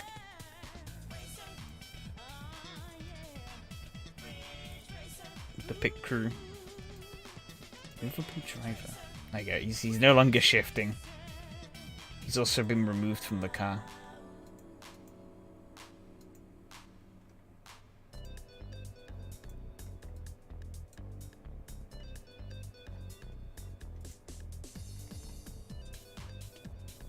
Was there anything specific you wanted to show off here, Adam? Or you just wanted to show off the livery?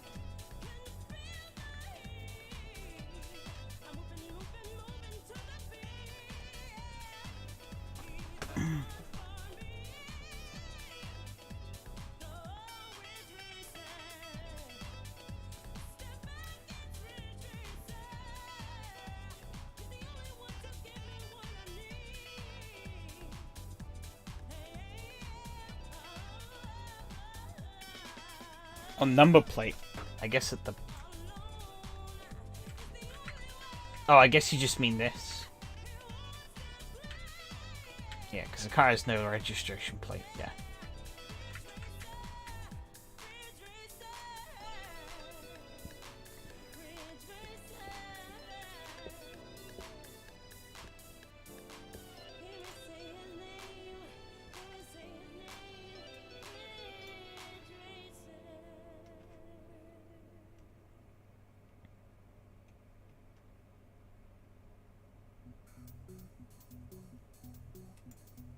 It looks like at the beach. Ooh.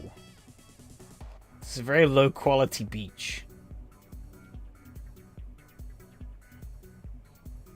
Mmm.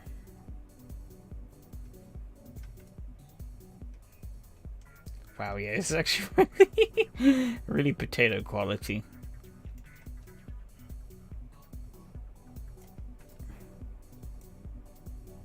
Why is the, like, horrible muddy sand the best looking part about this? Hey, see, now it's running at 60. I spoke too soon. Well, it still says it's running at 60. I guess just the movement of the camera isn't as smooth as I maybe was expecting it. It's a little bit jaunty when moving around, but this Hangar 1 works quite nice. It's what I used for the... I think I have it set up like this because it's what I used for the Estonia championship thumbnail. I basically just put the car in the middle here and I was like, yep, that'll fucking do. Oh yeah, when you start going far out. Oh, illusion broken. Are all of them like this? I guess so. Yeah. Oh, the beach one is a lot bigger. So much less quality. How about industrial? Industrial is even big. Oh, it's gone. Oh, we're in Shurham white now. Okay.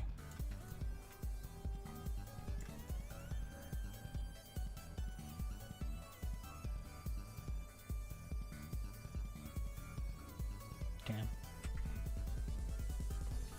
I'm really getting off the rails here. Oh, I went too fast.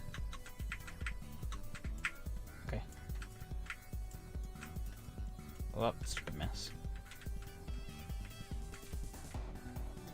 Industrial one doesn't look too bad either. The base AC ones.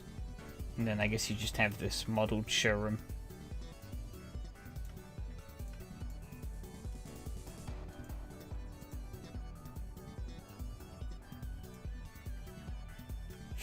Schnazzy. Anyways, that's enough of that.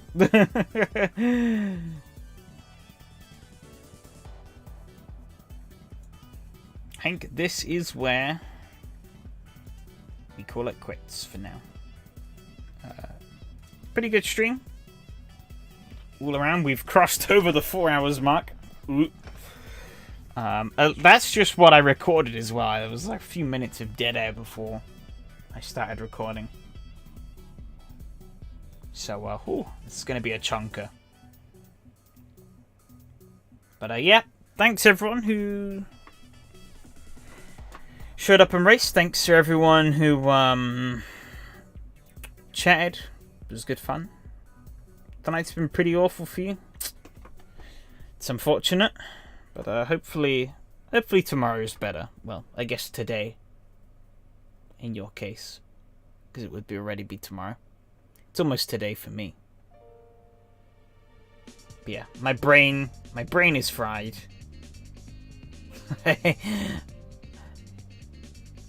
I need to get out of here. But yeah, it was fun. It's fun. Next week's looking to be fun combos as well. I've seen plenty bins, so my night was good. Of course it was. Right. Take care, everyone. I'm out of here. Adios.